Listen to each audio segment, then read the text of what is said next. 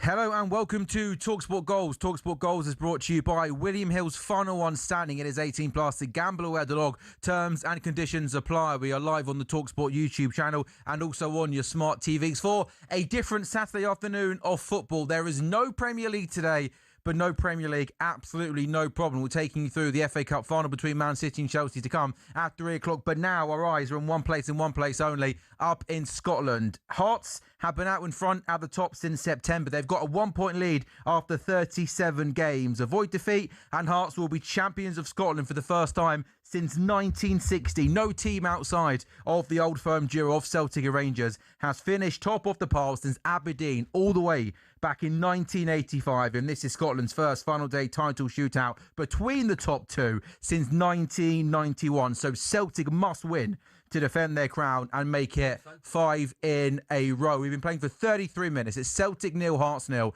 It's been a pretty even game. Maybe just Celtic in the last sort of 5 or so minutes just starting to move the ball a little bit quicker. They just had their first shot on target a couple of minutes ago. So 10 minutes to go until half-time. It's still goalless. So as things stand, Hearts will be crowned champions of Scotland. I am your host, Sam Ellard. As always, to my right-hand side, it is Lee Feltz. I'm delighted to welcome to the show, representing Hearts, Jamie Meakey, and representing Celtic, James Gardner. Guys, I have to say, given the magnitude of the game, you used to are remarkably friendly, and you both seem quite relatively laid back and chilled out. That's not the place to kick off yet, is it? No. Give it an hour, maybe. It's 0-0. Unfortunately, we're kind of Swado related, is you almost like you would call like a Glasgow cousin, would you not? Yes. So I can't go too mental at it just now. Bit of family blood there, so 34 minutes in, what have you guys made of the start of this game?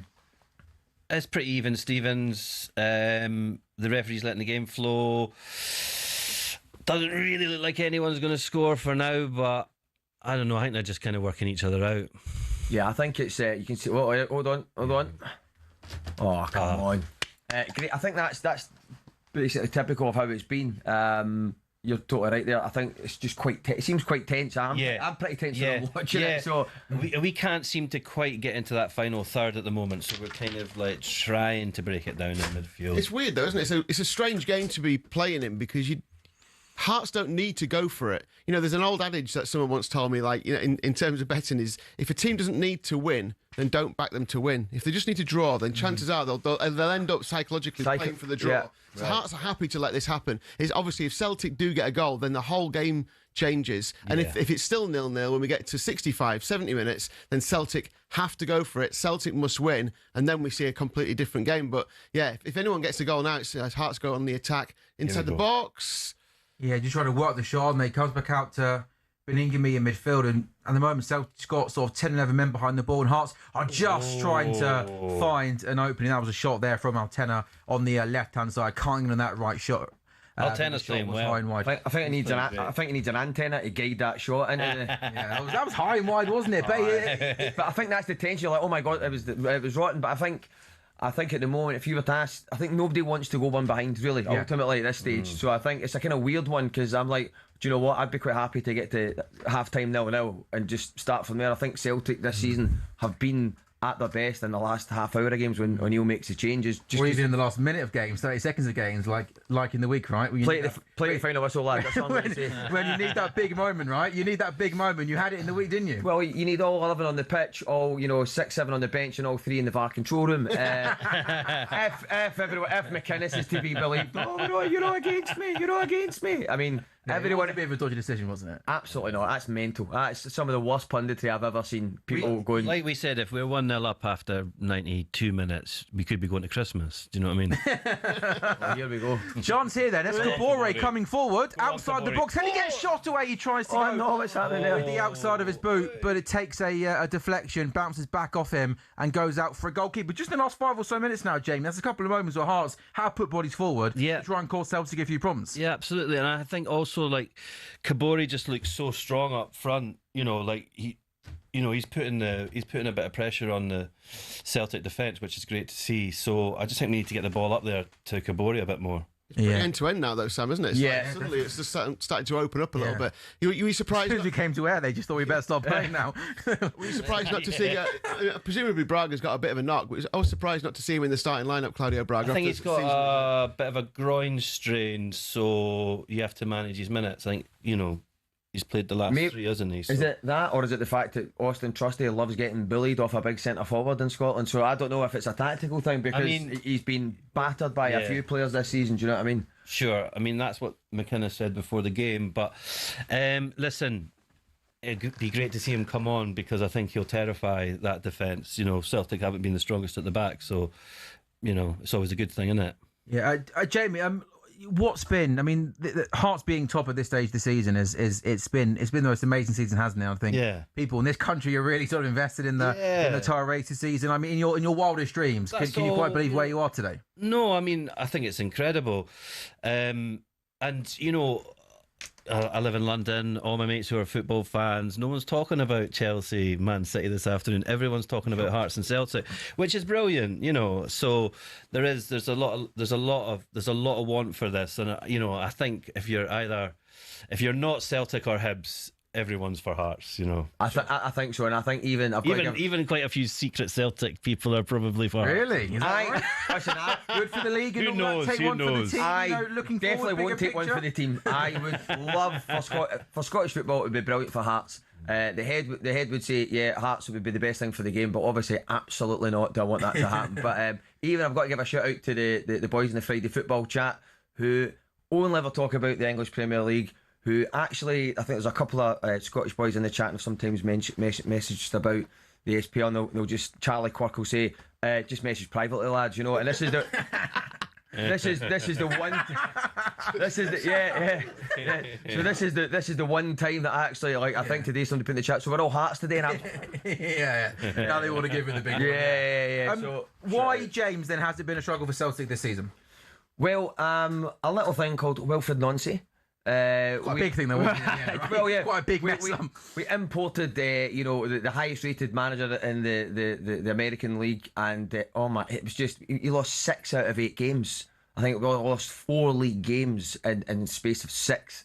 So I mean, it was tragic, and it's been a catastrophic sort of side note in Celtic season. So to be honest, though, the malaise has been there. There's been a lot of discontent with the board. You know, the AGM getting scrapped because people were, you know, there's been a real disconnect. Was that where Rodgers kind of fell out, wasn't it, with the board over transfers and investment? Yeah, but we were looking quite stale as a team at that point. We didn't invest. We went out to Kairat Almaty, didn't score against him in over 100, you know, odd minutes in Champions League football. We didn't sign anyone. You know, we posted accounts of 70 million in the bank, didn't sign anyone. You know, then Rodgers left. It was genuinely horrific. The disconnect with the fans. Then they brought an in. That kind of put a sticking plaster on it. He won 5 out of 6 games. What was your spending this season? I think the spend, it was like a negative net spend. We didn't spend anything. I think that what happened was they waited till we got knocked out of Kairat Almaty, and then they went and spent 10 million on Balishkwa, who's not even on the squad, right, and Tunetke, who sometimes is not even on the pitch when he's in the lineup. So all that has happened. You know, Anil left us top of the table with level on points with a game in hand, and then Nancy came in like a wrecking ball, to quote another American artist. We would have been better off with Miley Cyrus, actually. Better off with Billy Ray Cyrus. Anyone but Wilfred Nancy. I know. Basically, this is what we want. Yeah. Oh, but I have to just say, do you see the way they worked that corner? They tried to sort of play it like a diagonal ball. Didn't quite work. And I thought to myself, just put the ball in the mixer. Like you got 3 minutes going to half time. He just floated it up there, didn't he? Get it in the box. They're playing a 4-4-2. They've gone for an old school formation. Get it on the keeper. And say to the big lads, go in there. You know, look at us. Like we score goals from corners. We're great at set pieces at the moment. You know, it's like, yeah, get it in there. Yeah, it's the second corner in quick succession here as well. Yeah, here we go. McInnes is handsome, isn't he? He's a handsome manager. Lawrence Shankland! Unbelievable.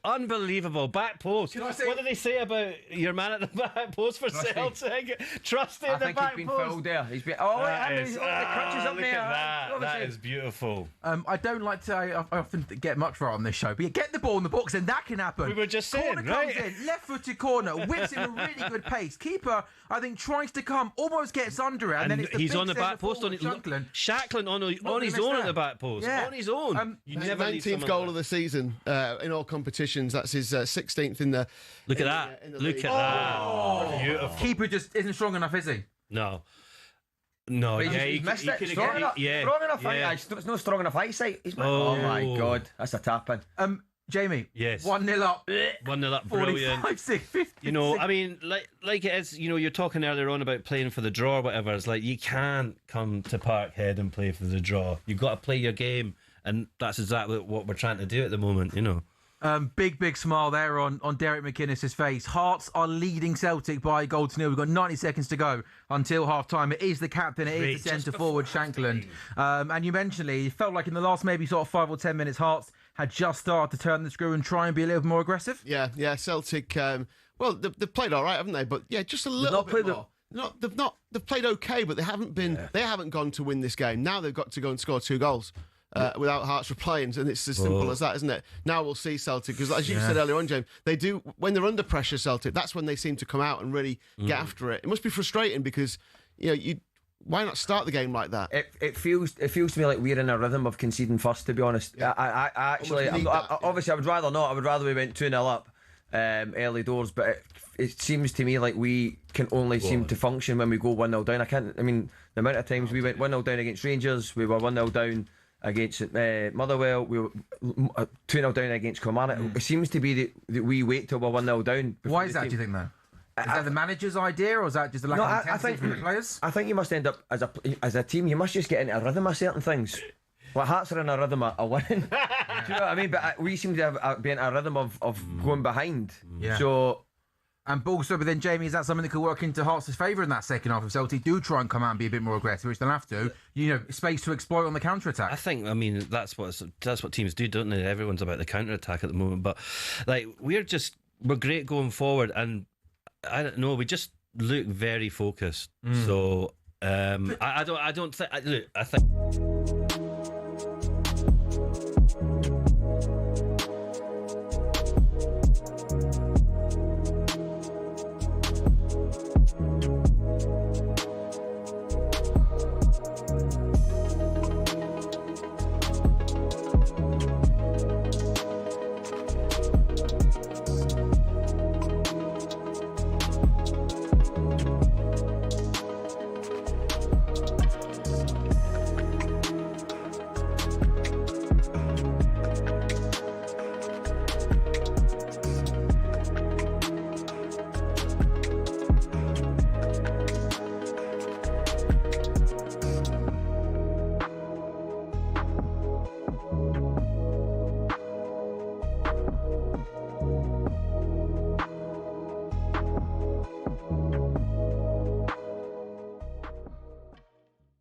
Let me ask this.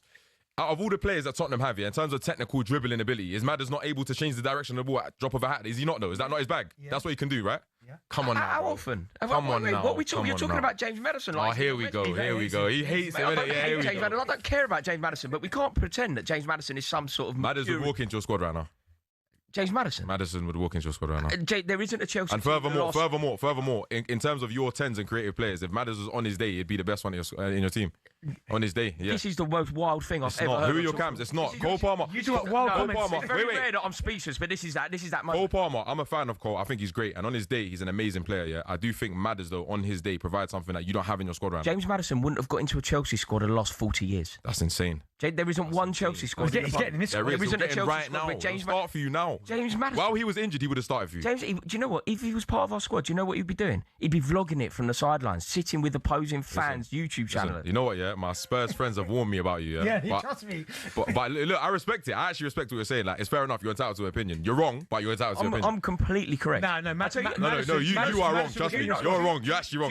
He's wrong. Tell him. Do you know part of the reason why Tottenham are in this predicament? Go on. It's because of the standards that are set by Vice-Captain James Maddison, sitting in the stands, vlogging with angry Ginge as you concede goals against Man United. I have no problem with that at all. I think he's a great player. If he wants to vlog while he's injured, he's got an ACL. What do you want him to do? Sit around moping? That's a Tottenham mentality. You get in your squad. All right. Maddison. Yeah. Maddison doesn't He would. You've got so many players in your squad. He would. By the way, the same winger. By the way, I just want to say, Tottenham mentality is Chelsea's mentality to wear that gold badge that you won that Disney Cup. That's your mentality.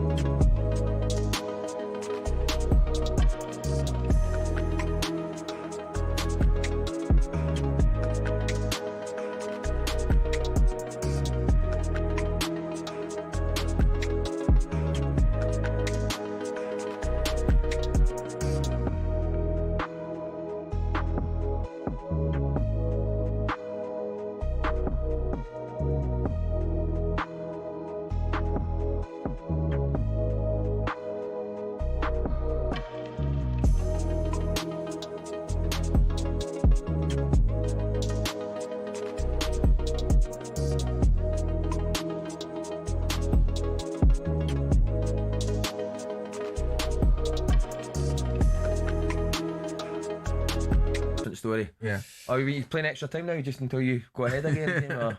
That's more your bag than ours. Oh. I'll tell you what, Celtic are like a different team when they need to. Oh, by the way, he needs to watch Johnson there. He needs to watch. Doesn't he? He's Aye. on the yellow. Aye, he's lucky there.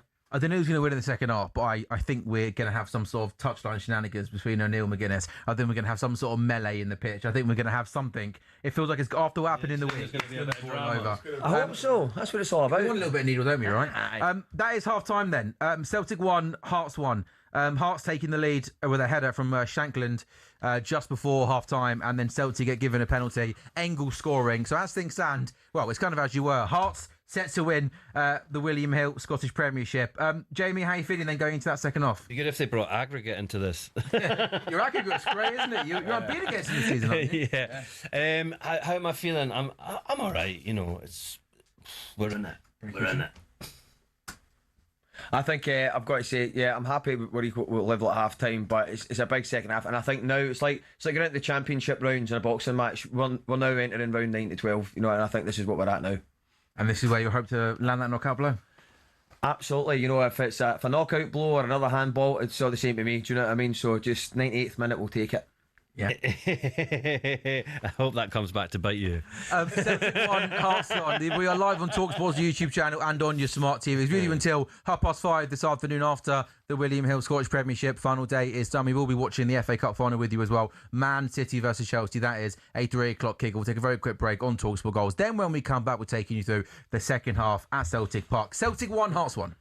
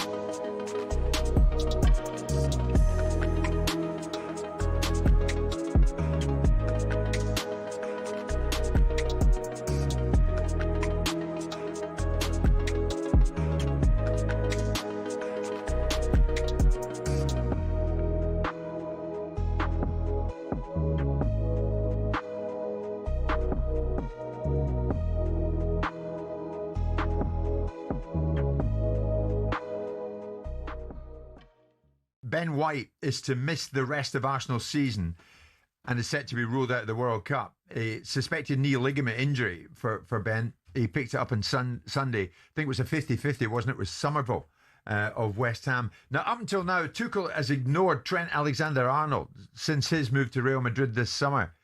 Could it be goodbye Ben and hello Trent? What do you think? My gut feeling is Tuchel just doesn't fancy Trent, no matter who's fit or not, to be honest, from a defensive point of view. That's how it feels. The recent squad, he had, 36, and he didn't put him in, so I don't see why I'd be putting him in now. You think he's decided he's not going to be featured? Feels that way. Yeah. I might be completely wrong, but no matter what. Yeah, I don't think he'll be going. It's a shame for Ben White because he seems to be in a good books for Tuchel, and he's just started to get his form back a little bit, playing regularly because Timber's injury. He's decent player. Yeah, yeah. And I know Gary Neville had a little criticism of the way he made that tackle. I kind of make him right in a way, but the problem you've got now, because I missed the final once by dangling a leg. Rio come through me hard, Rio Ferdinand, the way it leads it was, and I did my ligaments, missed the final because of it. And I look back on the tackle and think, yeah, I should have gone in full tilt.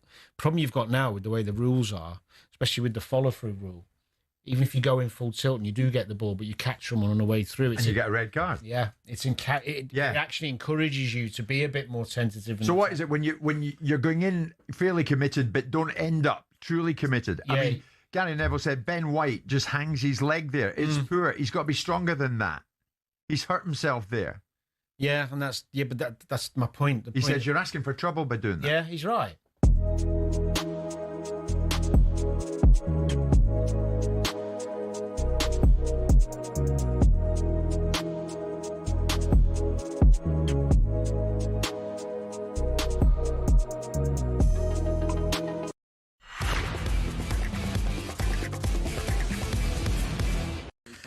A very good afternoon and welcome back to talkSPORT Goals. talkSPORT Goals is brought to you by William Hill's Final One, standing at his 18 plus. The gamble where the dog, terms and conditions apply. I'm your host, Sam Ellard. We are live on talkSPORT's YouTube channel. Got the FA Cup final to come at 3 o'clock this afternoon. Man City versus Chelsea at Wembley. But now our attention is on one place and one place only. Celtic versus Hearts. Hearts starting the day on 80 points. Celtic on 79. Hearts taking the lead right before half time. Shanklin with a header. And then Celtic obviously get their penalty. But I say as the neutral, it was absolutely a penalty, which Engels converted. Jamie Meaky representing Hearts, James Garner representing Celtic. Lee Phelps, as always, alongside me. Lee, what are the half-time odds, please? Yeah, just for the 90 minutes, just to win the match, Celtic are back to odds on 17-20. The draw's 9-5, so that's just under 2-1, and Hearts are just under 3-1 or just under 4-1 at 15-4 now. Obviously, as that goal went in for Hearts, they went pretty strong odds-on favourites to win the title. They need a point today. So effectively, from a betting point of view, you're backing Hearts to win or draw, and Celtic have to win the match. And as soon as they went a goal down, they came right back out, didn't they, and had a go. It's just been what Celtic do over the last few months. When they need to score, they go and score. And they've done it again. And you just wonder how many... They'll be a bit like the Fabio Wardley. Hearts kind of Daniel Dubois hitting the... Will they go ahead again? Celtic just keep coming back. It's just... It's written, though, isn't it? It's not going to be a straightforward afternoon, you wouldn't think. It's quite funny, Celtic suddenly moved into a franticness, didn't they? Yeah. All of a sudden, they hadn't done that all half, had they? Just holding it. It was like, bang it forward, get it to the wings, then get the ball in the box. I genuinely believe, I think there's a synergy to how teams compete, same way with boxers. I know we've spoken a lot of boxing analogies, but it feels to me like Celtic almost only want to start performing when they know how much they've got left in the tank. I think the team, like Hearts, I think they're kind of, when I say they're on borrowed time or they're running at full capacity, they must just be like, right, okay, we can go now. We've got, it's only 45. It seems to be like going behind, which seems to take them to wake up. I don't know what that's about. And also, is that just confirmation then, Lee, that the epic boost came in, Celtic to get a penalty via a handball? It was... I'm glad you laughed at that one. There was a special. We had a special on Celtic to get a penalty in the last 10 minutes at 4-1. Oh, did you really? Yeah. Really? Including injury time. This man sat next to me has a bit of an unbelievable story from through the week there. Oh yeah, my cousin. His cousin is also your cousin, my our cousin, yeah. My cousin-in-law, your cousin. Yeah, my cousin. Put a bet on 86 minutes for Celtic to win with a penalty on the week. Aye. Oh, that's crazy. At 86 minutes. Just knowing, thinking, I know what's happening. I know what's going to happen here. Cleaned up, by the way. From a Rangers supporter to bet on another team winning by a penalty. I thought Tavernier was going to hit it at one stage. and that team being Celtic as well, like their rivals and stuff. You know what? I know you guys have probably got other things on your mind right now, but Jamie, got to ask you. I'm sure a lot of people recognise you from a certain Game of Thrones, which was kind of a big thing, wasn't it? Well, it was quite a big show a long time ago. It went quite well, didn't it? It just when you were on the set there, just give us a bit of an insight into what was that sort of the best thing you've done in your career so far? No, but it was fun. But yeah, I mean, we were shooting outside Belfast in the studios there. It's all sets. We were a lot of stuff was outdoors, yeah, I mean, it was great. That was we did the episode where I killed a bear, and I remember when we were shooting that, we had all these like kind of you've got all these protection screens up to protect the cameras, protect the crew behind it, because everyone's shooting from that side. I have this kind of crossbow thing, like really old school style one. Managed to shoot past the shields and straight into a Panavision umbrella. Nearly took someone out.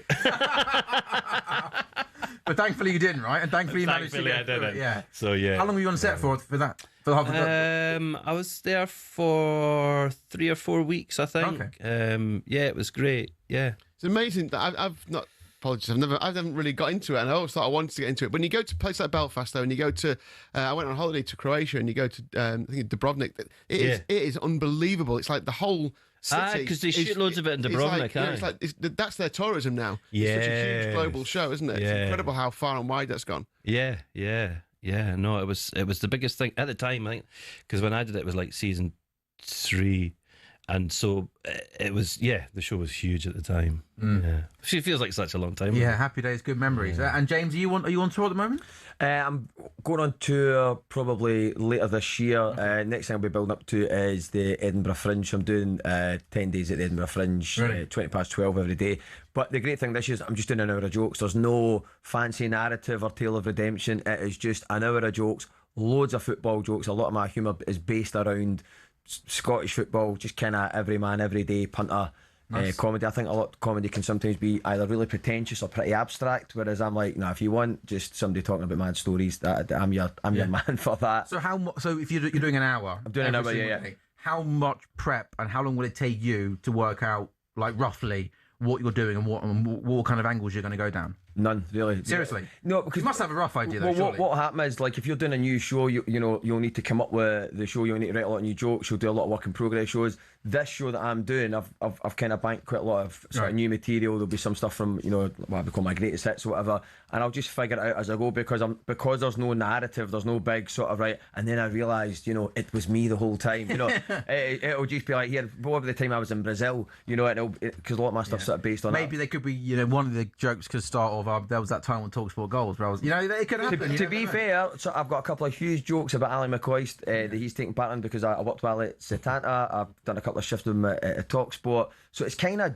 based stuff on that, and it's always like how I end up getting myself into a mad situation. So a lot of it is based around that, and I love talking about Scottish football, so it's a big thing for me. Brilliant. So you got that coming up, and then there'll be tours. You'll be announcing dates. I've announced the date. We're trying to get it booked with my agent at the moment. So there's dates in England, a lot of Scotland dates. I think that will probably kick off around about September, end of September. And do you know roughly how many dates you're going to try and do? I think we're looking at about somewhere between 15 and 20, but we'll see how it pans out. It depends. We might have to cancel Edinburgh or maybe just stick to Leith, for example. Depending how today goes. You might not be welcome enough then, might you? After no, there's no gig slated for Gorgie. So if you're not into Game of Thrones, by the way, and you want to watch something else that Jamie's been in, Brian and Charles. Oh yeah, Brian and Charles is David a great Earls. film. Yeah, it's like a British film about a guy who builds a robot, isn't it? And at the moment we're shooting a really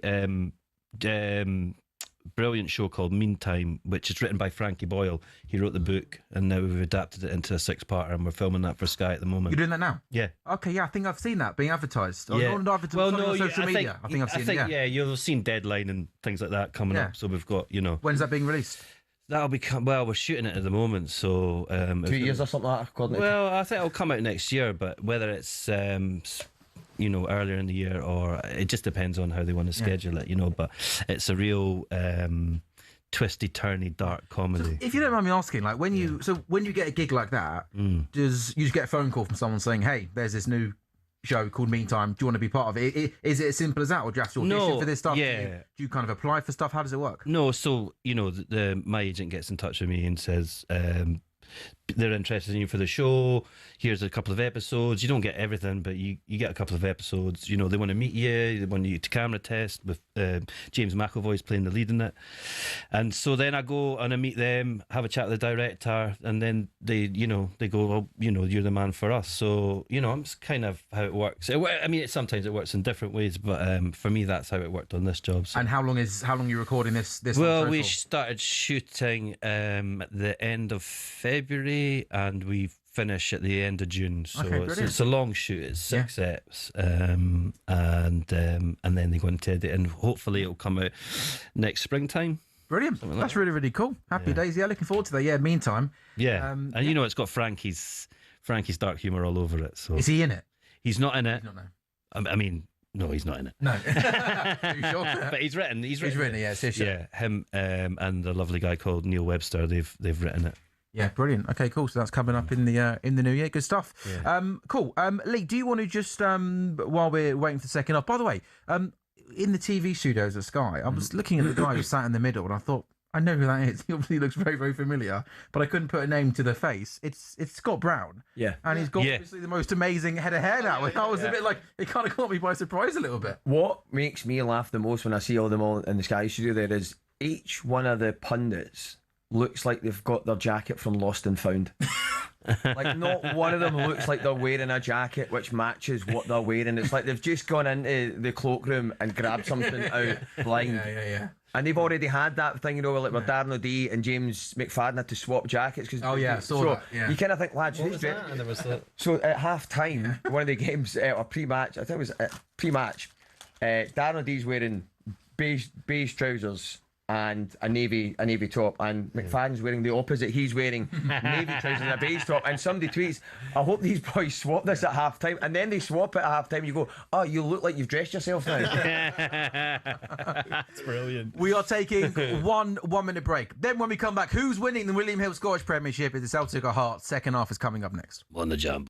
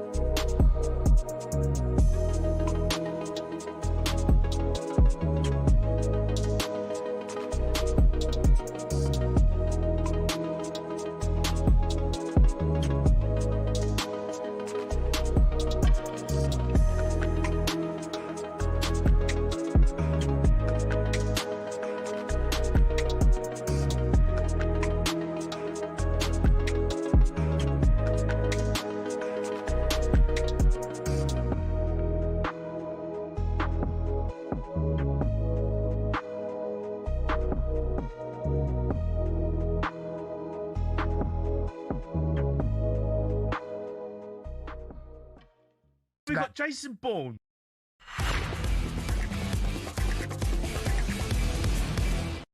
A very good afternoon and welcome back to talkSPORT Goals. Well, Hearts have been out in front at the top of the William Hill Scottish Premiership since September. They have a 1-point lead after 37 games. It all comes down then to the next 45 minutes. Avoid defeat, and Hearts are the champions of Scotland for the first time since 1960. No team outside of the old firm duo of Celtic and Rangers has finished top of the pile since Aberdeen all the way back in 1985. This is Scotland's first final day title shootout between the top two since all the way back in 1991. Celtic must win to defend their crown and make it 5 in a row. They went behind right on the stroke of half-time. Hearts taking the lead, but then in at a time in that first 45. Celtic won a penalty. Engel stepped up and equalised. So it's Celtic 1, Hearts 1. We are just about to get underway in the second half. I am Sam Ellard. Lee Phelps to my right-hand side. To the left-hand side, Jamie Meaky and James Gardner, Hearts and Celtic fan, respectively. And Lee, we got to change at half-time, haven't we? Yeah, Ian Atcher's come on, of course, was part of that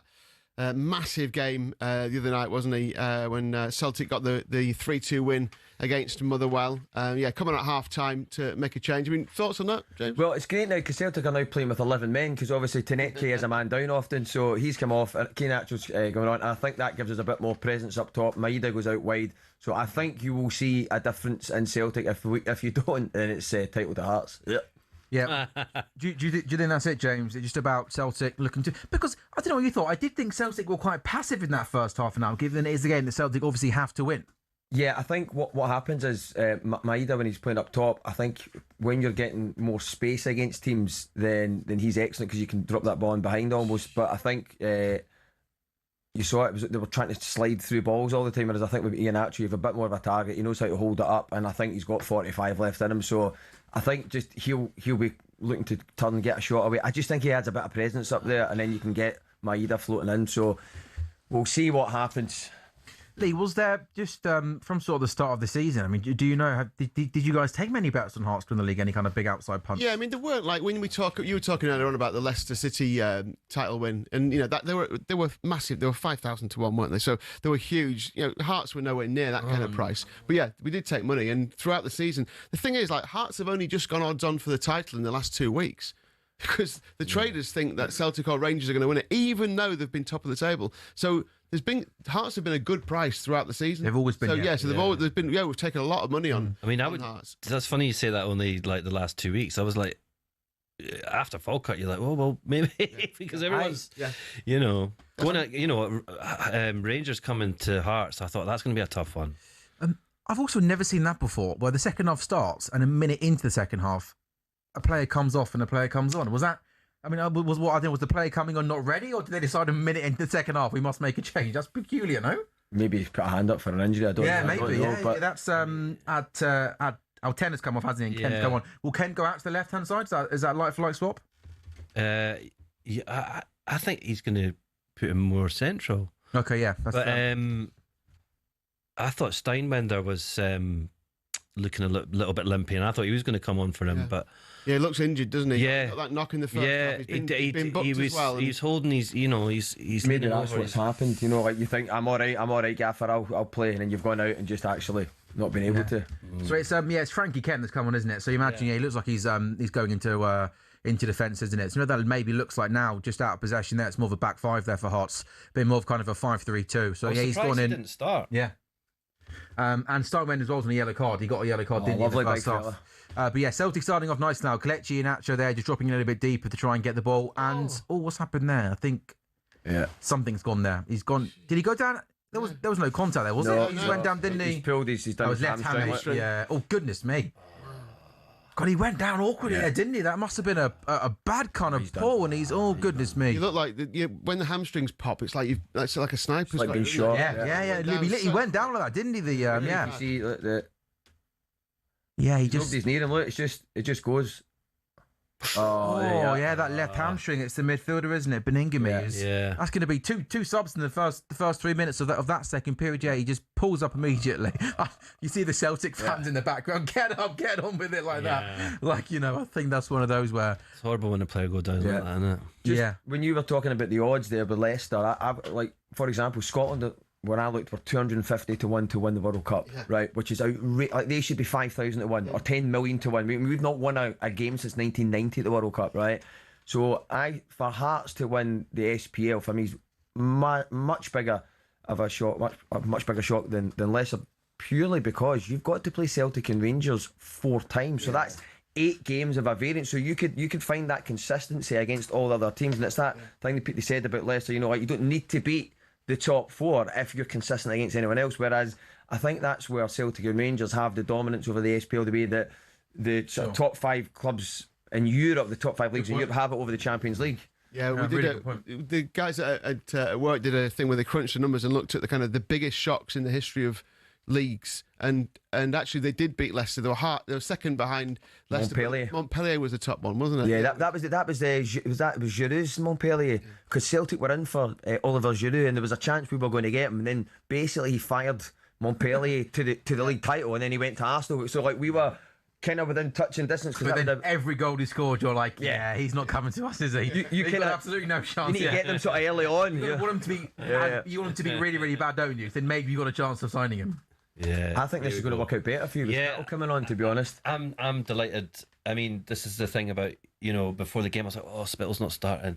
Oh, and these are the moments where the players got to come on and do the thing. Yeah. But I think that's going to work out better for you. I think for us, still relying on the likes of James Forrest coming on, for example, because I think he's got a bit of thrust. He knows how to get the ball in. So I think for us, we've really got that, and I'm not sure what else. McCowan. Yeah, but that's your big player to come on, isn't it? Yeah. Did you guys get to many games up in Scotland now? Is it tougher work down here? Like the last time I was doing a film in Scotland, 2024, and I went to 2 Hearts games. Oh, nice. I went to Hearts Motherwell. I went to Hearts Hibs, where Shanklin caught the pie. Do you remember that? And I haven't really been back to Edinburgh since then, really. Yeah.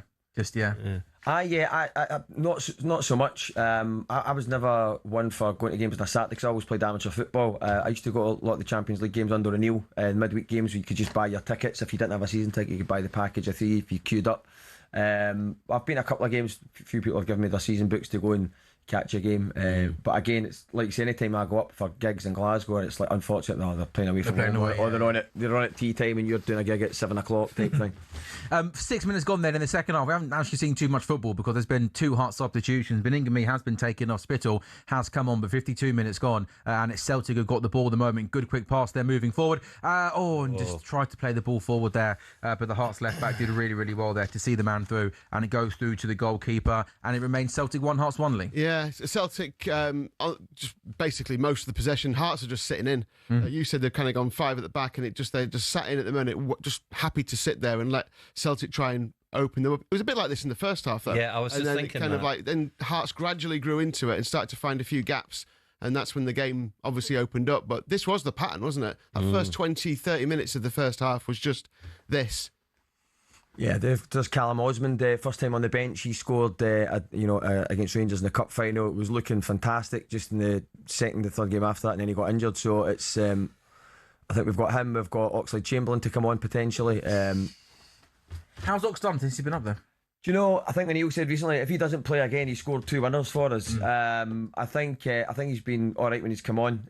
Just you can see the class he's got when he's playing passes and his touch. But I think the Scottish game's actually probably been a bit too quick for him. You don't get the same time on the ball, so I think he's maybe found it a bit difficult. But this is the type of game I would be happy for him to come on with a bit of guile, because I think you need someone with just that little extra moment of composure. And he's got that experience, hasn't he? Big moments, playing Champions League finals. It's the poise. Oh, here we go. Free kick. He's done really, really well there. Hearts are going to win a free kick. Kabore does really, really well to win the ball. He comes towards the edge of the box, left-hand side, and he just gets in front of McGregor, I think it is. Or not McGregor, in front of Engels. Does this all the time. Negron, sorry. And he just grabs hold of him. And Kabore does really well. They're good, clever play. And this is a big chance now, free kick. Isn't it? Just outside the box. Yeah, we get goals from set pieces. This is if you ask any Celtic supporter, Negron is so bad for giving away fouls. Literally all he does is score. That's all he does. It's still not a bad thing though, is it? What he does is but he's done nothing today so far. Nothing. Yeah, and even the penalty was one of the worst penalties I've seen, which somehow the goalkeeper didn't save. But this Lee is in a really, really good, dangerous position, just outside the box, left-hand side.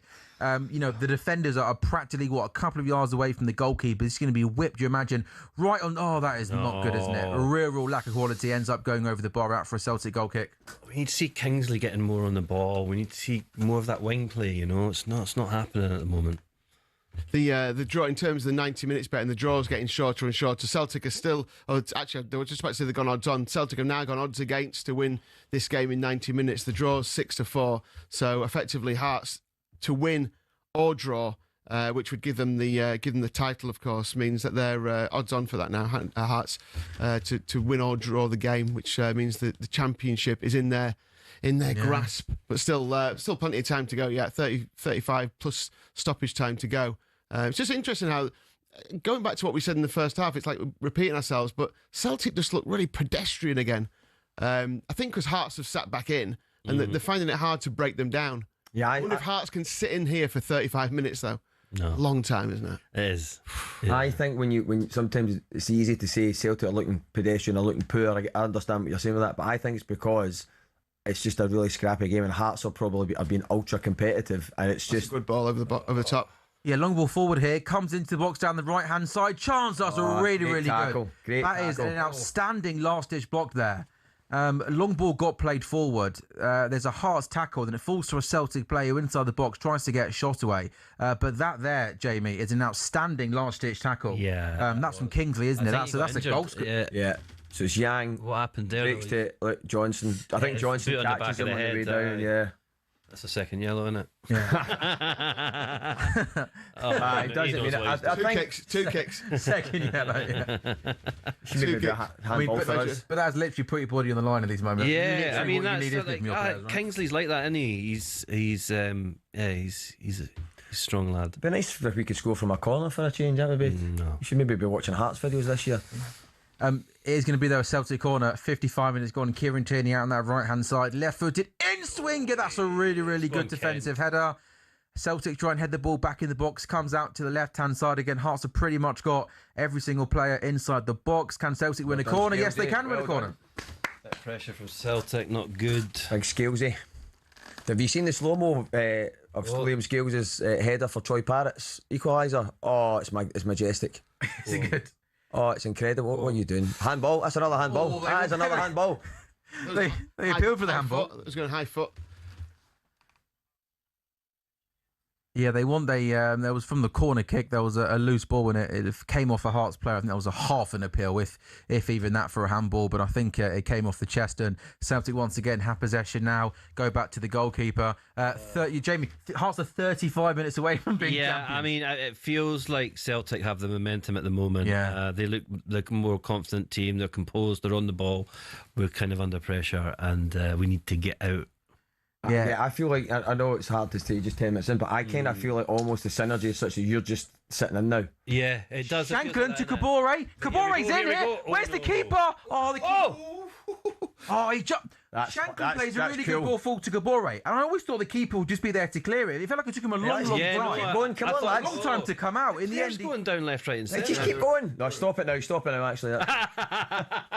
Put it out for your There are teammate, lads. players dropping all over the pitch. at the minute. Yeah. Pressure's getting too much for the Hearts players, I think that's what it is. Look. yeah, there's another Hearts player down. And the Who got the referee. yellow there? Yeah, I'm not sure who picked that up. It must have been a little bit further back in play. If that's for that foul that we just saw a few minutes ago. I thought when Shanklin played that ball forward, I thought the keeper had come out a little bit too late, and I thought, where So was did he? I. And then, but he just gets there in the end, doesn't he? And then he decided to pass it 2 yards to the side. I mean, mental. Oh, that's the yellow, isn't it? Yeah, that's trusty there. What a isn't it? ball from Shanklin, by the way. Yeah, outside of the boot. Yeah, it was a Yeah. really, really clever ball. Yeah, the keeper in the end just doesn't. That's trusty, isn't it? And he's got a yellow card for a late tackle in the middle of the pitch. And the Hearts winger, Kaiseridis, is still down. And it's going to be another stoppage then. Well, that's the Celtic way. We'll have about 103 minutes. Yeah. Oh, yeah. How much added time do you want, Jamie? 3? let's How see. much? How many are we going to get? See Hey? what the score is at 88 minutes. I reckon we'll play till at least. I think we're 100. We're getting into the hundreds, aren't we? Yeah, I think We're so. getting into hundreds. Here we are. Here's the handball. Let's just see that. Is there a? I'll No, tell you it's what, off comes the off his head. Yeah. You But that- sure it was like that? No. I think that came off his head there, James. I think you can tell by the trajectory it came off his head. And the distance of how far it went as well, where it came off there.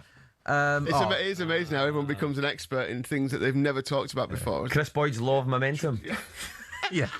Professor Boyd. Professor Boyd, yeah. No, I always want to know Chris Boyd's interpretation on laws of momentum and stuff like that. But listen, Newton says the apple's hit his head, but You actually think it's a penalty? it's conclusively and clearly a penalty. The guy's hand is there and the ball hits. I mean, how clearer can you get? So you're saying if his hand's there, it comes off his hand onto his head, then That's what a handball's called. Yes. Yeah, no. I'm just probing you. I'm just having a conversation. So were you what were you sort of offended by It's the interesting how uproar? Trusty moves the arm up at the lad's trying to be a gentleman. What's he standing up there? What's he doing? Yeah. Trusty holds his face, I goes think- down, goes looks up and goes, oh, we better carry. Oh no, we'll go back down again. Listen, elbow in the face. I thought that's what we were going to VAR for, was like a yellow card for diving. No. Oh yeah. If there's one thing that I would like people to come back in and have a look at and change, it's simulation and that sort of stuff. 100%. Like But it's another corner for another Celtic. Actually, the worst thing, holding as well at corners. Yeah. Oh, let's not do that after last week at London Stadium. Another Celtic corner. We've been playing for an hour, and Celtic are really, really putting the pressure on Hearts. Certainly Kieran, will. really good goalkeeping. But- Goalkeeper there comes, collects. Waste of a corner. We are so bad at That's corners. fine. That's great. Yeah, that has to change next season, though. That has to change that the mess inside the goal. I mean, did you hear that someone was suggesting that you shouldn't be allowed in the 6-yard box? Yeah. I Did you hear that? I know. I So mean, that, like no one's allowed inside the I 6-yard saw box. that. That was terrible. It was a Weird, former. I mean, Yeah. that's someone who doesn't play football. No, he was a Kabore. Oh, it's a really, tackle, really good Scalesy. tackle. Shanklin there just tried to slide the ball into Kabore, but really good tackle by Scales. And momentum, Yeah. it's been quite good. You know, I think this That's Hearts great, need by a the way. breath to That's- get back in the game. Brilliant from Shanklin. That he is a tremendous. To be fair though, Jamie, even though Celtic are sort of dominating play, that's been 2 occasions now where Shanklin's nearly got Kabore in. Absolutely. James Forrest. Kingsley's going over then with his left foot to take a corner right in front of those 752. Doesn't feel like a great allocation, does it? Given the magnitude of the game and given how So big bad. Celtic Park is, right? So bad. But they've got a good view then of this corner. Hearts scoring from a corner in the first half. Kingsley whips it in, and it just goes over everyone and goes out for a Celtic goal kick. What do you reckon the change will be here? I think James Forrest is getting ready there, so I think you're Who in would he come trouble. on for? You're in trouble now. I think he's more than likely going to come on for Negrin, who's been anonymous again. Yeah, Celtic are readying another change. And no, Yang. it's not. Yeah, Yang. Is that? I mean, so will Forrest go straight out on the right hand? Will he play a bit Great- more century? Be The more great, thing 4-3-3? about the great thing about Forrest, he can go left Bit or right. versatile, So sometimes they'll switch him if it's not happening, so he can cut inside. But he is good at getting the ball in. At least that's one thing. He's got great feet and he always aim to get it in. So Try a bit more, get the ball out to him, a bit more direct, put the ball in the box. I think with Negrin, like I feel like all Celtic players, Celtic fans rather, he's a man down most of the time, but you can't take him off because he scored 21 goals this season. Yeah. It's insane. Yeah, so it's one of the spaces he doesn't impact play enough during the game. No. He comes up with big goals and big moments. Yeah. And I think, but if you don't in the next 10 minutes, he'll be off. Yeah, I think, well... You man, look at that, and you go, son, look. Oh, good ball inside. Oh, that's where that's... There you are. That's that lack of quality, There's a right? 21 goal midfielder, edge of the box, not shooting. Why would you not shoot then? It's really good play down the right side. Negron gets the ball. His first touch is decent outside. Yeah, that through ball was not on there. And I agree with you, Leeds. On the edge of the box. His first shot, his left foot is good. Open up your body and try and get a shot away. I don't want to sound really old. I'm going to sound really old, but when you see like on social media clips from goals of the season from years ago, there were so many goals that were long range. Yeah. You know, remember you used to. Everyone wants to walk the ball in all the time or score from a set piece, but you know it's just like you don't see. Kabore? Oh, keeper does well. Again. Yeah, that's the ball though, isn't it? Trying to find Kabore. Yeah. This game is now this is now the story of the game for the last half hour, because you can see Celtic are pushing for the goal, and that's twice. Anytime Hearts break forward, it's kind of causing bother, but Celtic have to now. They have to now do this. Yeah, that's McGregor in midfield. That's a really, really good, powerful, positive run. He's got Maeda out on the left-hand side. Iheanacho's in the box. Maeda goes on the outside. Ball into the box. He just overhits it, goes over everyone, and that is going to go out for a Hearts throw. 63 minutes gone. Celtic 1, Hearts 1, Lee. Yeah, and the betting in terms of the match itself, Celtic 5-4, so they've gone odds against to win this and win the title. The draw 5-4, so that's getting shorter and shorter, and Hearts are 15-4 to win it. I mean, I wouldn't rule that out. It's just if Hearts get a goal, you know that Celtic are just going to power forward. I think you'd be. It doesn't look like there'll be a goal now, but it was like this in the first half. Yeah. You know, if you like your XG, then it's virtually zero for both teams. But you know that a mistake with the nerves rattling could open up, or a piece of brilliance from either side could get a goal. I think there are more goals in this, unfortunately for you two. But do you know what? Before the match, I'm going to say it now. I thought 2-2. I thought lovely ball count. I thought it'd be a score draw in the end, and Hearts would win the title. And you can see it, can't you? There's another Hearts player gone down there. This time it's Kabore who's going down. I think he is eventually getting up. I think he's just playing for time there. That's part of the... Yeah, and I don't think the Celtic players are going to be kicking the ball out, are they? Oh, that's a foul. Well played, son. That's what you want. That's what we're not getting in the first half, you know. Were you surprised he didn't start Iheanacho? He's More of an impact player. He's been playing off the bench for the last 7-8 games. He can't really... I don't know if he can play 90 anymore.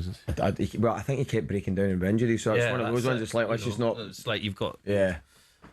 Yeah, they've still got Braga to bring on. Obviously, if they do go a goal down, Hearts, you've still got Braga to bring on. I mean, again, to be in this situation with Braga and Shankland haven't really played together fully fit since probably the start of the season, have they? Two fantastic strikers. So, you know, if you had those two up front all the way through, you'd have thought, you know, they probably would have won it by now, Hearts. I think that's where Hearts' achievement, if they win, it's going to be far greater than anything, because they don't have the squad. They've not had the sort of experience of playing and getting injured and all that sort of stuff. So here we go. Yeah, good play down the right-hand side there, but once again, a really, really good Hearts tackle, and Hearts managed to clear. And again, they try and go long. What is also interesting though, isn't it, Lee, is even when Hearts are defending, they're leaving the two lads, aren't they, up front? Yes, yeah. Shankland and Kabore, almost to say, we're going to launch up to you, Shankland, make sure you're and ready. we're going to back you to try and win it and flick it on to Kabore. Yeah. Celtic are now starting to play with a bit more risk. You can see there because they have to. I've got 25 minutes to save the league. Yeah. They've got no choice now. I've got to say, Shankland has been... That's good for Iheanacho, isn't it? Really good play. Brilliant. Ball came into him, opened up his body, plays it to McGregor. Tierney now, ball into the box, back post. Kingsley heads it away. Another Celtic corner. I've got to say, Shankland, I think, has been brilliant for that. The way he keeps dropping and spinning, causing all sorts of bother. Yeah. Yeah, 3 corners for Celtic in the second half. We've done nothing with any corner, have we? No. 4, 5 corners and nothing. Oh, that one was played short. Ball into the box. Oh, it's not a bad header. Yeah. They work it short. Tierney whips it in, and it's Maeda at the back post. He's not miles out, is he? No. He gets there, and his header from a tightish angle just goes over. Maybe it'd been better. They're trying to go across the goalkeeper. But yeah, to be fair to the Hearts defender, he did well there, didn't he? I think that was Finley to try and almost, put him off a little bit. But yeah, Martin O'Neill was starting to look a little bit more edgy, isn't he, on that sideline? I'm surprised Shankland doesn't start more for Scotland. There's Braga coming on. Yeah, there's Braga. So good at holding the ball up. I think he would, wouldn't you? Who will start up front for Scotland in the World Cup? Che Adams. Do you think Che will start up front for Scotland? I think he absolutely has to. Well, I think that's... You didn't want your comedy jokes. I think no. I think he's brilliant for Scotland. That's who... Yeah, but I'm surprised. I mean, of late... I think it should be... I like Shankland. I think Shankland... Yeah, I think... Well, he holds the ball up well. He's so composed, isn't he? Right, here he comes. Here he comes. And his numbers as well are pretty impressive, aren't they, Shankland? Incredible. It's almost kind of Incredible. Are you boys buzzing for the World Cup? Rodriguez has struggled today, hasn't he? He's barely got involved, has he? Really? No, he's not had a chance to get on the ball. So this could be the difference. Braga coming on. I can tell it in James's face that he's not looking. The Braga song is one of the best football songs, isn't it? Yeah, I've sang that a few times. Do you want to sing it for us? Radio Braga. It's really, really good. When like 3,000 away Hearts fans all doing it with their claps. It just looks and sounds really cool. Perfect. It's so impressive with 770. I mean, Derek McGuinness, by the way, like, you know, Martin O'Neill was like cool, calm, and composed. Derek McGuinness looks like he's just ready to go on. Get to the end of the game, isn't Give he? me my boots. Yeah, literally. Yeah, it's so funny. We have 23 minutes to go come in on. the William Hill Scottish Premiership League. By the way, well on to William Hill. You backed the right league, haven't you? It's been an amazing season. Just put that out. Hearts are in here, down the right-hand side, gets to the byline, cuts in. Oh! Really, really good play down the right-hand side. Goes on the outside, goes on the inside, tries to go across the face of goal. Trusty clears, though, again. Another chance for Hearts on the counter-attack. But that's great wing play, wasn't it? Oh, why didn't you... Again, because we're trying to keep the play going there, Maida doesn't want to put it out, and then you've ended up... Braga's on the back post as well. Oh, Chesnikov there. This is the danger for Hearts. They look dangerous when they come forward. It's just... Can they contain Celtic when they're on the attack? Ball into the box from a throw-in. Spittle with it. Let it go out for a throw-in. What was Spittle's goal during the week? Wasn't that just delightful? Sorry, I was still watching, I was watching you play Iheanacho's penalty for 3 days. What's going on here? Another long throw into the box. And it's loose. Chesnikov?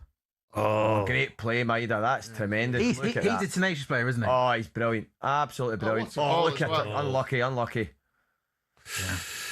Yeah, 20 minutes. Wow, it's getting serious now. Jeez. Yeah. No, you're back to the obviously it's great to, if you're a title sponsor and you manage to kind of latch onto a season like this in a division like this, but all the way through we sponsor the whole of the SPFL, and you know, throughout the whole of the divisions, it's been brilliant. Obviously there's not a lot talked about with like the lower leagues in Scotland. First division's been great, It's been brilliant as well, and obviously we've got a lot of shops up there, and being part of the community and all that has been fantastic as well. But this is just, you couldn't ask for this, could you? You know, and the thing is, like, you know, from a purely, you know, kind of, you know, you think about it from a commercial point of view, if Hearts do win this, then these pictures will be like indelibly part of Scottish football forever, won't they? Absolutely. Hearts winning the title. So it's I mean, that's a purely commercial thing, but yeah, brilliant, great relationship with everyone up there, so it's fantastic. But let's see what happens. Really good play there by Nygren. You do something. Has he got a moment of quality here? Ball goes out to the right hand side.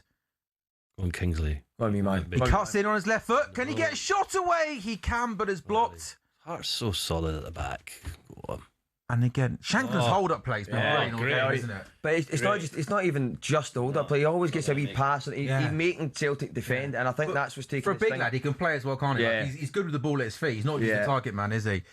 Jamie, you seem to be sitting more and more uncomfortably as this game goes on. I'm sort of slowly, just over the last couple of minutes, starting to get a little bit nervous. I guess the good thing, well, not being if Martin Hill doesn't stay on a talkSPORT, you are sat in his seat, by the way. He'll be back in that chair alongside White and Jordan in that very chair, mate. Absolutely, he will be. Oh, you do impression? Go on. Go on. No, I would like to be here, but you know they've asked me. I would say yes, but young man, I don't know if they'll ask me. I don't even know what day it is. That's a really good Martin Hill impression. I'd rather be sat here in a chair with Jim White and having a coffee. Have you got a Jim or Simon impression in the locker? I do a great Jim White. Listening here on talkSPORT, wonderful. Deadline day fast approaching here on talkSPORT with Simon Jordan. Simon, you really don't like Celtic, do you, Simon? Why don't you explain to us why that is? Very good. That Martin O'Neill one needs to be done again. If you win, you can do a speech in Martin O'Neill's voice, all right? You can do a presentation speech. We hand you a fake trophy, which we don't have. 71 minutes gone. It's still 1 Hearts on. What a start that was from Chesnikov, by the way, down the right-hand side a couple of minutes ago. Here we go. Really, really good wing play. These are going to be the final 2 Celtic changes. What do you make of these changes? The players coming on, right call? Sriracha and Osman. Sriracha actually gives you a bit of a... He likes to dribble, so I think it's just to kind of try and open up the pitch a wee bit, and Osman is super quick. He had the hamstring injury. so he's only just back. It's his first game back on the bench, but he's very young, he's raw, but he's rapid, and I think we need to throw everything at it now. No Oxlade-Chamberlain, does that surprise you? Yeah, but again, it's like if you're putting your hat on it, Negrin 21 goals, you probably have to keep him on. You know, he'll probably poke one out. Well, I hope he does.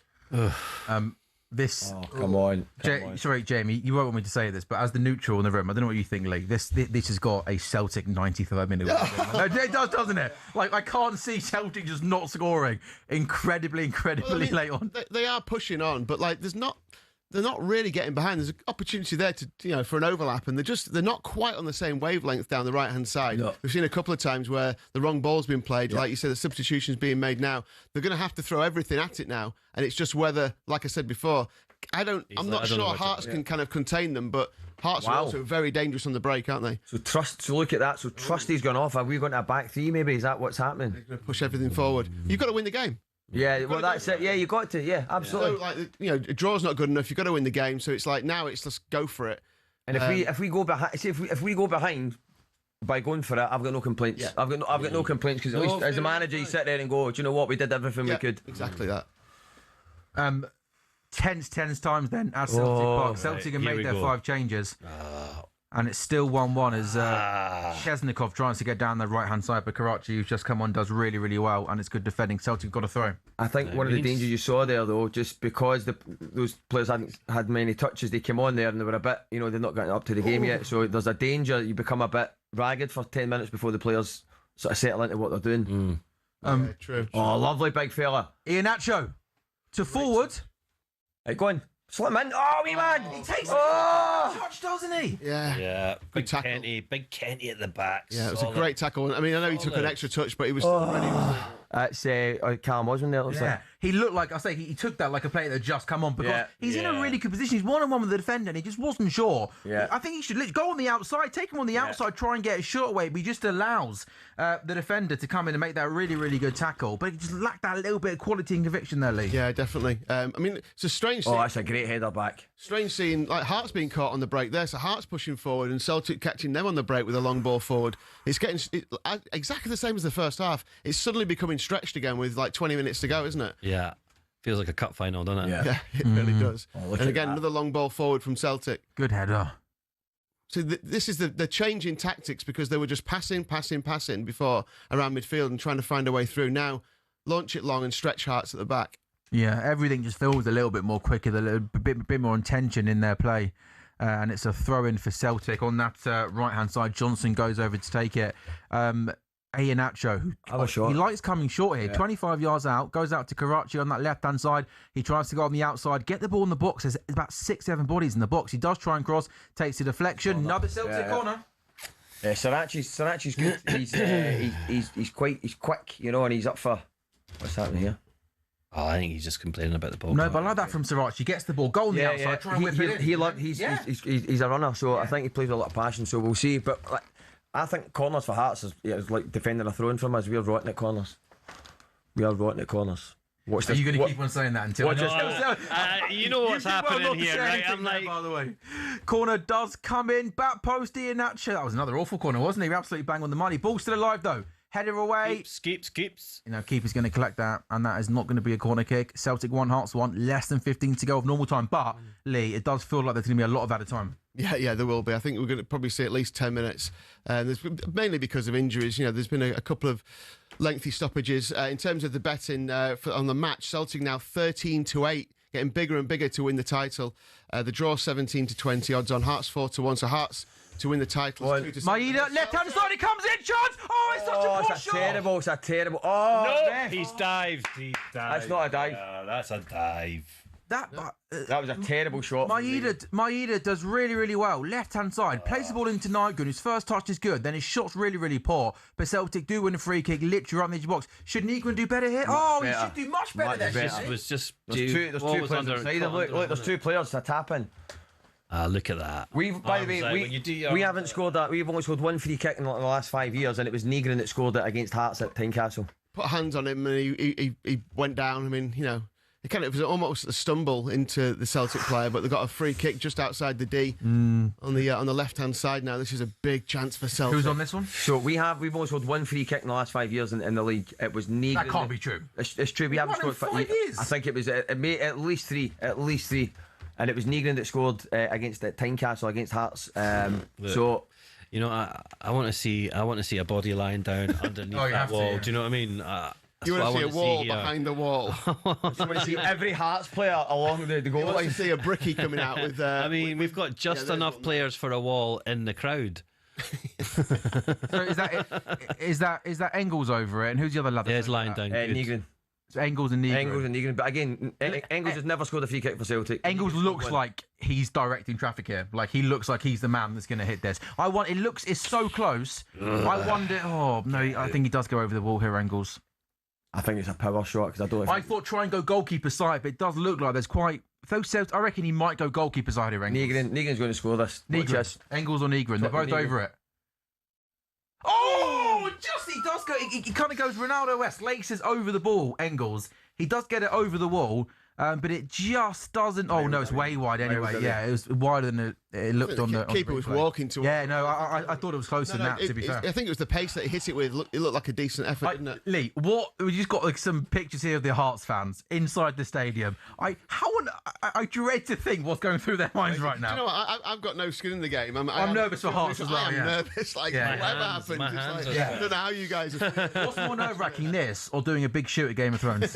Oh, this by far. Because you've no control. Hey, great. No. They're in. Hit it. Come on. Played in there down the left-hand side. The Hearts player just going away from goal. His left-footed shot was weak and tame. It goes into the goalkeeper's hand. Celtic 1, Hearts 1. 78 minutes gone. 12 minutes left of normal time in the William Hill Scottish Premiership. As things stand, Hearts are 12 minutes away from winning the title. Ball out though to the right-hand side. Iheanacho!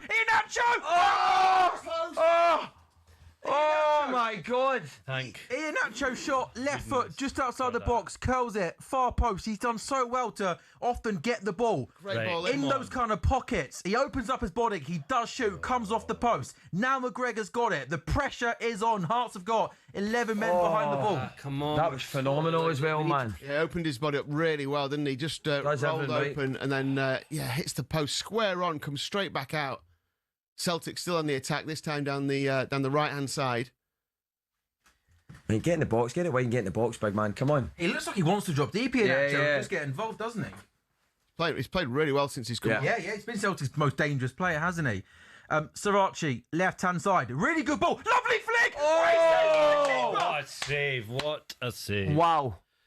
Negrin has a shot from outside the box. Srirachi with the ball into the box. Lovely flick. The Celtic player, first time shot. Great tip over the bar by the Hearts goalkeeper. They work the corner shot.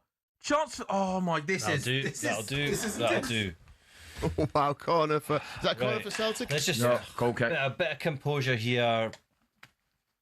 Straight down the keeper's throat, though, wasn't it? Second shot. Yeah, it was good height. Look at this, look. Good height, wasn't it, to be fair? He does so well, doesn't he? Placed it as well. To find that first touch is so clever, isn't it? To take it away from the Hearts player and open up his body. Is it going to be something like that where for years we were the width of a post away from winning it? That went through my head at the time as well, and I was like, it's a great save by the keeper. All day long. Yeah, good height. But yeah, it was good. Yeah, it was good save. It was actually. Don't be on me to goalkeepers. No, not being mean. It's just like it's right. Good save though. It's not wrong, is it? No, absolutely not. Here we go. Celtic are starting to really move the ball around quick now. Lots of playing the ball just around the corner. Hearts just trying to get it and keep it up there. I mean, they've probably got 15, 20 minutes to go yet. Don't foul, keep going. Trying to find the corners. Keep going, that's it. 80 minutes gone. Celtic 1, Hearts 1. James, is the goal coming? It feels like it, but the stakes are that high that Hearts could ride it out. I think we're expecting. You're expecting to score. I'm expecting us to score another goal. If we don't, Hearts deserve it, man. You can't deny it. But wow, I mean, we've turned up the pressure in the last sort of 5-7 minutes. Yeah, you really have. And I think this is what you expected, wasn't it? Yeah, I mean, we're just 11 men behind the ball at the moment, looking a bit nervy. Celtic are probably the biggest price they've been for a little while now to win the title. 7-4 they are to win this game and win the title. The draw is 4-5, so odds on as Celtic come forward again. Maeda, left-hand side, inside the box, comes in, field. Maeda's shot! Oh, my goodness me! He shot from the left-hand side. He's trying to go top bins outside of the goalkeeper, and as he tries to whip it, Osman makes the run kind of across goal, and his header just goes over. I don't know if the flag went up, but... I mean, Maeda looks a threat down the left-hand side, doesn't he? Yeah, I think he's much more effective at coming in, and I think Osman just gets in his way, actually. Yeah, Osman's now offside at that point, but it just hits him. I don't think... Oh, he does, he tries to head it. Yeah. So Maeda's been brilliant the last since the split. He's just been fantastic, hasn't he? He's found his form at just the right time, and if they do win this, it'll be largely down to his goals. You know, in the last few games, fantastic player. Had a bit of a quiet-ish season for him, didn't he? He didn't score for I think it was 17 games he went without a goal, or 15 games he went without a goal, and then but it's his work rate. He's actually worked us into the title more than anything. As a former producer, how many camera cuts to fans biting their nails and giving it one of those ones are we going to see in the next 15 minutes? I think you're going to see a good 20, 30. You're going to see, they always love kids, young kids. You know that real gauntlet. Yeah. Oh, jeez. Or someone with a face, their face painted. There's always that angle. Yeah. I used to produce a lot of Italian football, and you would just take it off the feed, and like the Italian directors are so cinematic that everyone's super slow mos of players going. Yeah. And they mix montages together. Like, mate, could you show me one angle on the goal? But there's like eight replays of Maldini going like that. One of these ones is and then literally, and right on cue, a nice sort of different camera shots to fans looking very, very agitated. I wonder who's directing today. Oh, here we go.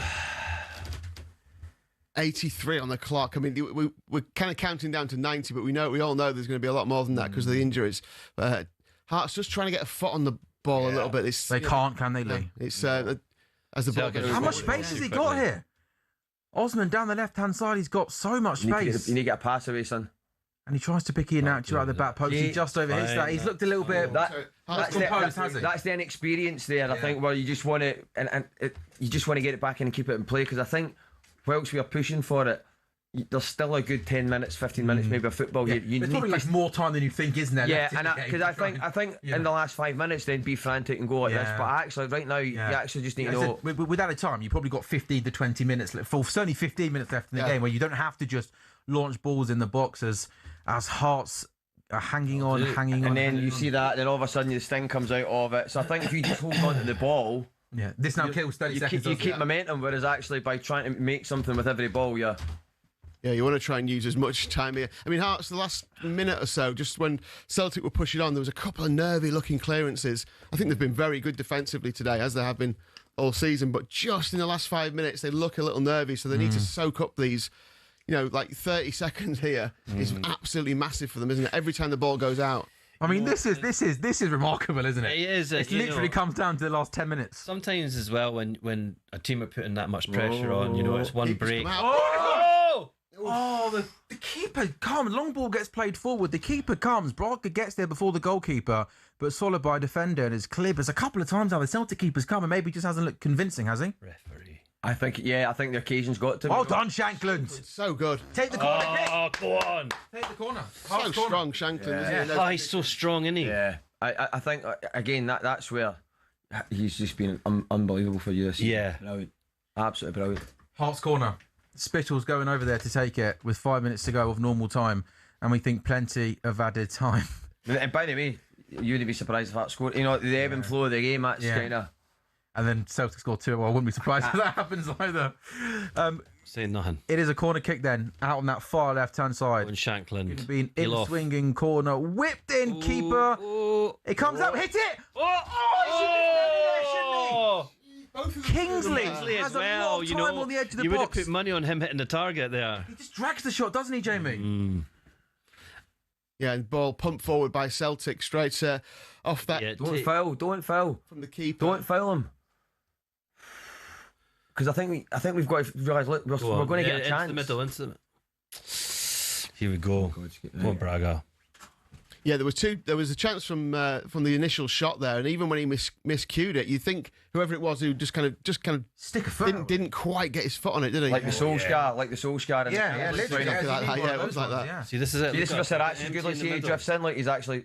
Yeah, he looks quite good. He looks like he's too much. He's really, he's been excellent. Is he a different type of fullback to Tin? Yeah. More better going forward. He's actually a bit more like Greg Taylor, who we let go. See, like he's quite happy cutting inside. Yeah, he looks comfortable in possession. Sriracha. Chance! Goal! Yes! Offside! My scores, but it's offside. Yeah, well, I said offside in the build-up, didn't I? Yeah. Sriracha plays a good through ball down the left-hand side. Ball comes across the face of goal. Maeda gets there and scores. The offside flag has gone up. We will have a look at a replay. Maeda has the ball in the back of the net. Is it offside? Let's have a look at this replay here. I thought it was offside. You called it straight away, didn't you? So Sriracha plays the ball. Yeah, he's off. Very tight, but yeah, he's off. Very tight. He's off. Well, he's put. The play. He's onside there. Oh, sorry, I was looking at Maeda. So let's watch it. I'm watching the wrong player. Maeda was offside originally, wasn't it? Yeah. Why are they not showing it again? Has it just been cleared? Yeah, 1-1, 87 on the clock. He's still looking at this potential goal for Celtic, whether it was offside or not. Everyone pretty nervous in the crowd. Everyone's pretty nervous in here. Yeah. Oh my God. It's brutal, isn't it? Yeah, we're waiting here. We're just waiting for play to resume. Maeda did have the ball in the back of the net. The offside flag did go up. So the only thing I'm saying here, you're both saying offside, but I understand the Maeda's offside. No, yeah, but when the ball gets played into Celtic player, the Celtic player that gets the ball is onside. Yeah, so do you know what I'm saying there? Yeah. I was watching the wrong player. I'd like to see it again. Maeda. He's not. Goal given. He's onside. Goal's been given. He's onside. Wow. The Celtic player that got played the ball was miles onside. Maeda was offside, but he didn't get the ball. And then when the ball comes across, he slots it in. Celtic have scored. 2-1 Celtic. This is what they need to win the title. 88 on the clock. Now Hearts have just got to come out and go for the goal, haven't they? Yeah. Go for that 2-2. I'm actually more nervous now than before we had to go, because now we've got something to lose. I thought I was going to go mental, but I actually can't. He was. Can't believe Maeda, when the ball got played into the Celtic player, Maeda was offside, but it got played. He's come back and came back onside. Yeah. Maeda is literally in tears. This is remarkable, James. Yeah, so they're having a look He's here. onside anyway. Yeah. So, Maeda. So everyone's onside in the move. Yeah. I thought that looked onside. And then Maeda does really well just to get there before the goalkeeper. James, talk me through this. Celtic are leading, and Celtic right now, with a minute to go, are top of the table. I think we all expected this to come, but I'll be honest with you, the way the season's gone, I'm more nervous now than before the goal. We've got to hang on. Our defending's not been great. What do you do now? Do you know what I mean? Because we're now going to sit in, and we're not, and it's winner takes all. Hearts. Oh, this is brutal on Hearts. My God. We've got one sub left to make. Negrin off. Who's on? Defender. Bring on big Dane Murray. I hope. So if we probably Dane Murray. Yeah, Dane Murray. Defender on. Go on, big lad. By the way, he's given away a few penalties this season. Dane Murray. And how much time left? Would it be 9 minutes? Do you reckon? Penalty. It could be. Oh, come on. I mean, I don't think there's that much injury time to be played. We should probably just. Yeah, that'll be 2 now, isn't it? 3 minutes at a time now, aren't you? I think, 20 seconds a sub. Is that what you're saying? 3 minutes will do it. Right, here we go. This is the big moment now. We've been playing for 90 minutes. Celtic are 2-1 up on top. Yeah, it's not over yet. It's not over. How much added time? I reckon it's be 7 or 8 if I had to take a guess. Put your top back on, mate. How much added time have we got, guys? We're waiting for that number to come up. I think it'll be 7-8 minutes. Yeah, I think around that as well. 8 minutes. 8 minutes. 8 minutes, wow. 8 minutes for Hearts to find a goal. Take him on, just take him on. You need to go for another goal. Don't hold it up. No, he does all right there. Hearts win the ball back. Play for the wee man. Oh, Jamie, is there one chance for Hearts? Of course, 8 minutes left. Get up. Somebody throwing a hat on the pitch. Oh, lads. Right, throw in for Hearts then. Right up the pitch. Hearts could score. Do you know what I mean? I could see them both teams scoring again. Throw in for Hearts here. They've got to just. Easier said than done, but Hearts have got to almost just try and keep a little bit of composure and dig up. Ball boy's not giving the ball back. Give the ball back. Come on. Come on, here we go. Hearts have got to throw. They couldn't, could they, Lee? I mean, they're 11-2 to win the title as it stands right now. For Corner kick to Hearts. Corner to Hearts. It's a corner kick to Hearts. 6-1 the draw. Celtic 10-1 on now to win the title. Obviously the score stays the same, or get another goal. But 8 minutes left. 91 on the clock. Baby. 7 to go. Kingsley's going over to take the corner. Corner for Hearts. This could be Hearts' best moment here. Get the ball in the mixer, not too close to the keeper. If ever. Kingsley. If ever. Corner. Lads. Header wide. The corner was too deep, wasn't it? That corner, though, comes from Osman's sort of inexperience because he's run up there, he's not known what to do, he didn't know where to run it, hold it up, play it to Maeda. That's where you need a bit of experience to go.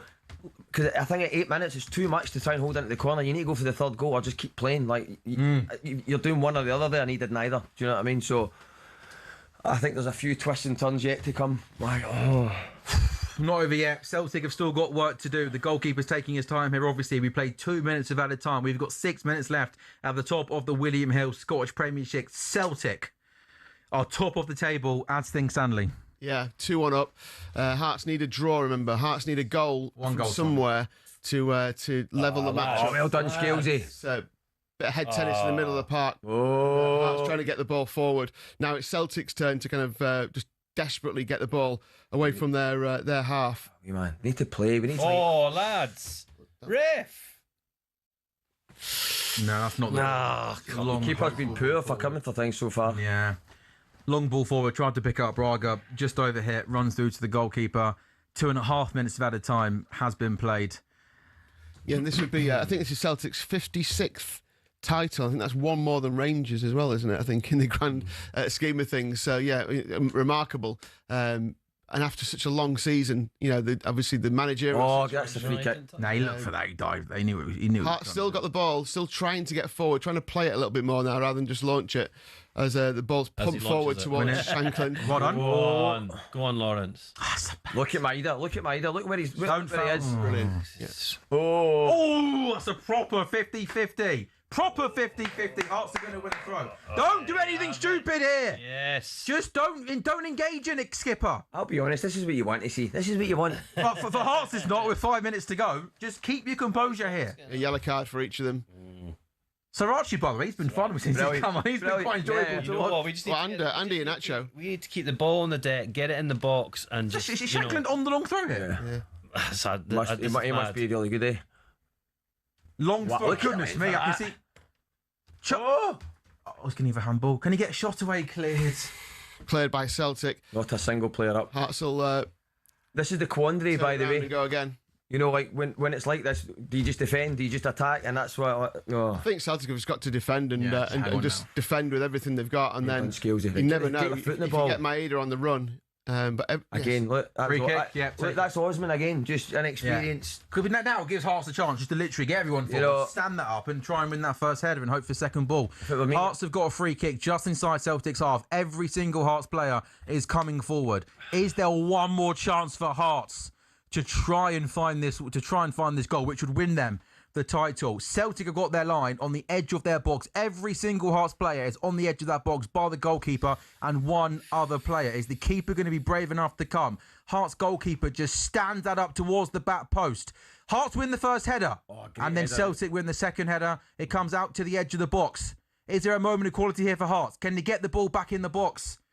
Shanklin, right. Man. Keep going. Brilliant, Maeda. Maeda's been. I've got to say Maeda and Shanklin. He's been unbelievable. Yeah. Careful. Got to be careful. Shanklin's on a yellow. Shanklin should be not happy, is he? He's just all his frustration is coming out of him. My mum taught Lawrence Shanklin at school. Really? Yes, she taught me. She was. Did she always know he was going to be a superstar? She said that he always had a second yellow on him. She did always. Did she also tell you that he was going to lead Scotland to World Cup glory? No, I don't know. We've also got another cousins type relationship. So like my dad's cousin's wife is his auntie. Is that actually true? That's also true. Small world up there, isn't it? In your neck. That's it. That's just one village, isn't it?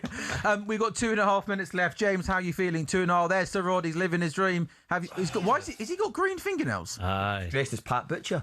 Do you like Rod? Not really, no. Okay. No, do you know what? Maybe we're on that after the show. Some great songs. He's got some good ones. Hearts then have won a free kick deep inside their own half. Engels has got yellow card. Again, every Hearts player here is going to go forward. We've got 2 minutes left. got to go forward now, hasn't it, Jamie? Launch that ball into the box or close to the box and try and win that first header. Yeah, it's the that's all they're going to do, isn't it? Just get it. It's launched up. What's that first header like from Celtic? Great skills, eh? That's brilliant, son. Hart still looking to retrieve the ball here on the left side. Oh, stayed in. Still in. Oh, great defending again. Nothing's dropped for us. Yeah, just needed it. Keeper's got it again. 90 seconds left of the 8 added. Oh, jeez. The end of the William Hill Premiership. Don't the two of you going for it, man? Here we go. Come on, one more chance. Get that ball in the box now. Get that ball in the box, Hearts. Yeah. Oh, what good block. Yeah, it was a good block. Celtic have defended really well in the last since they scored the goal. Back there again. Been pretty desperate, but they've done well. Maida didn't get that one away. Free kick. Take the free kick. Give it the free kick. Give the free kick. Give the free kick. Hearts have got a free kick. Inside Celtic. This is it now. This is their last chance. They're going to launch that ball in the box. And again, here we go. It's going to come down to this. Jamie, it's all on this. Yeah, I mean, this is the last minute of the game. Please. Keeper's coming up. Keeper's coming up. This is it. Surely It's got to happen. This is what dreams are made of. We don't need any more iconic moments in Scottish football. This is exactly what we need. Everyone wants This is it. Come on. Spittle as well on the ball. Oh. Doesn't beat the first man. Push out. Oh, Hit it. That's it. Push out. Go. Just touch it. Celtic are going to score. They got an open goal. Right, come on. Celtic have won the title.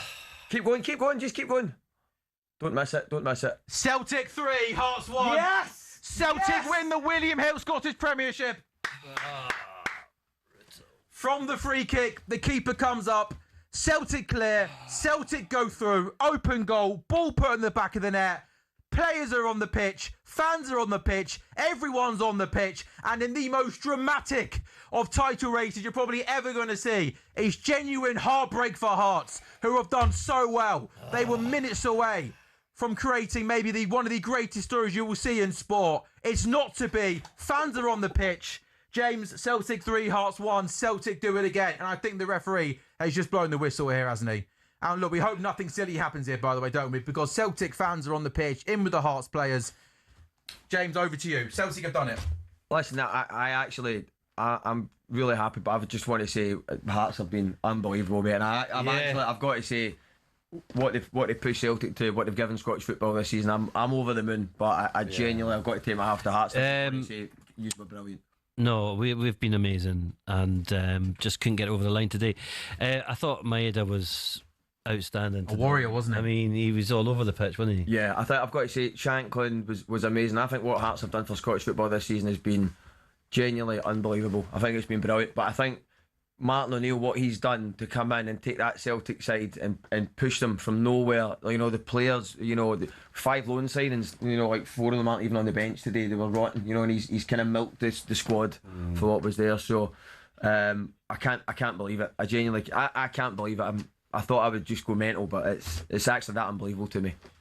Yeah, such a climactic way to finish. Obviously, the third goal from Callum Osmond is just everyone was up for the Hearts corner, and he's got an open goal to finish it. But yeah, Celtic win to claim their 56th top flight title in Scotland. The William Hill Scottish Premiership champion Celtic after an unbelievable season. Sam, I don't know, by the way, if the referee's actually blowing the full-time whistle here. I know. I think he's just taking the player. I don't think he has blown the whistle. I think he's just taking the players off the pitch because all the fans have come on.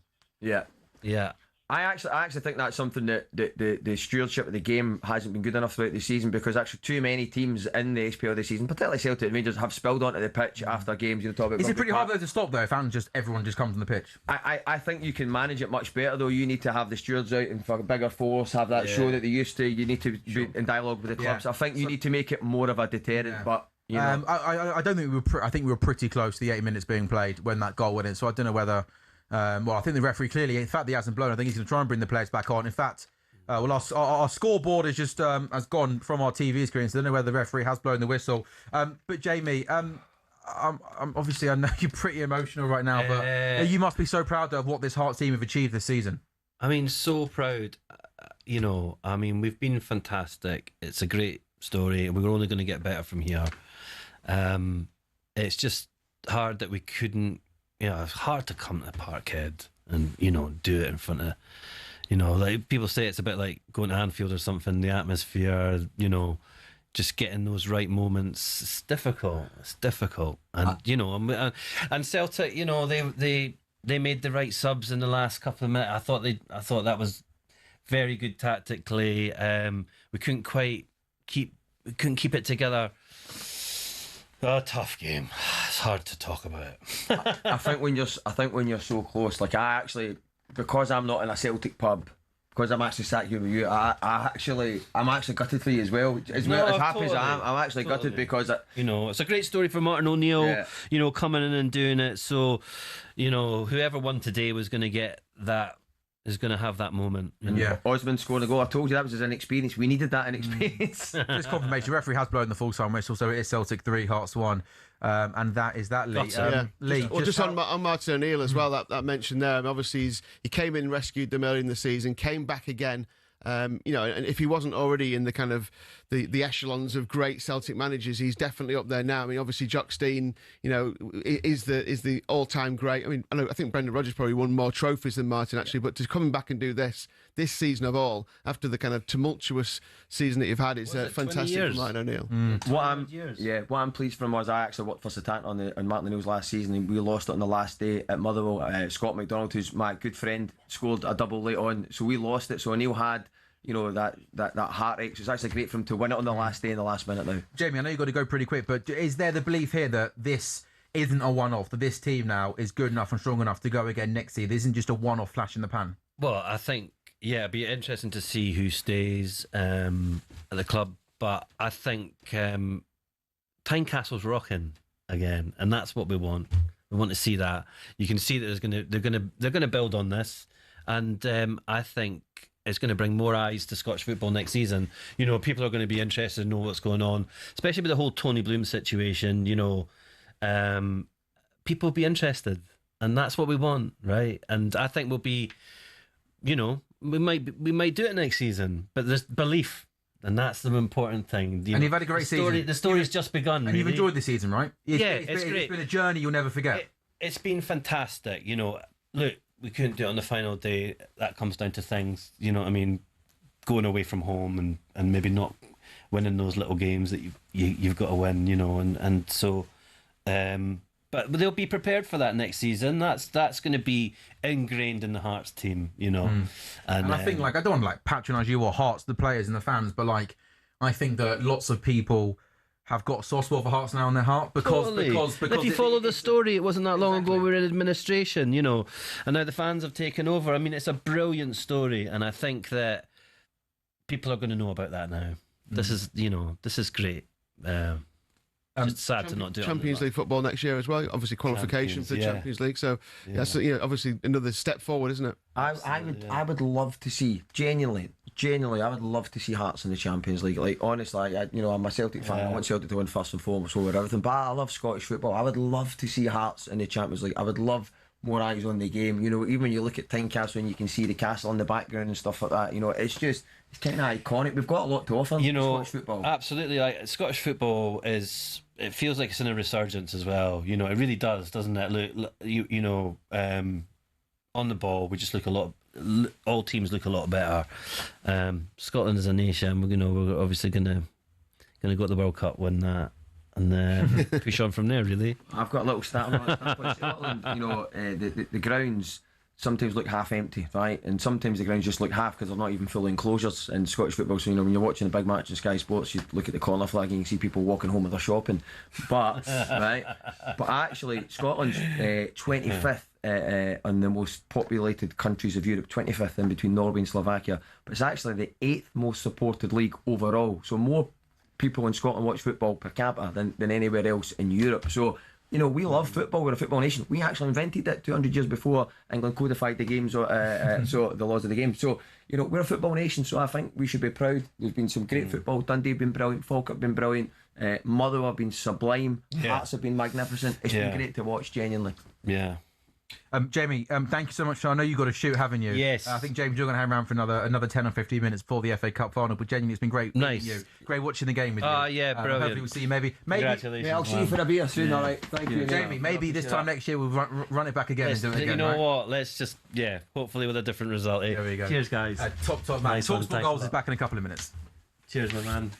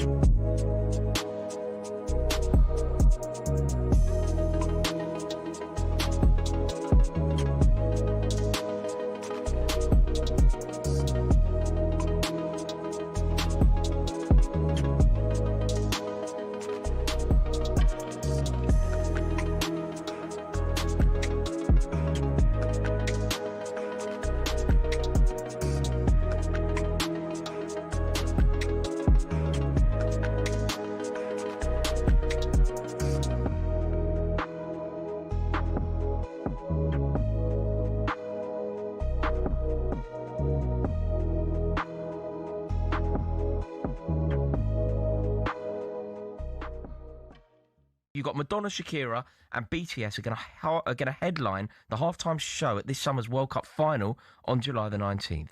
The halftime show during last summer's Club World Cup in the United States between Chelsea and Paris Saint-Germain lasted more than 24 minutes. This is going to be the first time that there has been a halftime show at a World Cup final. I've got a terrible feeling that you're going to tell me you have no problem with this. No, I haven't got an issue with it. Oh, God. But then I'm used to... Listen, I love American sports. People know that. I love American sports. I love the Super Bowl halftime show. Of course, it's not going to be for everyone, and I get that. I've got no issue with that at all. But what they're going to have to do is make sure that they've got plenty of bikes in the dressing rooms, the warm-up areas to keep the legs moving, because I've been to halftime, 24 minutes, that is long. Especially when the intensity of the game, then you go in and you cool down a little bit, and then you talk about 24 minutes, 25 minutes before you get yourself back out there. They have to keep warming. Aaron, you know when you say that you love American sports and you therefore don't mind the intrusion of a halftime show, I kind of get it. I went to a Super Bowl. Snoop Dogg was there. That was unbelievable. That one. Yeah, and that was great because it was a Super Bowl. But I wouldn't necessarily want that at an FA Cup final. I think when you buy into the American experience, you get the American experience. Why are we getting the American experience in a game that doesn't necessarily need one? Probably because it's in America. I think if it was elsewhere, it probably wouldn't be. That wouldn't be the case because it's in America. Although we started to get it in Champions League finals, haven't we? We've had Dua Lipa at a Champions League final. Yeah, you know, I get it. It's not for everyone, and I've got no argument. If people come on here and say, "Nah, it's rubbish. I hate it." Then listen. You're going to get no argument from me. I just quite like it. But then also as well, it depends on the act. Like, listen, Shakira. I know a couple of her songs. Madonna. I'm not a fan of Madonna. I know she's a legend, but that's not my cup of tea.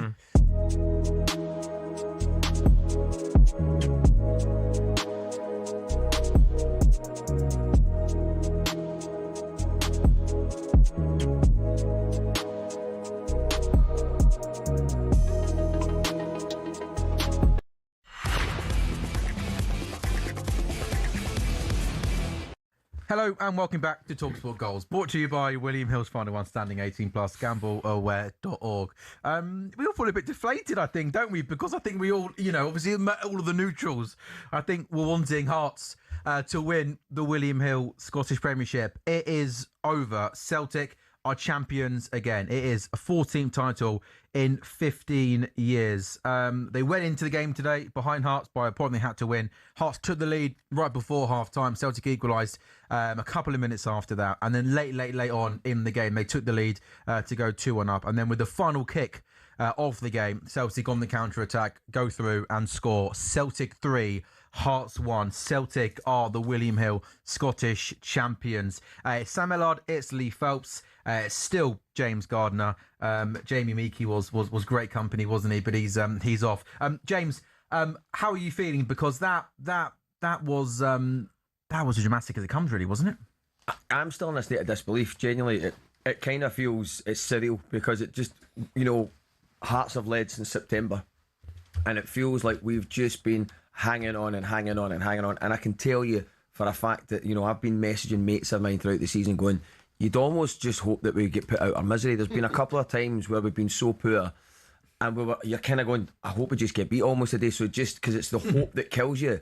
And there's been games where we're just like, almost let it be over. And then, we're hanging on and hanging on. And it's the same thing. And like we went 1-0 down today and I said to you, look, we're in a rhythm of going behind. And, when I was a producer for years watching football games, and for me, I always feel that sometimes teams just pick up a rhythm, either scoring late goals or going behind all the time. And it just seems to me that Celtic under O'Neill are just like, they go behind and it's like, right, okay, we've been in this movie before, we know what we're doing. They just seem to have that sort of belief that we'll score, and that's what it seems to be. But Lee, James used the word movie. It literally did feel like a movie. It was over 40 years since any other team that wasn't Celtic or Rangers went on to win the league, and Hearts were literally 3 minutes away and a bit of injury time away from winning it. I mean, you can't write this sort of stuff. It's why we love football, but also why football can be so brutal and so painful. Yeah, well, you just said it's the hope that kills you. I just said bye to Jamie. Then it's like, yeah, and that's what you can think. You just all that kind of. But look, you come down to the final day and all the drama of that grandstand finish. But also, one thing, look at Hearts' away record recently. They had ample opportunity to win this title, didn't they? So you can't just rely on this last day. But what about Celtic, just for a second? I know a lot of people, and I've got people messaging me now saying, gutted for Hearts. But Celtic, after the season they've had, what a the champions to make sure that you stay in that race and Martin O'Neill's done an unbelievable job. So have the players. He's obviously got them going. They respect him obviously so much. You could see the difference in results when he wasn't there and when he was there. And it was almost like flicking a switch, wasn't it? And he's managed to instill in them that never say die attitude. And for him, as a legend of British football, look at him, at Nottingham Forest and what he's done at Celtic as a manager. He's won the European Cup as a player. He's done what he's done at Celtic. Incredible career this man's had. He'll be sat in that chair pretty soon, won't he, I guess? Whether he stays on at Celtic or not, I'm sure he'll have a guest appearance back on White and Jordan just to kind of tell the story of what's happened this season. But absolutely remarkable. Gutted for Hearts, of course, because they've created a memorable season and also given lots of different people an opportunity to watch Scottish football, but you can't take anything away from Celtic winning the William Hill Premiership title. Just remarkable what they've done. I mean, I don't know if Celtic owe talkSPORT a transfer fee. I don't know if we... Yeah, no, you do. To be worked out for that. Is there a release clause in his contract for us to get him back? Or? Well, didn't they ask Jim White on Monday morning? I mean, I think it's absolutely remarkable. It really is that we've been able to do it and to bring the points deficit back. I think for me as well, just, you guys are in the game, you get a lot of pundits who have written Celtic off. And I always just think, when I worked at the Helicopter Sunday season, Celtic beat Rangers at Ibrox to go 5 points clear with 3 games to go, and we lost the title. So when people were writing off Celtic categorically, saying we were, I think 8 points behind or 5 points behind with 7 to go, they were just like, that's all Hearts. It's not going to go, or 7 points behind. Did you always believe? I think you always have hope. I don't know if I believed. I think at that point, it was after the Dundee United game, the pitch looked dreadful, but United mauled us essentially. We were so poor. And at that point, I think they said we'd need to win the next 7 games. And you're just thinking, Hearts, Rangers, I don't think that's possible for us to do. And we've won 7 games in a row. And it's astonishing, as Martin would say. They're just. I've seen a few people on social media looking at the kind of offside and confused as to why the goal was given. But I think it's pretty clear, isn't it, when you look at the replay, that was Osman who got the ball for the cross Maeda. Maeda might have been just offside when the ball got played to the Celtic player, but Maeda then clearly gets himself back on side, doesn't he? When that ball goes across goal. It's those phases of play and all that. Exactly that. So I don't think there's any everything's confusing in football, isn't it? To be fair. Well, I don't think that one is. No. But the one in the week obviously confused a lot of people.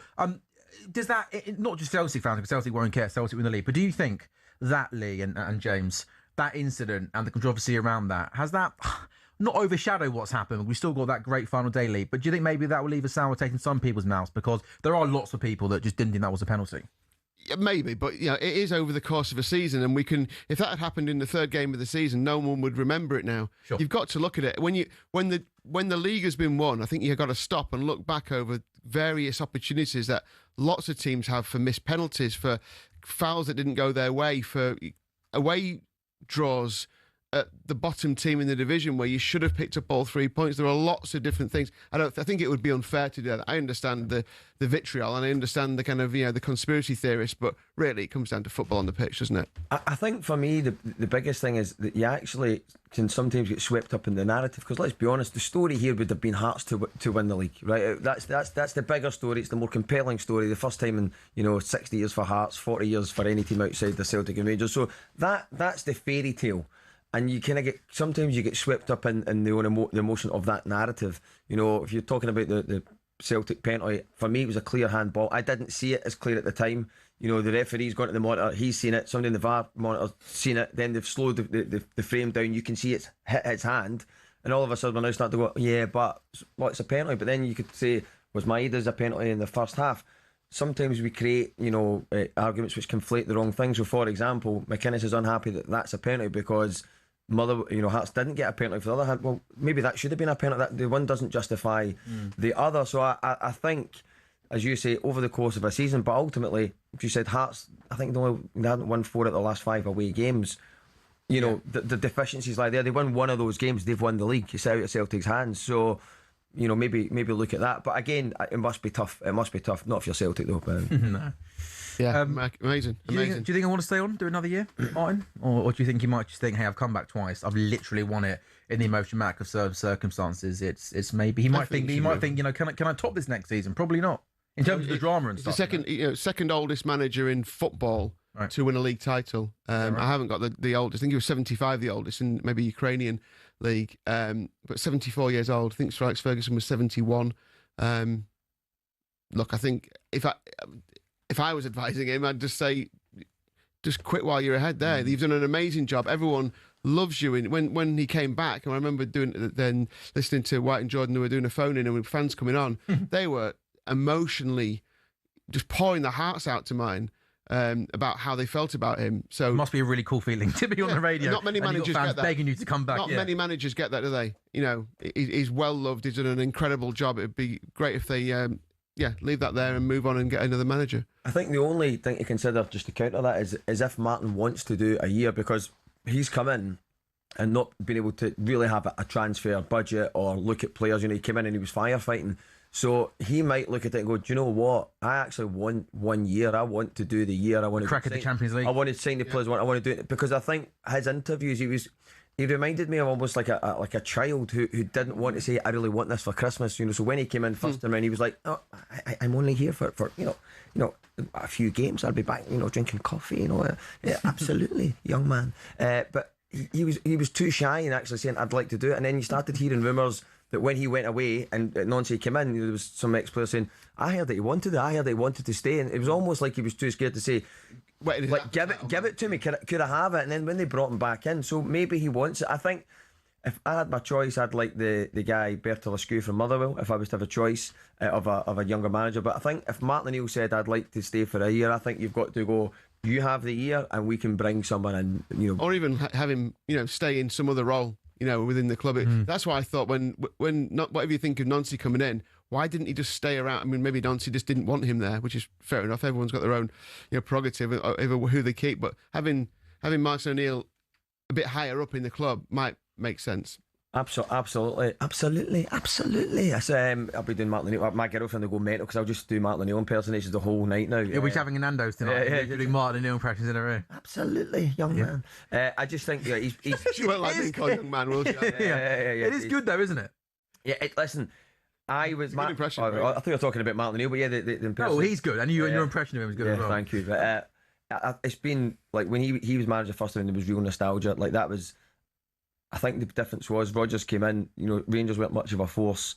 You know, we had a huge advantage, whereas Martin came in and turned it round after Advocaat. So the affection there, you know, winning titles on, you know, under the circumstances, and a real hyper competitive sort of era of Scottish football to come in and win it on the last day, it's almost like a throwback. Final word, a great day for you, a great day for Celtic, obviously. But is there the hope now that this isn't a one-off for Hearts? Is it important for Scottish football the Hearts are able to go again next season? Because we don't want it. Oh, well, certainly you might do, but the neutrals won't just want it to be Celtic runaway, Rangers putting on a little bit of pressure, and Motherwell as well. And Motherwell showed at times in the season they played some really nice football. You know, they've won final game of the season today, so they'll have a crack at European football as well. Yeah, I'd agree with that. I think of course it's important. It's been important for a long time, though, hasn't it? I think, to be honest, the malaise that Celtic have experienced this season, the disconnect, the discord, you know, between the fans and the board, has been a result of Celtic's dominance without much competition. You know, because you know that has what's led to the you know familiarity breeding contempt. It's like, oh, we don't need to sign anyone. We'll sign players. We'll just get a head coach. And then all of a sudden it turns in an instant. No team stays dominant forever. It needs a couple of little circumstances, some in your control, some out. So I think it's important that Hearts are strong. It's important that Rangers are strong, because otherwise Celtic will just say, we don't need to go and sign anyone. We'll get over the course, or we'll sign players that we want and just put a manager's going to do what we say. Whereas actually I think you've seen the difference now. I think it's really important for Scottish football. I would like to see the league being reconstructed. I think playing against Celtic and Rangers 4 times a season is really tipping the scales in your favour. And actually a stronger league is going to mean a stronger Celtic Rangers Hearts. So I would genuinely like to see more teams in the league. I'd like to see those games reduce. James, thank you so much for your company over the last couple of hours, man. I've really enjoyed watching the show, watching the game with both of you. Do you want to give your socials a plug, maybe, and tell people where they can find your website to go and get tickets to you? Because I'm coming, by the way. Absolutely. Me and Lee are coming. Brilliant. Get right down the front, because I never pick on anyone down the front. You can't pick on us. We'll be on the social clips, won't we? They get sent. Yeah. Comedian destroys talkSPORT presenter. Wouldn't be hard, mate. You'd have a field day with me sat in the front row. If you want to find my website, it's jamesgardnercomedy.com. If you want to find me on Instagram, @ComedyJames. Dead easy to remember. I normally post all my gigs. I do a lot of football skits, impersonations. I've got a bag full at home of football strips, wigs. I've got the George Galloway hat. So you ask me what I'm doing later on. I'm actually going to go home and I'll be... my girlfriend will be like, "You ready for dinner yet?" And I'll be filming myself as McInnes and all that sort of stuff. So I'll be doing that later on. Don't be too mean to Derek. I don't think you can. I think they've actually. I think Hearts are the moral victors this season. Yeah. Really enjoyed your company. You Hopefully too, see you thanks. again next season. We're taking a quick break. Then it's the FA Cup final.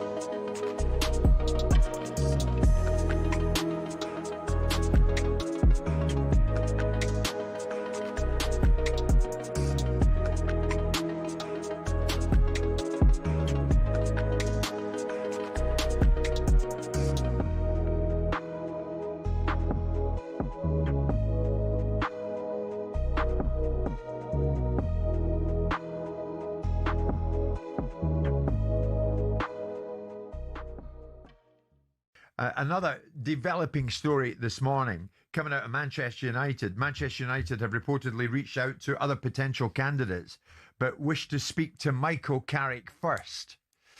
What do you read into that? Is the significant fact of that Carrick gets first dibs in speaking to those who will make the ultimate decision? Well, in other words, he's leading the way. I find it strange how these things come out. Like, who is it leaking the fact that United have spoken or speaking to other candidates before they speak to Michael? I mean, it's bizarre, especially when you're talking about one of the biggest clubs in the world. Can they not do business? Can they not keep their own counsel? I find that a bit bizarre, but he's done really well.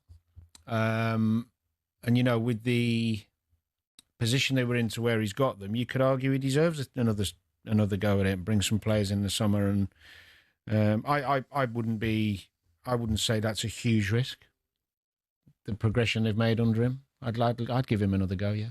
Yeah. Significant, Simon, that they want to speak to Carrick first? Yeah, again, I don't know who's briefing in and whether it's coming from Carrick's side or whether it's coming from Man United's side as to the briefing in as to why Man United need. You can employ an England manager without anyone knowing about it, but they can't seemingly have a conversation amongst themselves without broadcasting it to the media. I don't understand why that is the case. I still think it's fraught with lots of questions that need to be asked and answered about the position of someone that becomes in moments of adversity. We've seen no moments of adversity for Carrick, really. He's done the job, so it makes it a conundrum.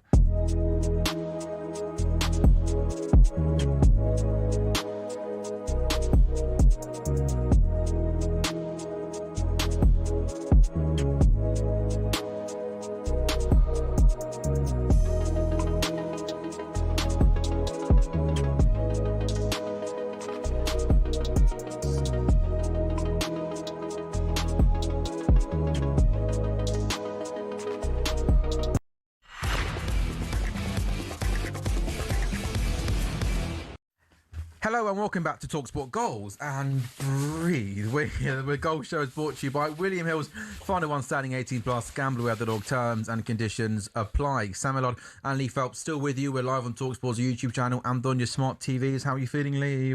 Yeah, pretty drained after that. Yeah, it was amazing to watch. Yeah. It's like the beauty of goals is you get over it, move on. FA Cup final.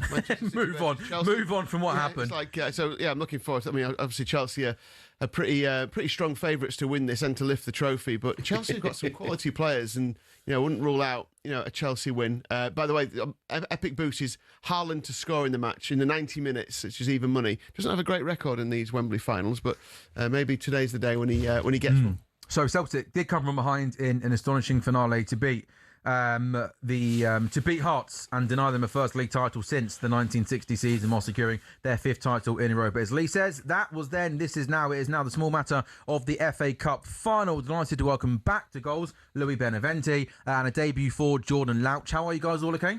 Good. Yeah? Louis? No. Okay. It's look, FA Cup finals and Chelsea since 2018. In fact, finals at Wembley in general since 2018 aren't particularly great. And City are City. We've not beaten City since 2021 as well. City haven't had a great time. They lost to Man United, obviously, didn't they? Last 2 years. Yeah, and lost to Palace. So Last 2 years, yeah. I'll run you through the teams. Sanchez in goal for Chelsea. Gusto, Fofana, Colwell, Hato and Cucurella as a back 5. James Caicedo as a 2. And then Palmer, Enzo and João Pedro. For City, Trafford in goal. Nunez, Kuzanov, Gahey, O'Reilly. Rodri, Bernardo Silva. Semenyo, Marmoush, Doku and Haaland. So, Jordan, that means that Cherky's on the bench. What do you make of that? No Foden, no Cherky. Yeah, but I guess Foden maybe not too much, but I don't know, Cherky on the bench? After midweek, I thought it was going to be, you'd see one of them, at least one of them. Foden's really, really good in midweek, so I thought he might have been given the nod. To not see either of them, bit of a surprise to me. And elsewhere, in terms of the rest of that team's almost kind of pick itself. You know, Kuzanov and Gay are kind of forming a decent partnership together, aren't they? I think the most important one for me, I kind of knew he was going to be playing today, was Rodri coming back into the team. Last time we played Chelsea, they didn't have Enzo. Today, with Enzo, Caicedo and Reece James, I think it's important we've got Rodri in the team. Very important. Yeah, and Louis, the Chelsea team? Well, I mean, it's interesting whether it's going to be a back 5 or a back 4, because what we saw at the Liverpool game was obviously Marc Cucurella was really high at the pitch, playing as basically a left winger and doing what he was doing a lot of last season, which was being a nuisance in the box. So it's going to be very interesting to see how we shape up. But for me, look, if it's 5 at the back, makes sense, because it's going to be defensive resilience against such a fantastic attacking team. But, you know, look, there's 1% hope. I'm in the Ben Watson Wigan mindset. So, you know, we're going to have to see what happens in that case. Who is this Chelsea's Ben Watson? Who's the unlikely hero to make that near post header and flick it on past? Probably Cucurella, to be honest. Oh, I really? could see it. He'll be the one that comes inside the box, unlike Sanchez's headpiece. Yeah, as well. he's gone for Petr Cech today, hasn't he? Well, it's either going to become the most iconic thing for Chelsea fans, or it's going to become an absolute joke. But we'll have to see. But I'm nervous. Doesn't quite cut how I'm feeling right now. We're underway then in the FA Cup final. Man City, the first team to play in 4 consecutive FA Cup finals, beating United in 2023 before losing to United in 2024, and then Crystal Palace last season. This is Chelsea's 17th FA Cup final, the third most after Manchester United and Arsenal. And of course, City already won the Carabao Cup this season. City could win both major English domestic cup competitions this season. It'd be the 6th time a team has done that. An interesting stat that since losing the Champions League final to Chelsea, City haven't lost any of their last 13 games against Chelsea in all competitions, winning 10, drawing 3. Their longest unbeaten run against them. John, Pep Guardiola, did he almost kind of, in not like an absolute, I'm definitely staying away, did he, the way he's been answering questions about his future in the last 24 hours, is he basically telling us he's staying without actually saying, I'm definitely staying next season, if that makes sense? I'd love to say yes, but with Pep, I have no idea. I honestly think Pep just throws the media off in every single interview he does. Personally, I'm starting to think that he stays and sees out his contract. Just to the simple fact that our last game of the season at home, we know that there's going to be a big tribute to John Stones and Bernardo Silva. So when would Pep be saying farewell to the fans? I don't believe that he would leave out the back door. I think the club would make a big deal of it. Yeah. So for me, I think he's staying and seeing out his contract. Yeah, I always thought, John, that if City didn't win the league this season, he'd be more likely to stay because he wouldn't. I know you can still win 2 trophies. The team isn't bad, but I don't think he'd want to go out not on top of English football. Yeah, I would agree with that as well. I think he probably, especially with Arteta being likely to get it off him, I think he'll want to get it back off him before he leaves. I think you probably would agree with that as well. You'd quite like him to as well. It was very Fergie-esque, doesn't it? That season, Mancini lifted it with Man City, the noisy neighbours. Yeah. I'll have one more. Yeah. Just with you, Louis, in terms of the managerial situation, Xavi Alonso feels like it's getting warmer and warmer, possibly? It does. However, you know, I'm very much sort of I'll believe it when it happens. We've very much heard often on multiple occasions Chelsea exploring deals, whoever it might be, and it falling at the last hurdle. The other thing to consider as well is it doesn't matter who the manager is at Chelsea whilst the model remains the same. Okay. If someone serious comes through the door, they've got to be treated seriously and, got to make sure that their thoughts are heard and valued. And, if Xabi Alonso walks through a door at Chelsea, he becomes the most... Well, when it comes to football, probably the most intelligent person in the room. In fact, no, probably he is. So, He should be, right? Yeah, he should be. So, Would you be happy with him, though? I get the point you're making, the broader point about the footballing structure, but just as a head coach, I mean, his pedigree is pretty impressive early on in his career, isn't it? Absolutely, it is. It is, and I think it'd be a step in the right direction because it would be someone who understands what they're doing comparatively to the other people. However, it remains the same. He could know everything that he's doing. He could be the best coach Chelsea could ever have, but unless he's supported correctly, he'll be out the door inside a year because he'll get tired of everything and probably leave, much like Maresca or Pochettino did. There's a lot of chat about maybe him and his agent maybe trying to just rattle Liverpool's cage a little bit, but Liverpool seem pretty certain on. It's such a weird one, even after the other night. Yeah, no, I mean, I'm a Liverpool fan. I've said kind of for pretty much the last couple of months, I think it's the right time to. The summer would be a right time to make a change because we've been pretty much awful for 6-7 months. But it's a weird one. All the briefings that are kind of being given to the local journalists up there is that Arne Slot's the man. He's not going to go. And sometimes you can get that, and then they can all of a sudden just. It's not a guarantee, but it's an interesting one, Lee. That I was reading this thing on social earlier on the way in, and it was 20 defeats in all competitions. Yep, as many defeats as Leeds and Sunderland in the league. Conceded a goal to Chelsea in the middle of their worst ever drought and gave Igor Tudor his only point. Yeah, mate, you're absolutely bang. Yeah, I know you could probably gather all those things together, but that's. Yeah. I mean, that's not. I mean, I know they're only little things. They're not indicative of. They're pretty bad, though, aren't they? Do you know what it is? Combined, they look really poor. For me, if you go back to the season after you won the league before, where you had a bit of a drop off under Klopp, but still at the back end of the season when you needed to get results, you got results and got into the Champions League football. I just think this season it looks different. I think the players aren't playing for him. And that's where I think it's a big issue, that if you go into next season, unless there's significant changes in the dressing room, which there won't be, I think some of your key players and Slot, there's no respect there anymore. Yeah, I think everything, you're right, I think everything feels broken at the moment. And while not all of it is on Arne Slot, because players' performances have dipped, maybe the recruitment wasn't good enough in the summer, he is ultimately the head coach. And I think his tactics have been all over the place. He's almost kind of guessing game to game. He's playing players out of position. So I think I'd like a change in the summer. But yeah, let's see if he gets it. We're 5 minutes in then to the game at Wembley Stadium in the FA Cup final. Chelsea 0, Man City 0. Pep Guardiola v Callum McFarlane. Is there a more kind of like outweighted managerial duo kind of than Callum? There is one. There's one. Was that Mourinho, right? No. So Ryan Mason. Sorry. Is that against Pep? Yeah, that's the only one. That's like, I think Ryan Mason would have played one game and then dealt with Pep. But that's the only one. Tottenham always deal with Pep. It doesn't matter which manager it is. Yes, it's just that weird curse. Levi Colwell's back for Chelsea. How important is that he's back? And do you think he's got an outside chance of going to the World Cup? Because I read that he was named in a 55 kind of really provisional squad. And I guess that's a big squad. As Semenyo cuts in on his left foot, gets a shot away, takes a deflection. Marmoush turns it goalwards, and Robert Sanchez does well to collect. He's just literally come back. He can't go to the World Cup, can he? I don't think he will. But I think, just looking at that Liverpool game, I could see how important Levi Colwill is to this Chelsea team. I mean, defensively, we have been, I think, politely saying abject. I think very polite. It's the fact that we look pretty good at Anfield defensively with him there. You could see he was a leader in the back line. He was looking sharper again. But I think realistically, look, if he goes to World Cup, I mean, it'd be amazing. But realistically, it's just not something which I think, given the amount of depth that England have in that position, I just don't think it's something which is worth the risk, to be honest.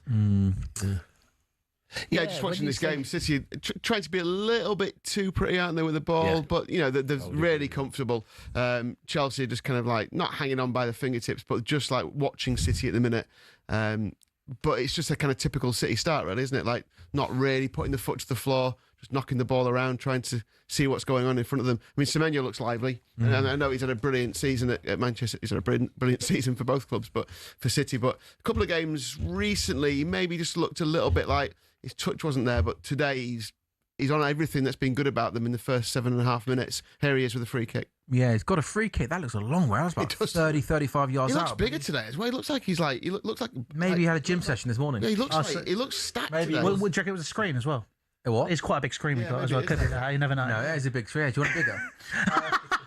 It looks like he's got a medium top on. He's like proper. He looks stocky today. This is going to be like Ronaldo has laces. This has got something Semenyo. actually going to Never got to the 18-yard box. I didn't want to say it in case he went top bins, but I was like, I don't think he's going to score from this. He's confident, though, isn't he? Yeah, Obviously confident today. Jordan, I've seen a few people say about Semenyo that he played in a Bournemouth team where teams would often be a little more expansive. There was a lot more space for him to kind of run in, behind. Yeah. Whereas obviously, most teams that play City want to play with a low block, and maybe he's got to kind of work more differently in tight spaces and stuff like that. He doesn't have sort of acres of space to run into. So therefore, like maybe his requirements of City are different to what it was at Bournemouth. Is that fair? And if it is true, is that something where maybe he's not as good in those kind of areas as your Fodens, your Cherkis, your Bernardo Silvas? Yeah, I mean, look, so I've been saying for a while that last season we had Savio and Doku, and they don't get the numbers, goals and assists. Now, Doku's changed this season. Both technically really good footballers, but they don't get the goals and assists. The difference with Semenyo is technically I don't think he's as good a footballer as either of them, right? But when you join a club and in your first season, your fourth top goal scorer in the Premier League is kind of like, do you know what? We don't mind if it takes a bit longer for you to get used to the way we play football. And it is one of those ones where, last season our frustrations with Savio, technically a really good footballer on the eye, but I think he scored 2 goals since he's been at City. So that's a difference. Chance here for Rodri! Oh, he should be better. Haaland bicycle kick, no. And Chelsea are going to win a free kick. There's a really good ball from Doku on the left-hand side, cutting in on that right foot, crossed into the box. And Rodri was able just to pull away at the back post. Nobody was anywhere near him. I think he might have just been onside. And then his header went back across goal. Maybe not the best of headers. Shooting, was he? He was trying to put it back across goal. I think there wasn't a lot of pace on the ball maybe for him to kind of try and maybe shoot. And then Haaland tried to sort of yank his foot up high, but he ended up catching Reece James. But that's the first sort of half a chance there, Lee, for Chelsea. Man City, sorry. It's early, 10 minutes gone. I don't know what Chelsea are going to do to try and win this game. When are they going to try and get forward? Because it doesn't look. They don't look that comfortable in defence. They're not able to get the ball off City. I mean, obviously, pump the ball forward here, but just go straight back to Trafford.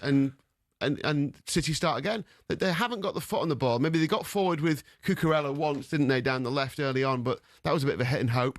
I'm just wondering, how are Chelsea going to get a foothold in this match?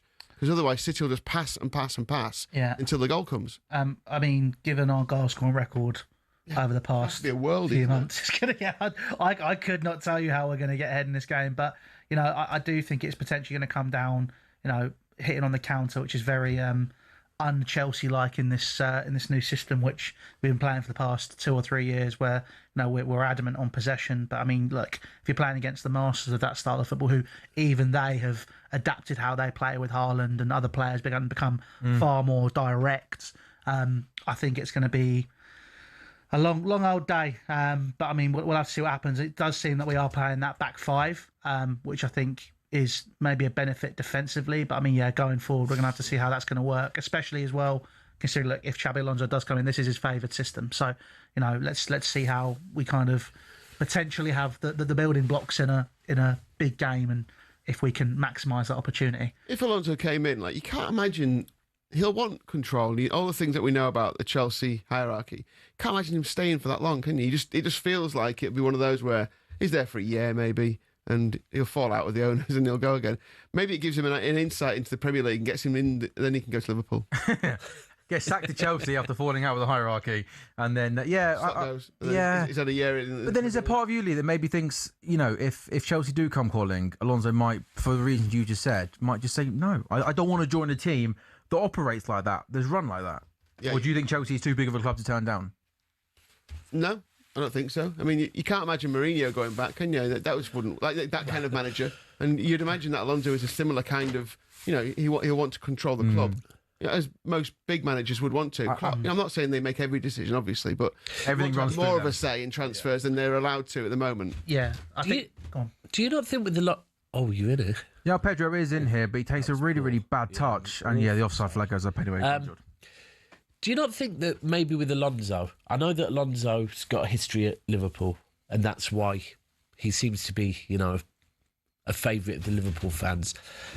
He also had a history with Real Madrid, and after the way that it ended there, that maybe he's now thinking, do you know what? Maybe sometimes it's best not to go back, and maybe that's why he's looking at Chelsea. He'll want assurances off of Chelsea, though, 100%. There's no way he's going to go there. The problem is every single coach that's gone in has been told they've been given assurances and they've not been fulfilled. Is Joe Shields an issue? How long have you got? Joe Shields is an issue. I think the sporting directors are an issue. I think that whole methodology is an issue. Clear Lake is an issue. Hence why there was a massive protest before the game. Fans going down Wembley Way. The whole way the club is run is a massive issue. The thing with today is if we win the FA Cup, for them it papers over huge cracks. But they'll sit down and go, right, profit margins are up, everything's sorted, don't worry guys, we're doing all right. In Europa League, in Europe of some sort, Go and buy some more wingers. Oh yeah, probably some bang average wingers at best. But the thing, like Xabi Alonso, if he does come in, he'll go inside a year if we don't see anything different. For me, it's like, that's why I was saying, when you asked earlier, am I excited? Look, I love the idea of it, but I don't want to get the dopamine rush which people seem to get when online, where it's kind of going, oh my God, we've got a great manager, this is amazing. Well, we've got the coach, fantastic, proven pedigree at Bayer Leverkusen, took them from zero to hero in the Bundesliga.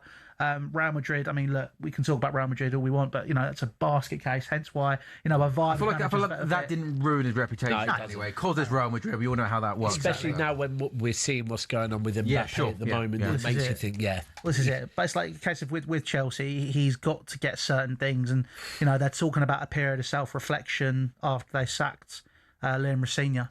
And they put forward Marco Silva as an option. So that says everything you need to know about their thought processes. Period of self-reflection. They're a football club. Individual. But this is the problem, right? If Chelsea were to turn around to me and say, "Can you help us with some PR?" I'd go, "Absolutely," but I have a rather large fee. So it's very much a case of charging $5,000 every day just to look after the Chelsea PR and the rest. Yeah. But overall, lawyers. Yes, yeah. Well, this is it. But overall, it's just. The problems just persist, where they've clearly got some sort of magical idea where they're doing all right. But I think this is the problem. If you look at the finances, to them, oh my God, that was nerve-wracking. Robert Sanchez dropping the ball there.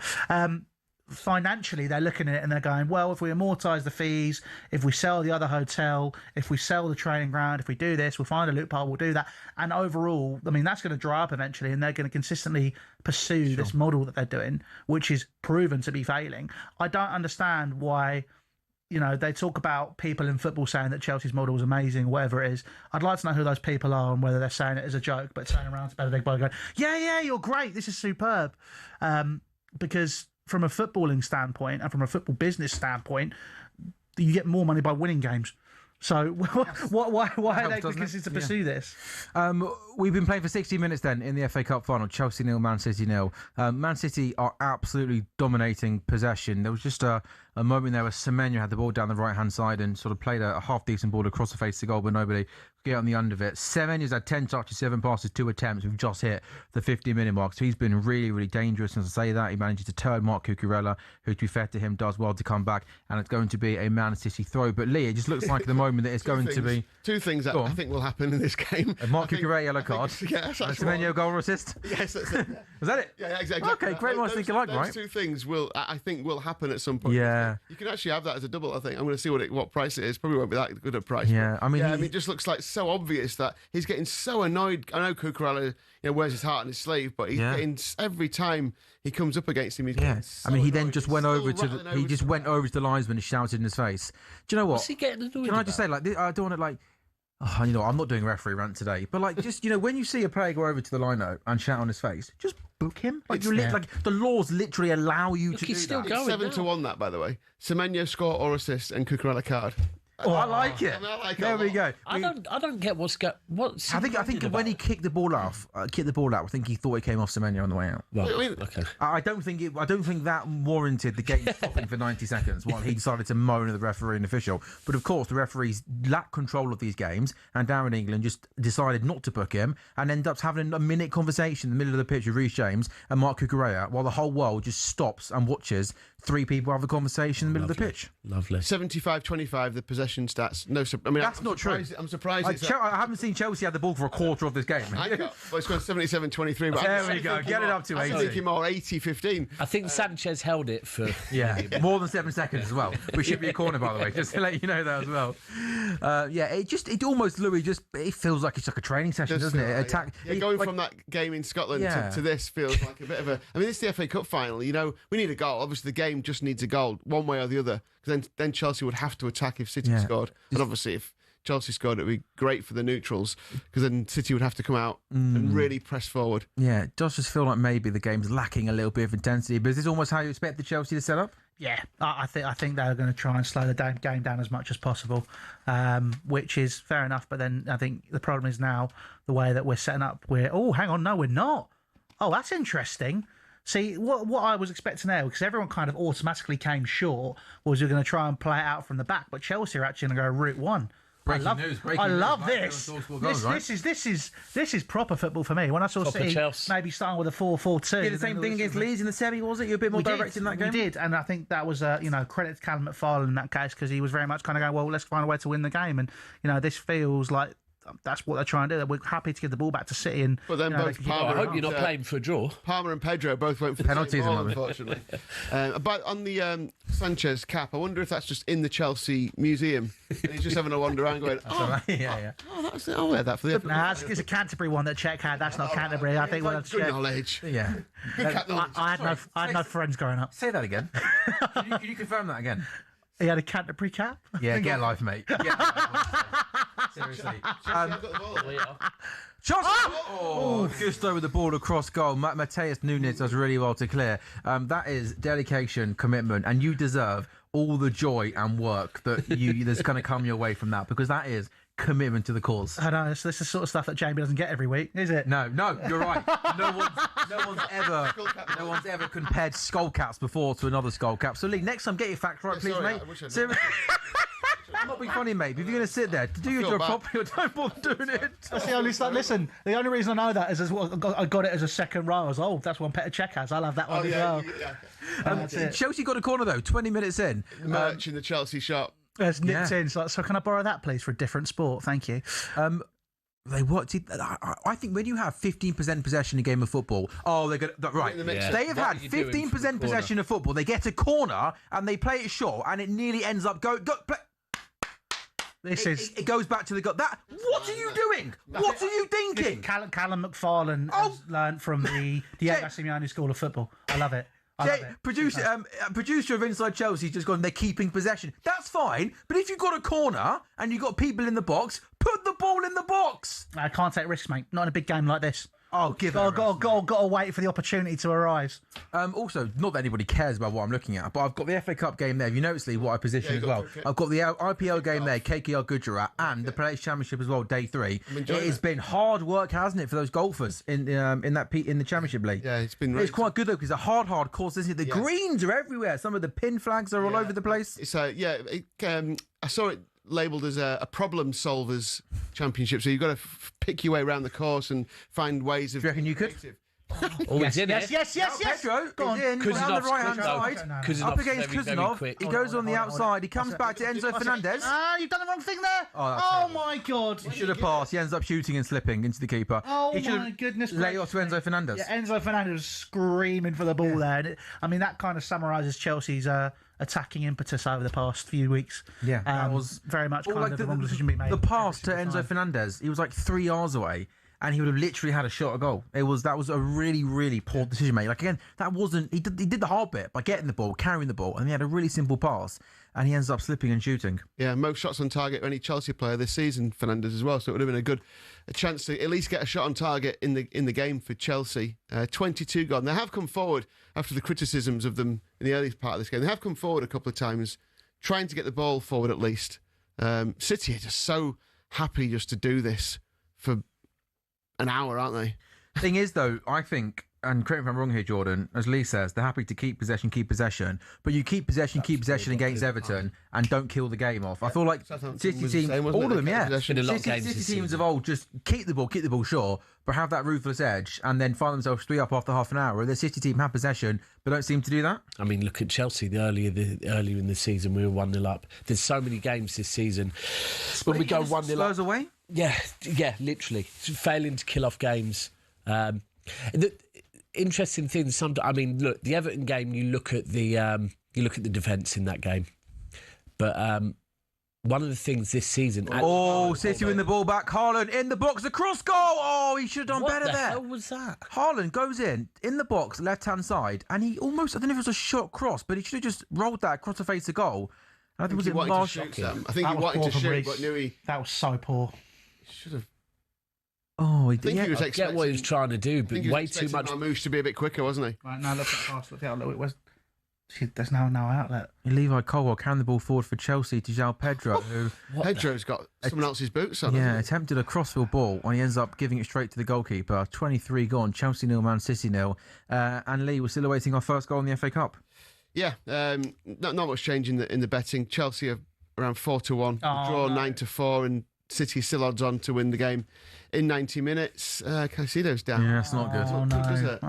He doesn't seem like the sort of player that goes down if he's not actually hurt. Louis, is that fair? Yeah, that is very fair. And even when he does go down, he usually gets straight back up. But he's, this has been an accident waiting to happen, I think, for quite a few months now. There's been plenty of times where he's just been a different beast in comparison to, your average player. But, he's looking like he's going to get up and maybe carry on, but I think he's going to need a minute.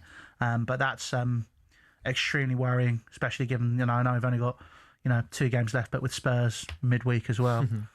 No, Caicedo, if that is the case, it might be a bit of a problem. But it looks like it's just a dead leg. I was more concerned that when he went down, he almost signalled to the bench and quite quickly, like, come on, almost. It still doesn't look. It doesn't look comfortable. Just trying to sort of shake off that right knee, maybe, Lee. I don't know if you're more of a doctor than I am. Well, it doesn't look comfortable. Ankle? I don't know. It's like, I don't know where it is. No, I think it's a dead leg or in his calf, maybe. Yeah. I think it's his ankle. It's a dead leg. He'll be okay. Oh, God, at least I hope he will be. But it gives you can tell Callum McFarland's had the old cup final fade and beard trim, haven't you?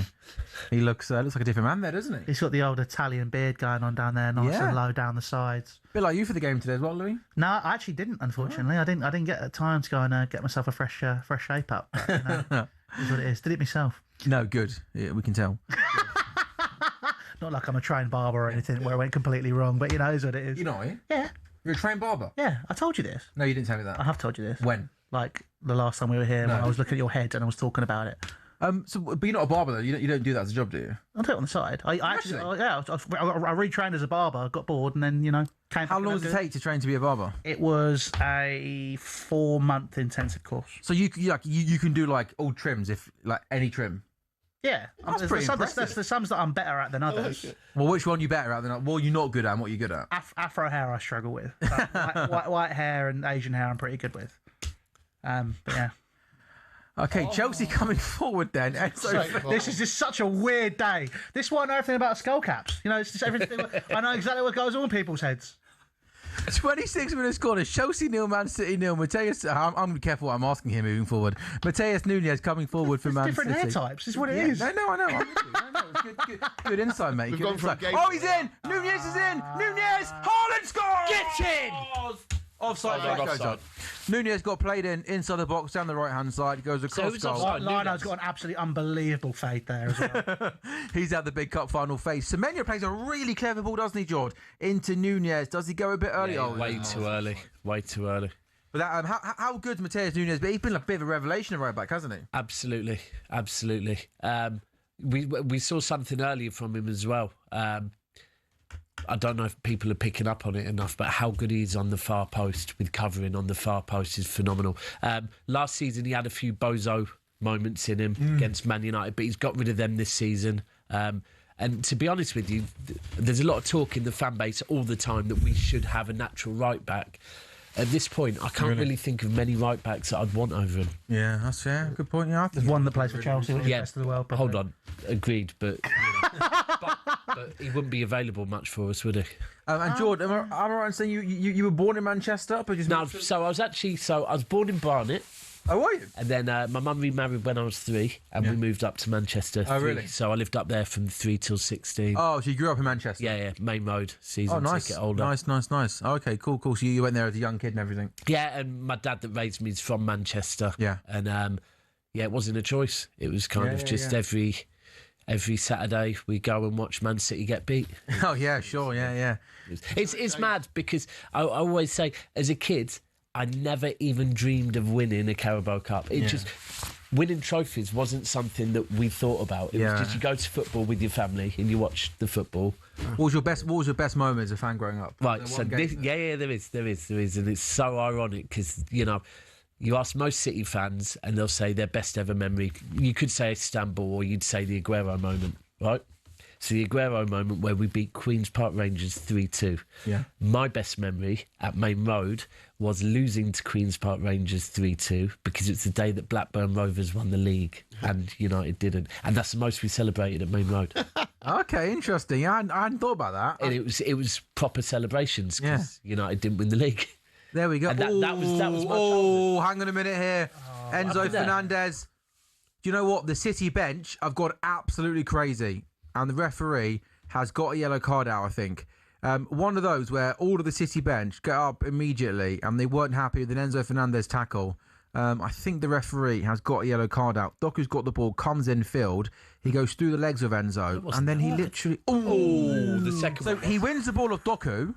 That's a great tackle. Yeah. And then he gets up and into Bernardo. Oh, that was silly. I think it's all right. I think because... He got the ball. He just got the ball, didn't he? Yeah, he just got the ball. But why do it? Though. Why do it? If he connected, then that was going to be a problem. It was like a kind of a jump kind of tackle. Do you know what? But when I look at that slightly, right, I don't think that second challenge was spiteful. It wasn't a good challenge, but you can see from the first one that it's almost... That's the way he plays football, and he just wants to win the ball. But you can't take both feet off the floor. No, it's risky. No, I think he's made a good challenge and he's great tackle. Yeah, he's the adrenaline. I'm going to get I don't want to lose the ball now. I've made that great challenge.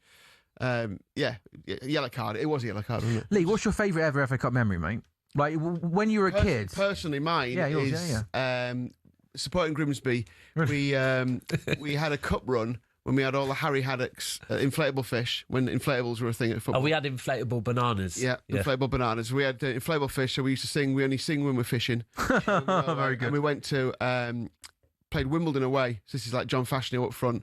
We got beat in the end. Played at Plough Lane. Got beat in the end. But that we beat Middlesbrough that season, who were really good. We beat Wolves when Steve Bull was one of the best strikers in the country. We beat them 1-0 to shut him down. And we had this great cup run. I went home away for the whole cup run. As a, I don't know, 15-year-old.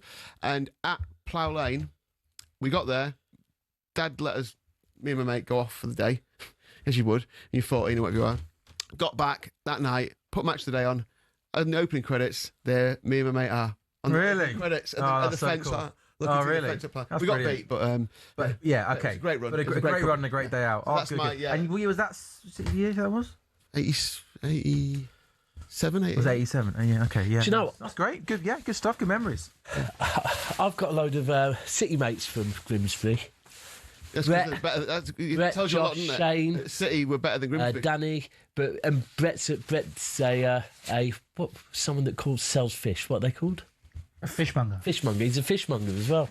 Yeah. I do that in my spare time as well. Not a butler, is it? No. His first name's Brett. Yeah, I don't know his second name. Quite long hair. Runs. I can't tell if you're just doing that on the wind-up, Lee. I can't tell. He goes, I know Brett. I can't imagine Grimsby's that big a place. More than one Brett in Grimsby, I guess. But is there more than one Brett that's a fishmonger? I'll check. My brother's mate. I'll check. Please find out and let me know. So today we've learned about... Text me later and call me. Today we've learned about fishmonger. Palmer, hit it! Why don't players shoot anymore? Cole Palmer carries the ball. He's about 25 yards Game's out. gone. What he said earlier, Lee. On his left foot. Gone. On his left foot. Just shoot. Game's gone. That's it. I don't know why he doesn't shoot. He tries to be... There's your Cucurella. There's a Cucurella yellow. Here it comes. I can't believe it's taken all of 31 minutes. So, Lee, what are the odds on a Chelsea sending off? Oh, God, probably about. What are the odds? Probably odds on. 1 to 2. Probably odds on. what are the odds of you being able to cut Cucurella's hair? Because it's kind of got that kind of Afro-Caribbean 18 to type. 5, because it's over 3 to 1. It doesn't actually. It's actually a bit curly. That's all it is. It's not. It's Afro-Caribbean hair is a lot tighter in the curls. Can't believe we're talking about this on talkSPORT. What is going on? What is going on?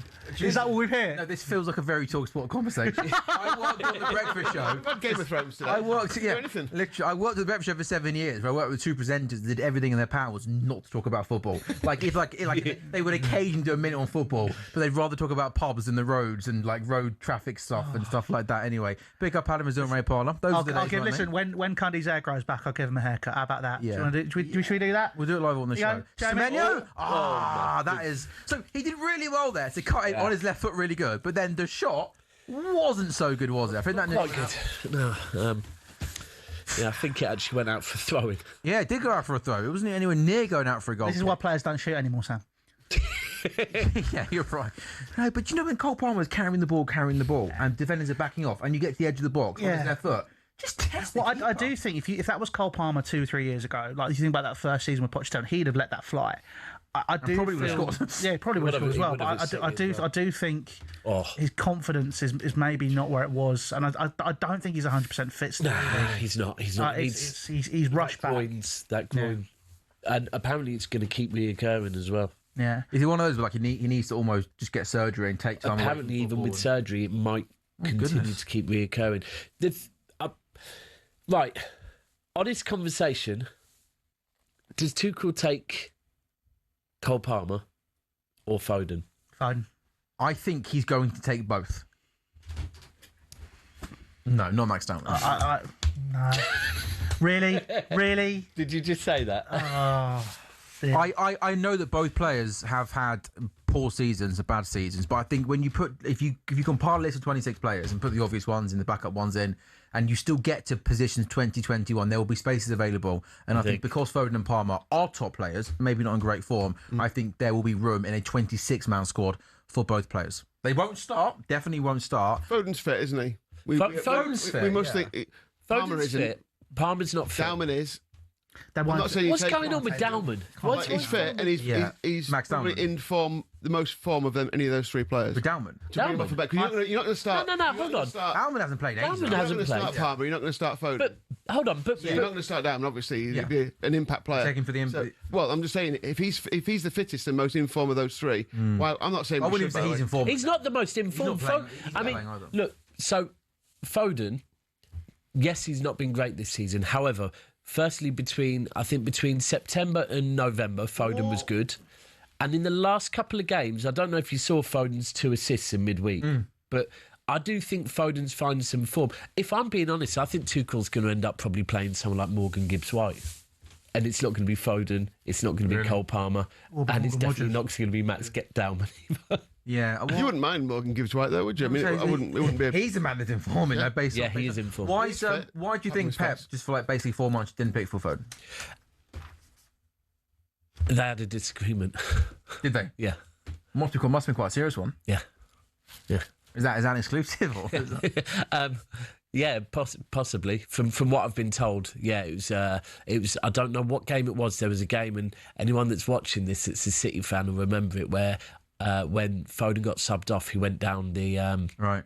He went straight down the tunnel, and Pep pulled him up on it and asked him. He needs to be stronger there. Asked him why he didn't shake Marmoush's hand. Do you have a problem with him? And apparently Foden said, "No, I have a problem with you."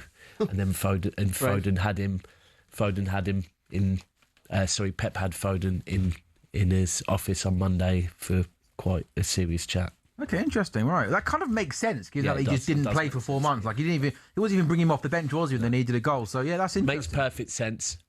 Also, Foden's about to sign a new contract. I think that probably maybe was weighing on his mind a little bit as well. But he just looked. It's weird because the other day when in midweek against Crystal Palace, he looked happy again. Mm-hmm. He was playing with a smile on his face, and it does look like something had happened. And yeah, there you go. There's your exclusive. When he got subbed off, what game was it? When he got subbed off, was it I don't think it was the Everton game, and he came off, and a lot of the players were kind of like patting him on the back and like, hard luck, mate, because he looked a bit forlorn that he hadn't produced. And they were like of his teammates. So obviously he's like a well-liked member of the squad, and there's obviously something's happened there.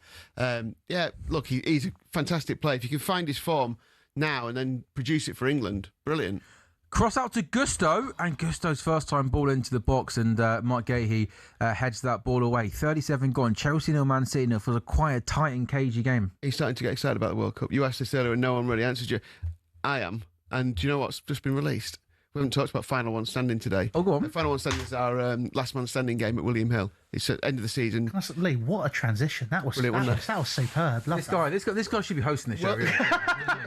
I don't know. I'm petrified for next season. I'm not coming back, The World Cup Final One Standing's been released. Already? £250,000 up for grabs for the jackpot. I love that. So, and obviously it just works. So go on, explain how that works. It can't be scored. So, pick a team to win. If they win, you go through. Yeah, but group stages. No, stop. I'll tell you. So pick where and how, because there's only 3 or 4 games every day. Group stages. So you can pick through the group stages. There'll be different sections, different rounds, if you like, of group games. You can only pick one team during the group stages. When you get past the group stages, it resets, so you can pick another team then. So let's say you've picked England during the group stages. Right. So to get out of the group stages, you've got to pick one team that wins all 3 games. You've got to get through that section, yeah. And then each round, we split into, I think it's like 7 rounds through the group stages. And then you pick a nation, and then once you get through, it resets. Go on. Oh, he's talking to me in my ear. Sorry. And Jamie can't pick Burnley. No, he gets it. Apparently, I don't get it. Oh, okay. Yeah. It resets after the group stages, so then it's all done again, and you could pick whoever you want. It resets after the semi-finals as well. So if you're still in it, we'll be there, Lee. £250,000. £250,000. Get on it, people. Brilliant stuff. 39 gone. Chelsea 0, Man City 0. Chelsea in possession, looking a little bit short of ideas. I mean, that's been the story of our season since probably about February, to be honest with you. I think we're kind of just knocking the ball about trying to break this team down, but the other problem we've got is I just feel we move the ball far too slowly. Talk about wanting to play a City style of football. Just football in base, just pop the ball about, and we just spend about 17 hours on the ball.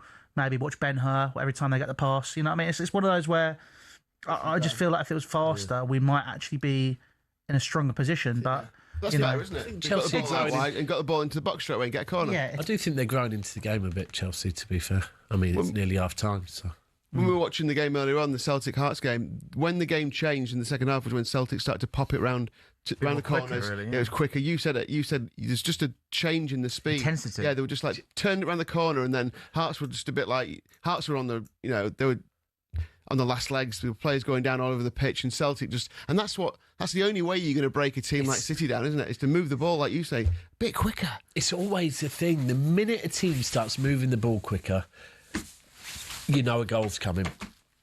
Chelsea corner, Reece James, Haaland does so well there, header, and Mark Cucurella came in with the first time volley. Execution wasn't great, and it comes back to Cole Palmer now inside Man City's half, tries to play a ball back to Enzo Fernandez. Yeah, the execution though wasn't right, and Nico O'Reilly wins the header. But it's better from Chelsea. Hayter now has the ball, but he's going to foul Mark Gahey. Well done, Gahey. And City are going to win a free kick deep inside their own half, and we're 5 minutes away until half time. Yeah, it's the same. City aren't that, I don't know, convincing, are they? But this is what they do. They'll get in at half time, you'll give them a bit of a talking to, and hopefully they'll come out and be a bit more expansive, because then it'll open the game up a bit more. As soon as Ryan Cherky and Cherky will be on the pitch.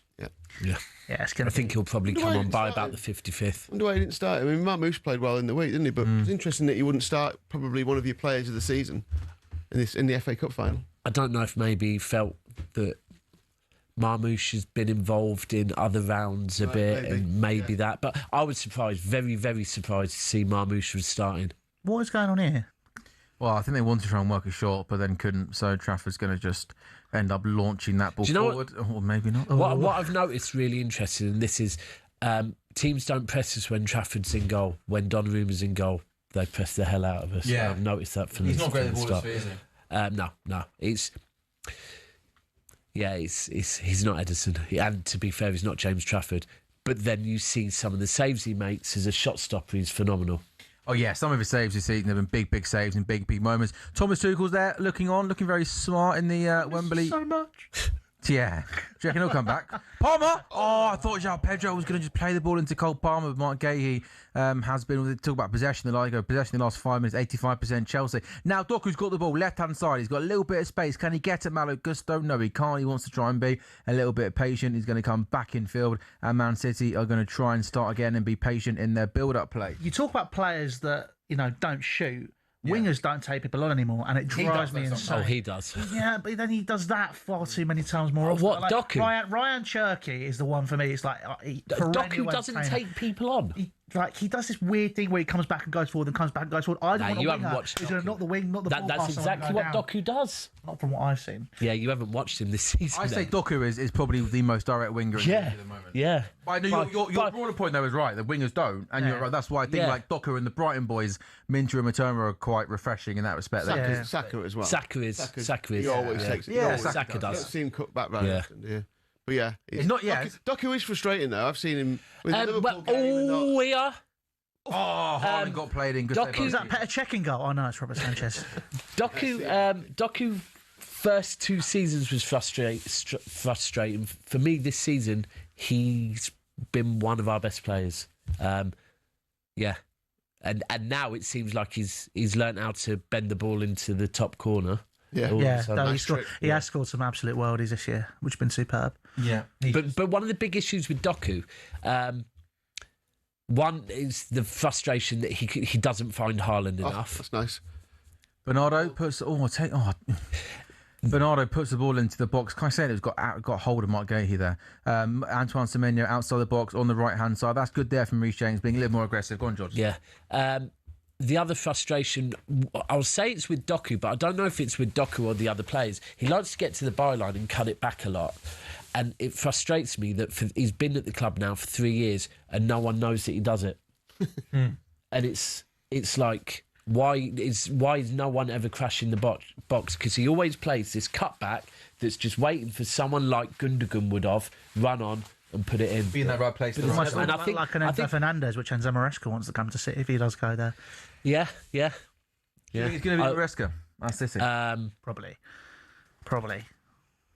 Yeah. There definitely seems to be. Do you know my ideal would be, if it is going to be Maresca, is that Pep stays for one more season and Maresca goes in for a season as coach underneath Pep. I don't think Maresca would do that somehow. Right, but if you were being, he's won the Club World Cup, he's won the Conference League, he's managed a top 4 team. But if you're being told that basically the way that we as a club want this to run like a business, we want you to have a year underneath him and then you will be manager. It's just a transitional period. So what happens to Pep Linders? I don't know what. And also, Maresca's already done that at City. So why would he go? Well, he's already left. Agreed. Career. I don't know. It's just from what Maresca has said, it does seem like he might end up at City. Right? I have heard that he's even bought a house up in Manchester. Really? Yeah. There's a lot of links that suggest he'd go there, but I don't think Pep's going this summer. So. Is he going to wait? And also, great rental markup. Who leaves a job? Right? Who leaves a job like that? I get that he wasn't happy with the way things were going at Chelsea, but you don't leave a job unless you've got a fairly good idea that you've got another one lined or a up. big wedge of cash. As in Pep. Did he get a big wedge of cash? No, João Pedro coming in down the road. Oh! Penalty! Referee, give me that! He hasn't given the penalty. João Pedro comes in on the right-hand side, takes it past Kuzanov. Kuzanov barges into him. Ref doesn't give a penalty. That is a penalty. I need to see it again. That is Chelsea in the FA Cup again. 2017, 2020, 2021. It's happening again. We're going to lose, and it's going to be something really stupid, and that makes you really annoyed. You lot would have landed on the... How is that not a penalty? I don't understand. He's not gone to get the ball, has he? Yeah. Nah, come on, that's weak as hell. That is weak. No effort to get the ball. If that's a penalty, the game's gone. That is shoulder to shoulder. That wasn't shoulder to shoulder. Try and get the ball. Yeah, games carrying on, no penalty given. That's hideous. Listen, after what happened last season to us in the FA Cup final against Crystal Palace, you can hold that. I think the problem with that one is João Pedro takes the ball past Kuzanov, and Kuzanov's got one thing in his mind, and that's to take João Pedro down. It wasn't shoulder to shoulder. He barged into him and came across it. No, that was. And if that happens in the middle of the pitch, that's obviously given as a free kick, isn't it? There was no eye contact there. Yeah, I agree with you. His eyes were firmly on João Pedro, and he was looking to just take him out. Yeah, so replay.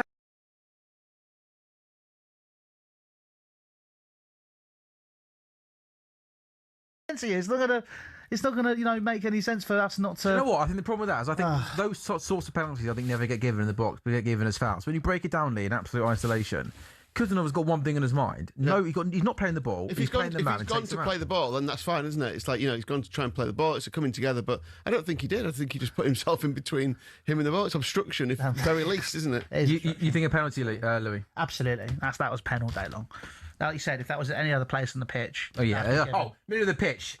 I mean, you don't need to give much now, do you, for free kicks in the middle of the pitch, do you? It's ridiculous. That was a penalty. And I don't understand this kind of differentiation between what goes on in the box, and that's what needs sorting out. It's just mad, isn't it?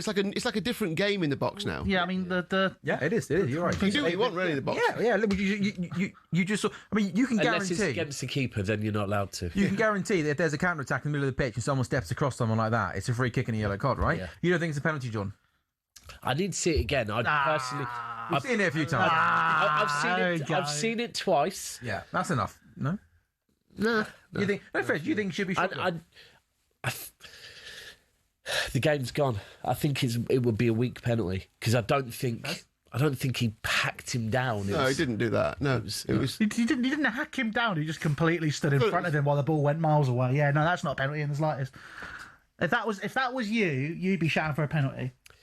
The last time I played football, the game hadn't gone. So just completely disregarding what I just said there because he knows I'm right. Because the last time I played football, fouls like that were fine.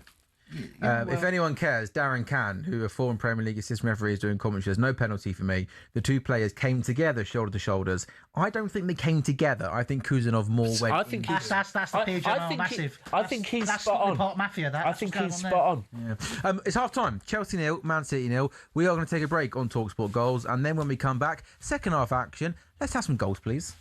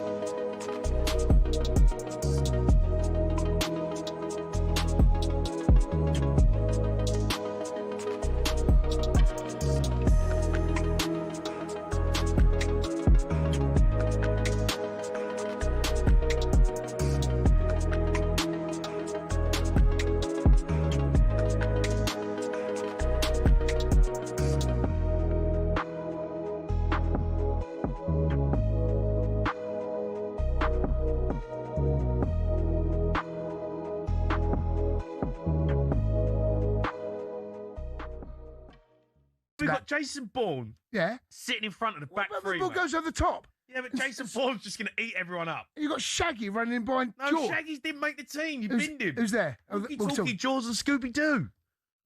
Okay. All right, fine, okay. All right, here we go, boys. Well done, everyone. This is a good team. Our Spy Sports Bar 11. In goal, we've got Octopussy. Tell us why. Well, it's just good arms. Good arms. They've got back three. Arms and legs. We've got the back three, the walkie-talkie, Jaws, and Scooby-Doo. Solid back three. I'm happy with that. Up and down Scooby-Doo, walkie-talkie, good community, and Jaws, edit and kick it. Jason Bourne in midfield, eating everyone up with the binoculars for vision in the middle of the pitch. Inspector Gadget, player number 10. The main man, does everything. He's got the lot. Johnny English, out left. Can go missing, can be a bit of a mess, but he always comes up with something.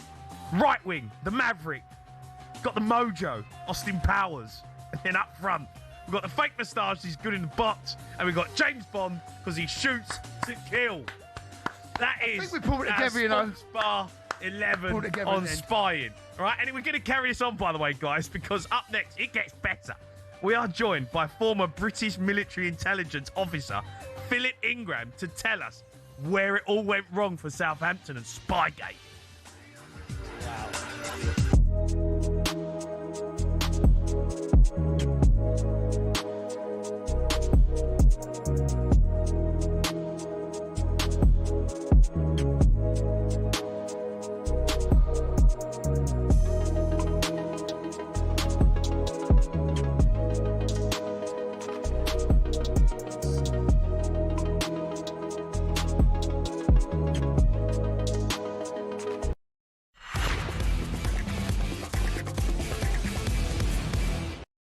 Hello, welcome back to talkSPORT Goals. talkSPORT Goals is brought to you by William Hill's Final One Standing 18 plus. Gamble at the dog terms. Conditions apply. It's the FA Cup final. It is at half-time. Chelsea 0, Man City 0.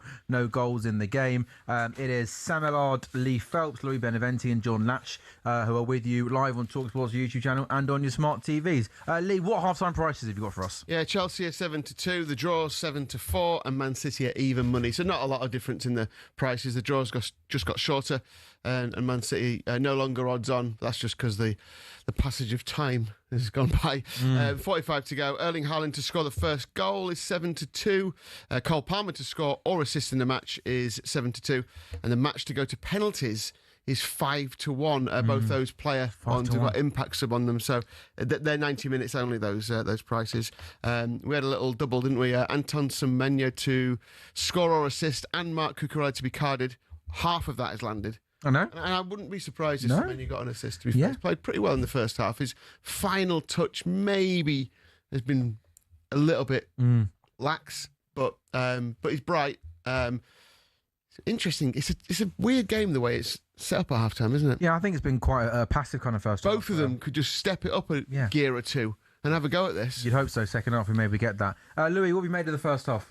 Slow, pretty lethargic, but then that penalty, because it was a penalty at the end of the first This was half. João Pedro and Kuzanov. João Pedro going past Kuzanov in the box. Kuzanov sort of stepped across him and went down. I have to say, I'm going through social media, and most people are of the opinion it wasn't a penalty.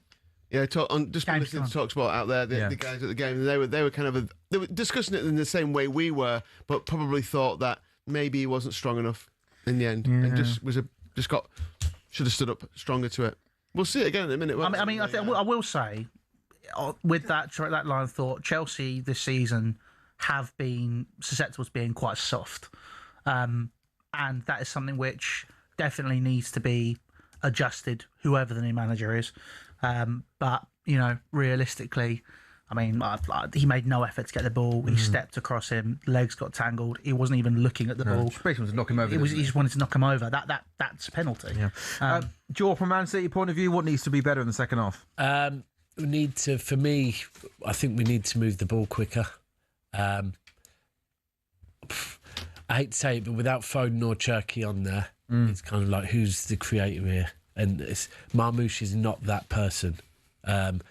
For me, I'd be bringing Marmoush off and putting Cherky or Foden on. That Marmoush Cherky change feels like it's going to happen sooner rather than later, doesn't it? Surprised that Marmoush is still at City, to be fair. Yeah. Sometimes at City, they'll bring a player off the bench who I'm like, I haven't seen you or heard of you in like 3 years, like Kovacic and Savinho. I'm like, didn't you leave like 18 months ago? Like, how are you still there? Kovacic got an injury second half of last season, was out for the rest of that, then came back in the summer and then got another injury that put him out for most of this season, and he's only just popped up.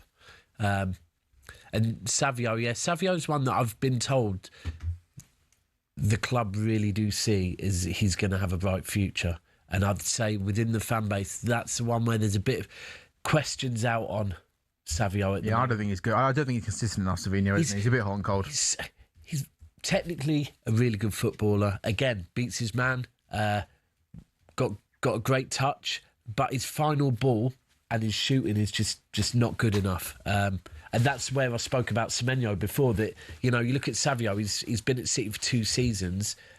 Technically a better footballer, but Semenyo comes in his first season. He's the 4th highest goal scorer in the Premier League. It's at the end of the day, if you're a winger, if you're not getting assists or goals, what are you doing?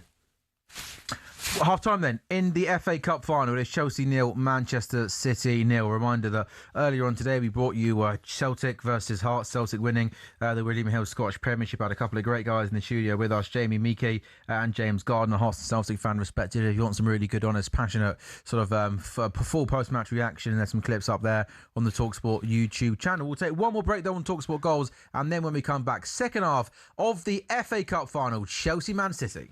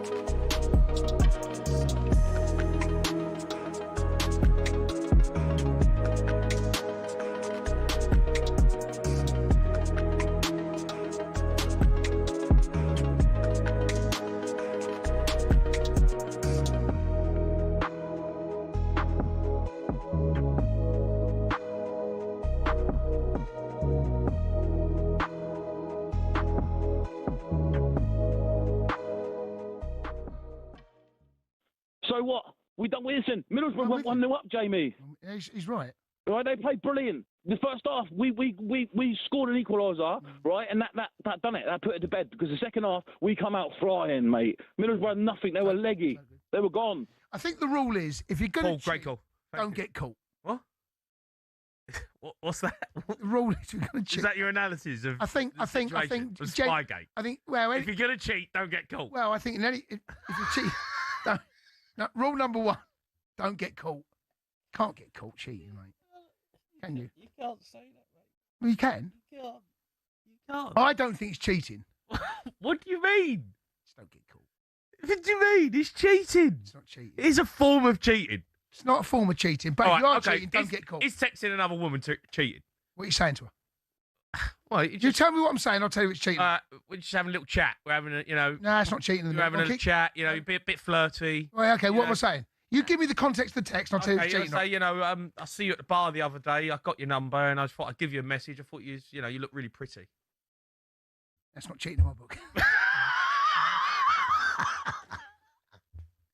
You're a disgrace. You're a disgrace. Oh, that's not cheating, is it? What do you mean? It's a form of cheating. It's not. It is. No, it's not. It's fine. You can't get away with that. No, I think you wouldn't. You can't get no, away but here's with the thing. I ain't got caught. Delete the text. Delete the text. Delete the text.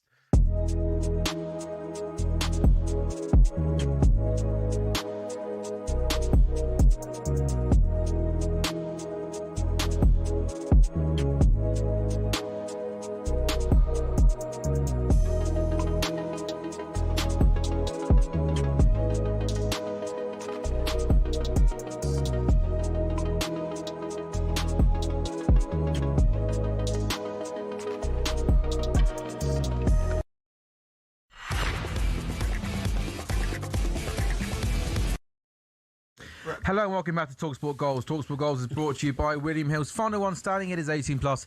Gamble or Weatherdog. Terms and conditions do apply. Sam Ellard, Lee Phelps, Louis Beneventi and John Latch with you. Live on talkSPORT's YouTube channel and also on your smart TVs, taking you through, watching with you the FA Cup final. A little bit of a quietish first half. A game lacking a tiny bit of quality. Chelsea facing Man City in the FA Cup final. In best chance probably fell, didn't it? Erling Haaland had a shot from a tight angle saved by the goalkeeper. Chelsea had a couple of attacks which they just weren't able to have a little bit of quality in that final third. So Chelsea 0, Man City 0. Lee, just while we wait for the second half to get going, you did some half-time odds for us before the break, but there's also a big day of Premier League football tomorrow, isn't there? There's the Premier League Sunday is what would have been the Premier League Saturday, but of course no Prem game today. As there we go. We thought Cherky wasn't far off. We've got pictures there of Ryan Cherky coming out at half-time. You guess it'd be for Marmouche. Any prices tomorrow, Lee, that jump out at you?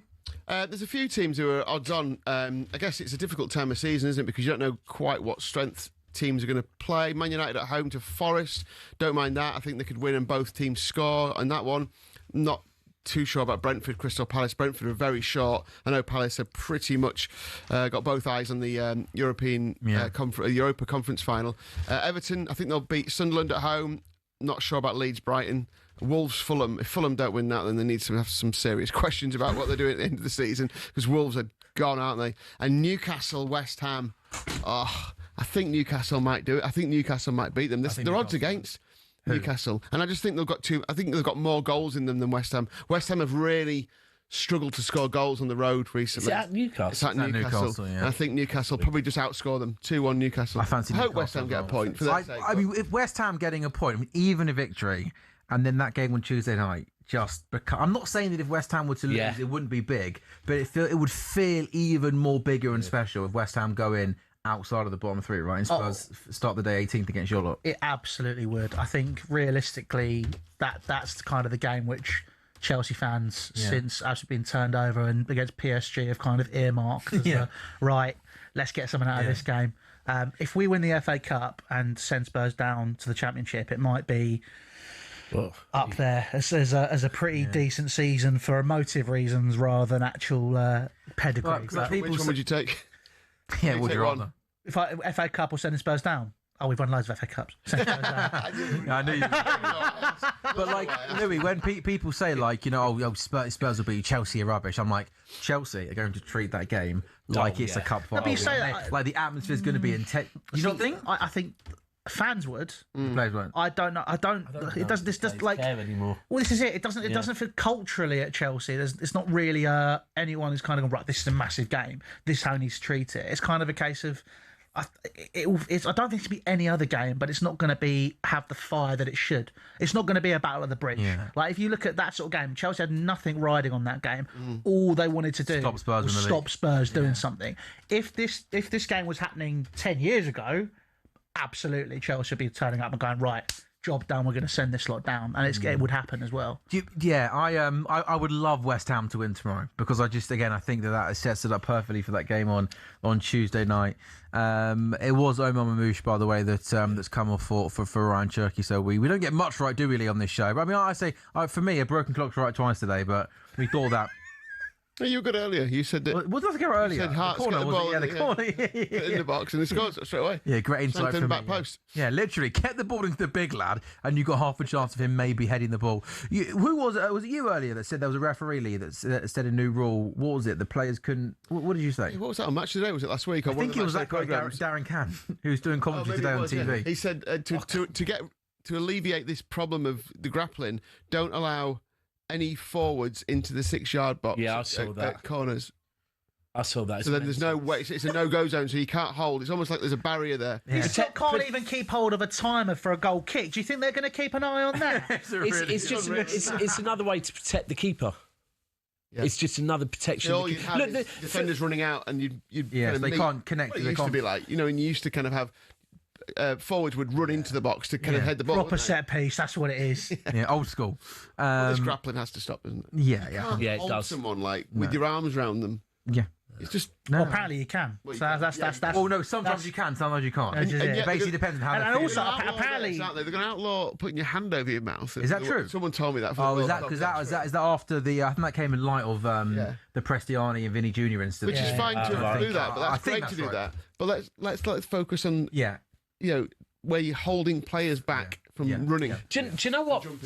One of the biggest issues for me, about 2 years ago, every summer some new rules come in, right? And say there's 15 new rules that got brought in. I sat down and I looked at them, and I think about 10 of the 15... Oh no. O'Reilly stands it up to Semenyo! Oh, he should got to do better there. It's a really, really good ball. Right, so O'Reilly's going to be getting further forward now the second half. He stands that ball up beautifully and allows Semenyo to run onto it and attack it. Yeah, Fofana lost the ball initially and then got to Cherky. You knew this was coming as well, didn't you? Great ball. And Semenyo just couldn't direct it goalwards, but he did really, really well to get up and win that. Oh my God, he had the jump. He really should be scoring that. Tiny bit early, maybe. He was on the way down, but he really should score. I still can't go over with Robert Sanchez wearing that cap. But what I was going to say, so 15 rules came out. Yeah. I looked at them, and about 10 of them were not black and white. There weren't 0 or 1, yes or no. They all were interpretation. And there's the issue. The minute you're leaving it to interpretation, you're asking for it's trouble. like, well, you know, if you ask an Arsenal fan, they will tell you their interpretation was that it was a pen, right? The other way round. And that's the same with referees. That one referee's going to say one thing, the other referee's going to say, and we're never going to have consistency. Yeah, and that's what we want, isn't it? We want consistency, and I agree with you, Lee. Just sort out the grappling. Come on, guys, it can't be that difficult, can it? Do we have some big moments? Have we got a... here's a question for you. I mean, Man United beating Man City was a decent game, decent ending. Can you think of the last time, like, there was a humdinger FA Cup final or anything like that? Like, do you know what I mean? I reckon if we go through Top the of last Liverpool, 10... West Ham. Yeah, sure. The first thing that came to my head was like... And that was in... How long ago was that? And that was in 2006, wasn't it?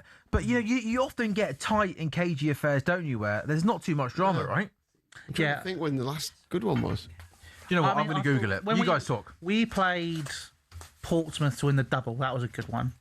Or when we played Everton in 2009 when Louis Saha broke the record for the fastest goal. There is that.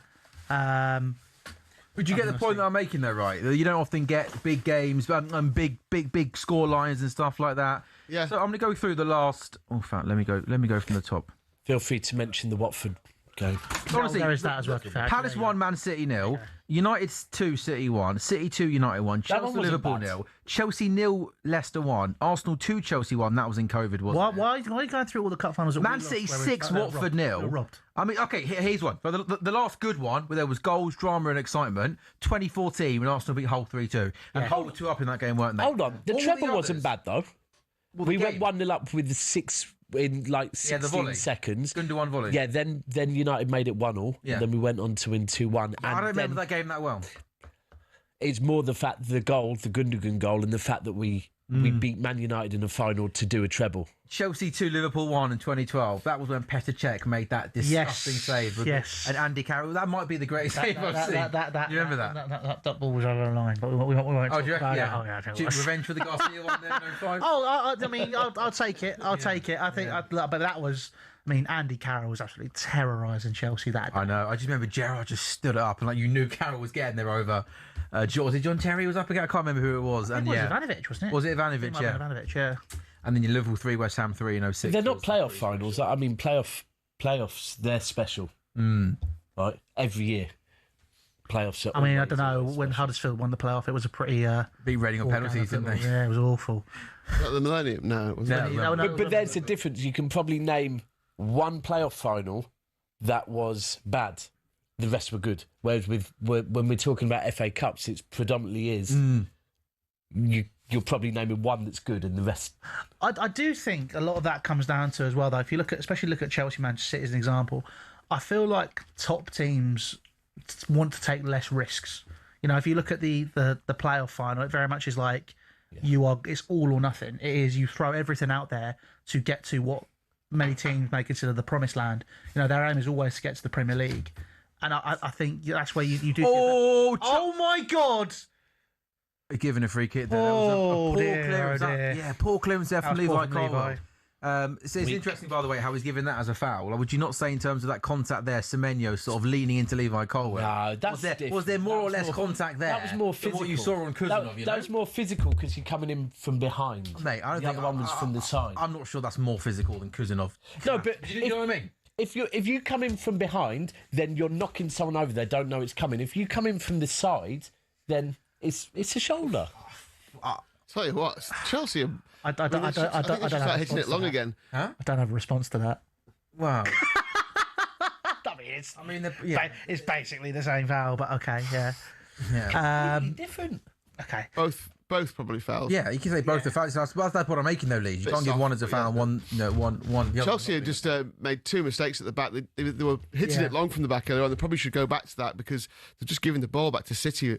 You know, like. I mean, Wesley Fofana looks like he plays in Timberlands most of the time, and it's just like I don't understand how we managed to pay £70 million for him. No, but he Oh, no, yeah, Jeremy Doku there cutting in on the left-hand side. Good tackle there from Cole Palmer. And Chelsea, at the moment, just trying to get out now. 52 minutes gone. Chelsea nil, Man City nil. Mark Gay has got the ball now inside the Chelsea half. Comes forward to Rodri. Chelsea out of possession with 11 men behind the ball. Nico O'Reilly, as he often does, moving into those pockets coming infield. Kuzunov now has the ball again. Chelsea not really looking to put too much pressure and press high up the pitch. But a bad ball from Rodri gives it to João Pedro. Now, can Chelsea just find that little bit of quality? O'Reilly move that ball a little bit more quick. It's all a little bit too passive at the moment for Chelsea. Moises Caicedo has possession now, and again things just slow down, and this time it's Chelsea's chance now to try and keep possession and try and find some good. That's better from Carl Palmer. Really good turn. Malagusta now right hand side crosses, and it's a poor cross, and Gahey plays it to Nico O'Reilly,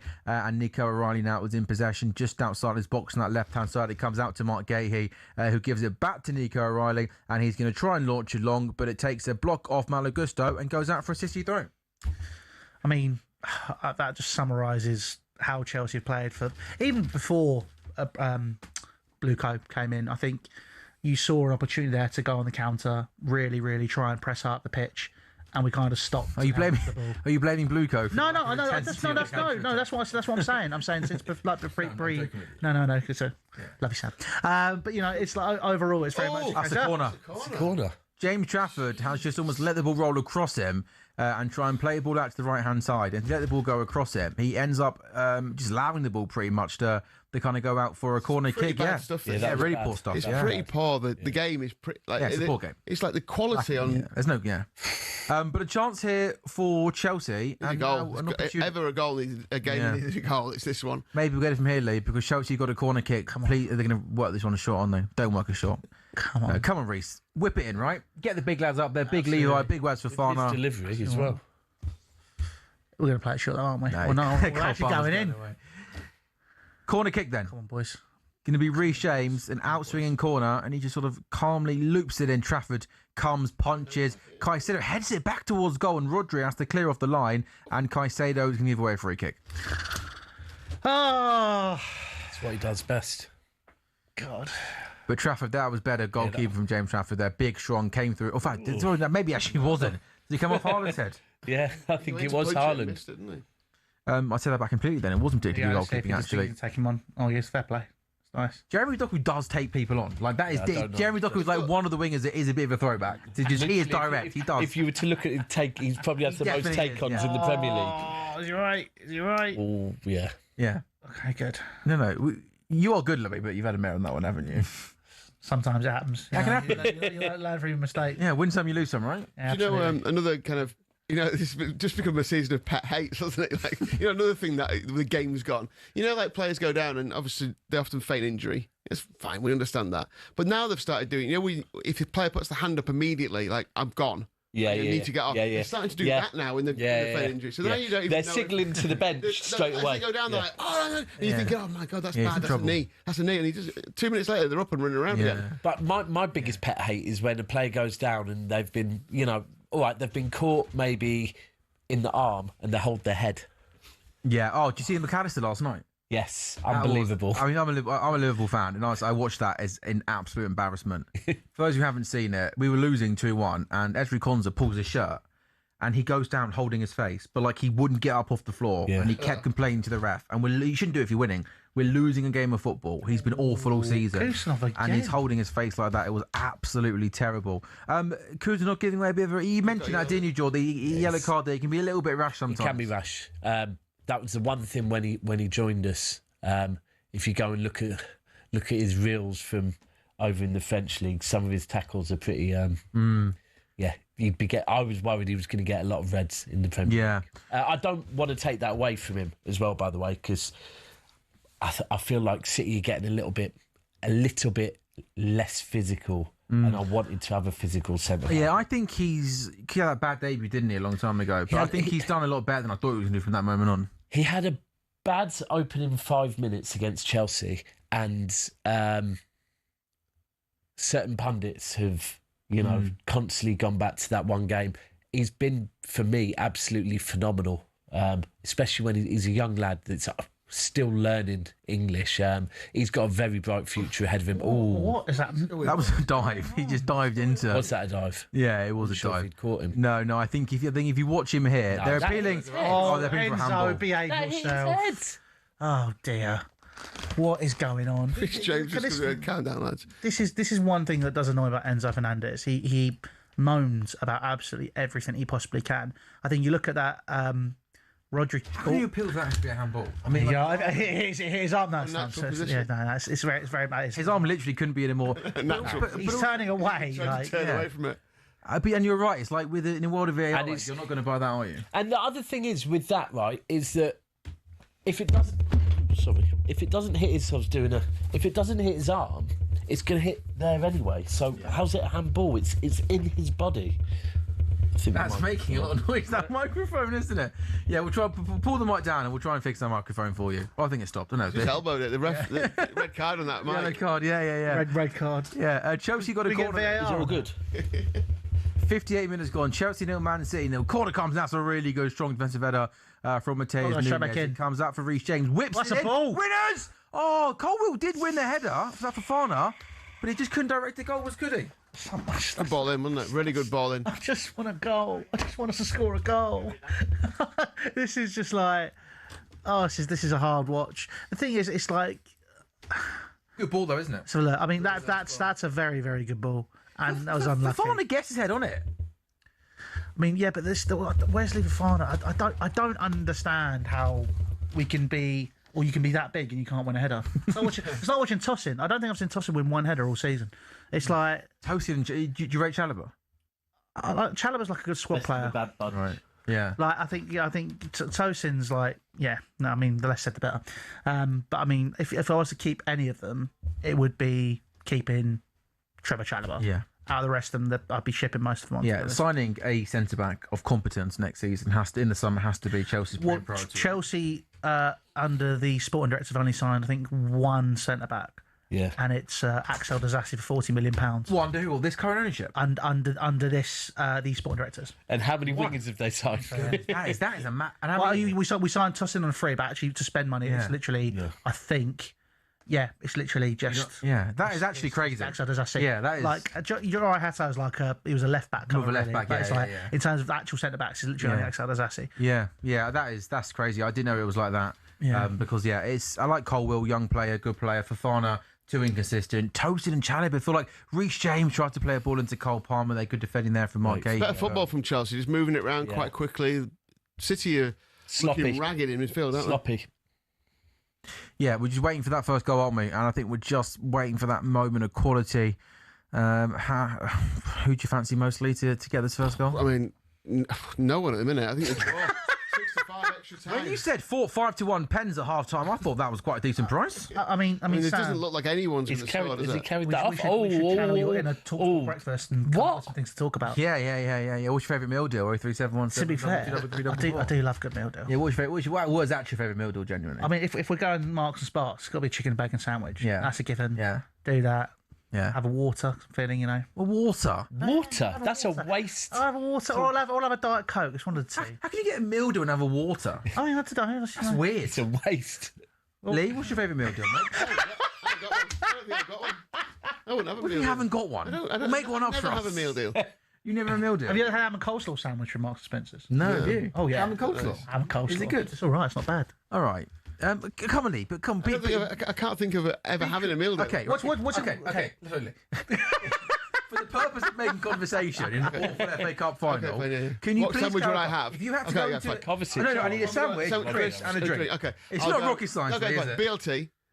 I'm a BLT. Okay, solid. And I'll go steak McCoy's. Oh, I like that. And I'm writing this down. Don't know why. I was looking. I've literally wrote down BLT. And a Red Oasis.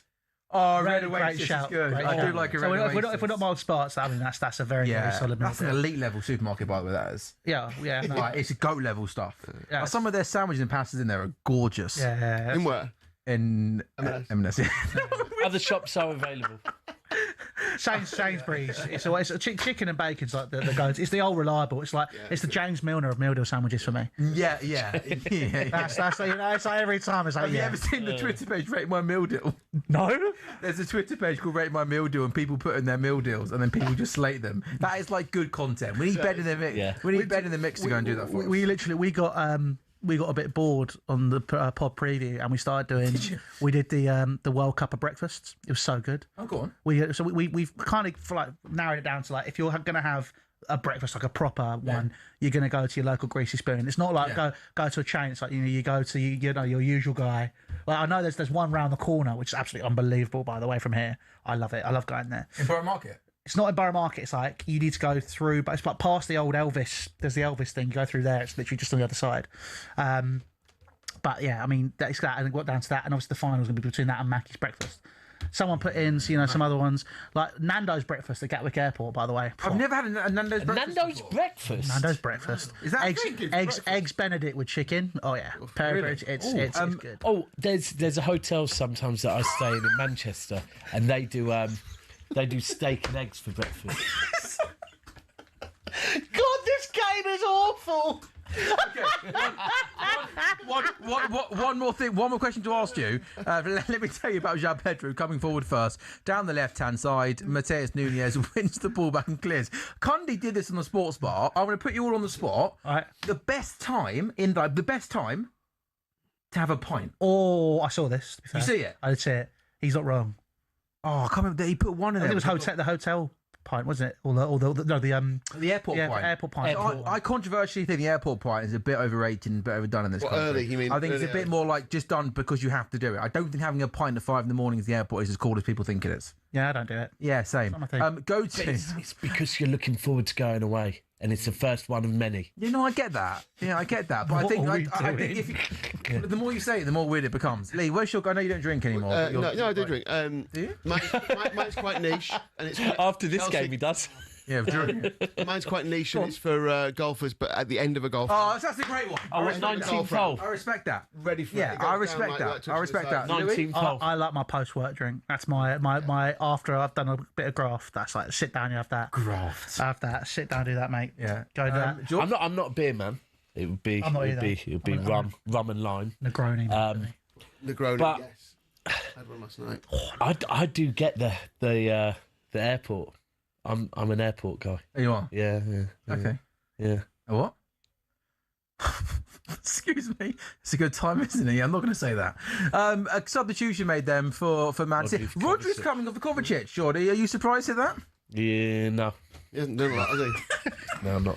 No, fair enough. I'm not. I'd like to know what notes Lou's written down in his paper. I'm just doing like he's making up meal deals. Potential key moments and writing down meal deals. Should we move on to Subway orders next? I think that's I've literally got Subway. I got a potential meal deal on the side of A4 and his notes from the match are on the back of a postage stamp. Yeah.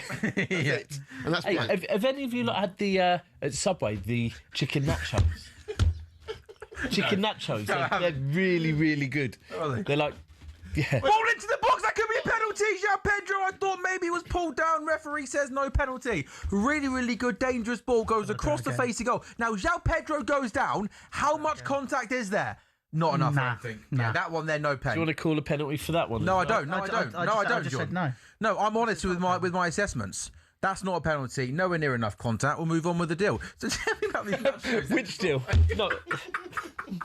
We didn't talk about food this much when we had a food influencer on last week. The game was probably a bit better. Well, you had a food influencer on and talked about football. Yeah, well, he was an Arsenal fan there as well, mate, so that was fine. Oh, right, okay. Big up better than the mix, by the way. He was. You might not be able to tell us, but how was your night out with him? Did you go out? No. Well, it wasn't a night out. We had a few pints after the show, which was perfectly good. But then Ben in the mix tried to tell us all there's this big party.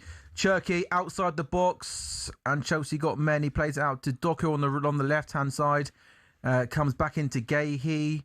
O'Reilly's playing up alongside Haaland almost. Yeah, good header there from Fofana. I love Cherky. He's like shouting at them, telling them where to play the ball. Doku, left-hand side, on the outside, ball into the box, and it goes out for a corner. And then he told us that there's like we've got. There's a big party around the corner in like true better than next way, like, you know, proper geezer. We literally went to another pub. There was like 4 50-year-old people. Oh, for God. Poor Jamie got around. I said to Jamie, I'm really sorry, mate. I'm going home. And I think even Jamie was like, yeah, this isn't the one, is it? And it takes a lot for him to not be looking forward to a point. Man City then got a corner kick. Keep these topics coming in, Jordan. These are really good from you. 67 minutes gone. Chelsea have got Man City have got another corner kick. Is there a moment of quality here, Lee, from Man City? Maybe if we're getting a goal, mate, it's coming via a set piece. Yeah. I think Cherky being on it, you know, that sounds convincing. Yeah, I'm not convinced. So I think Cherky being on, at least he's trying to find that kind of that different ball where he's pinging it out to the. Another chat for they go. Sam, you love this bit. Excuse me, you cannot. You need to make sure that you're staying in the 6-yard area. There's loads of cameras watching you. All right, be careful. Thank you. Well done, referee, who should stop the game for 30 seconds to explain the rules to Same thing will happen again. Yeah, exactly. Oh. Yeah, I think if we're going to get a goal, it'll come from Cherky, I think, or his influence, not from a corner, obviously, like that. But he's at least trying to find that killer ball. Cherky and sends the ball did he go straight? No, he tried to pick up Gate at the back post. He did well to sort of get something on it, but Sanchez, it looks like he's going swimming, doesn't it, Sanchez? It does. Like, it looks more like he's about to go and do some lengths. You know what I mean? Do you reckon he's a front crawl man or a backstroke guy? Jesus. Great question. Maybe, you know what? I feel like I reckon he's front crawl, keep it simple. I don't even think he's that. I was just saying, he's a sort of guy where you're like, you're doing your lengths, and then you see this random person doing butterfly, like going past you for no reason. Trying to be edgy. Mark Gay here. I can't remember the last time I went swimming. Like I swam. You know what I mean? I don't really swim. It's not something I do very often, really. Semenyo got the ball on the right-hand side. Goes on the outside of Kukurea. Really good tackle there from Kukurea. But it goes out for another Man City corner. And Jordan, a decent spell of pressure now from City. Absolutely. Just so you know, my meal deal. Chicken. Can we just do the corner and then I will come to you? I was joking, by the way. I thought you were being. I'm really not bothered about giving you my meal deal. Write it down and show me. Get that. No, generally, I don't. Get a comment section. Want to know meal deal? Yeah. I wonder how many views it get. Get that. And comments would be going off. Bernardo Silva then has got a corner kick for Man City. Playing for 69 minutes, whips it in, and it's headed away there by Wes Fofana. Another poor corner, wasn't it, Lee? Yeah, and O'Reilly just dragged to the ground and was looking at the referee. Referee was looking at him, just turned around and ran away. Yeah, like it's crazy, isn't it? Just mad. I mean, the game is obviously the game's not been particularly great, but what's interesting is there's a lot of poor touches out there as well from various players. So it's almost like I don't know what it is about like the match, or if it's the ball running under the feet and going out for, like we saw with Trafford, but also in normal play, a ball was just like hit up for Chelsea. And is it this time of year, Lee? After a long season, players are tired. Really, I don't know. It just seems like not many players are on it. Nah, I agree with that. It really it looks like a friendly. Hang on. How can he give that foul, but not the one literally 2 seconds ago, which is basically the same? Okay, it is what it is. Cole Palmer looks a frustrated man, doesn't he? Yeah, just in general, he looks like a man that looks like he knows he's really good, but he's just not able to do something at the moment. It's definitely that injury. I think you've got a player there who's lost a lot of confidence, and also over the past 3 years as well, he's played a lot of football. He needs a break, as do a lot of players in the Premier League. They're not going to get one, are they? No. This is it. This is the thing. Got another summer where they're going to be running to the ground again. Yeah. But do you think we will see Cole Palmer though back to his best? Like, do you think he's going to get himself fit again? Have you heard anything about the injury and the sort of the complications around it? I think if he doesn't go to the World Cup, we might see Cole Palmer hit those levels next year. And I think also that depends on, I think, this fixture as well. If we get European football, we get the Europa League, then I don't know, that might have an impact as well if he goes to the World Cup. If we're playing one game a week next season, I can see Cole Palmer getting his confidence back, getting the fitness. I think that could be... He obviously won't be able to see it at the time, but if he does get left out of the World Cup squad, it could be one of those where you look back on in 6 months' time and be like, that's the best that's happened to Cole Palmer, because he had a summer, got himself fit, and was able to get back to his best. Bernardo Silva slides in Haaland down the right-hand side. Oh, my God. Oh, it's amazing! Yeah! Oh, Antoine Semenyo, that's genius! That is absolutely genius. Haaland with the ball into the box, Semenyo with his right foot back heels it into the bottom corner, and an FA Cup final that for 71 minutes has been absolutely poor in terms of quality. That is a moment of real quality, real genius from Antoine Semenyo. What a cool finish that is, Jordan. Great finish. Great assist for Haaland as well. And yeah, there we go. Yeah, I mean, look, Lee, Haaland, obviously Haaland with the assist, but the composure, the quality, the technical ability there from Semenyo is amazing. Started from Turkey a little bit earlier in the move and got the ball moving really quick, as we've been saying. You'll just see here, kind of just picks it up in midfield and just got a bit lucky with the touch off to Haaland, but then he played it out wide.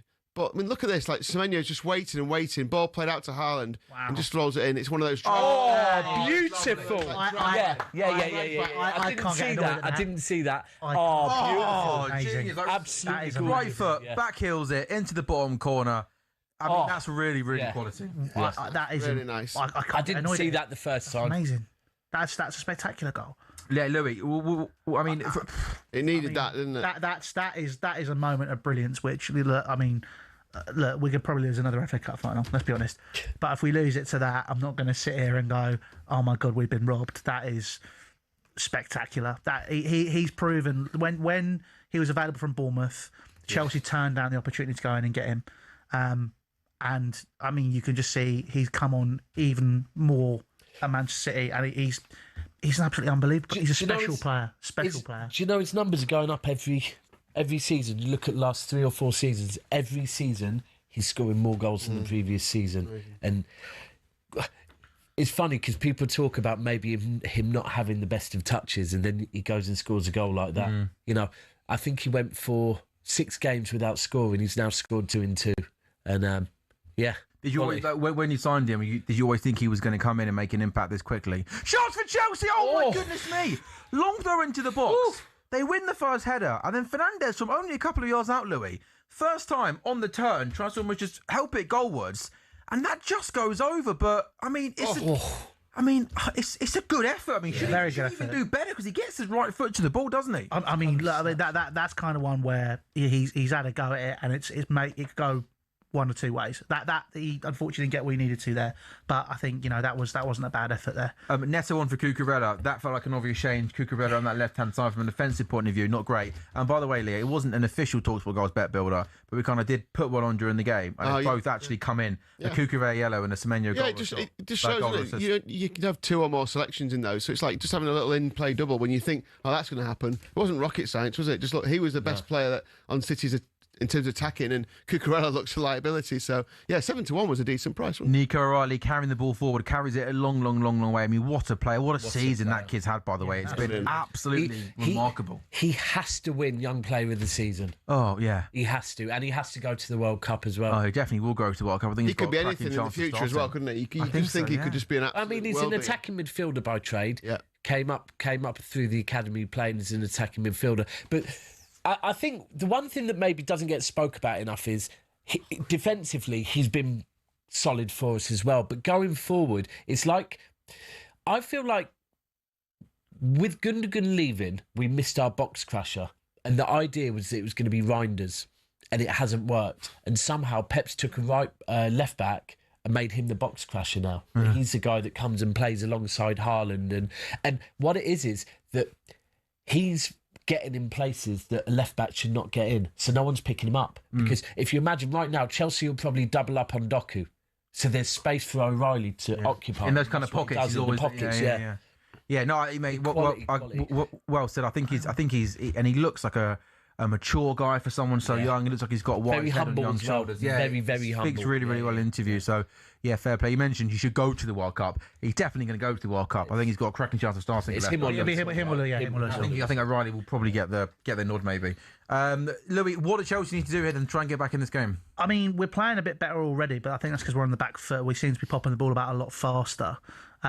It is very much going to be down to that. I think attacking the flanks is going to be a big thing. If we can be a bit more direct, get down the lines, and don't concede the second goal. And also, what's happened there with Malo Gusto, where he's going down, holding his legs for what was a very clean challenge. He needs to get back and defend, which is what Carl Palmer's saying. Where is he? O'Reilly! 2-0. O'Reilly! Oh no!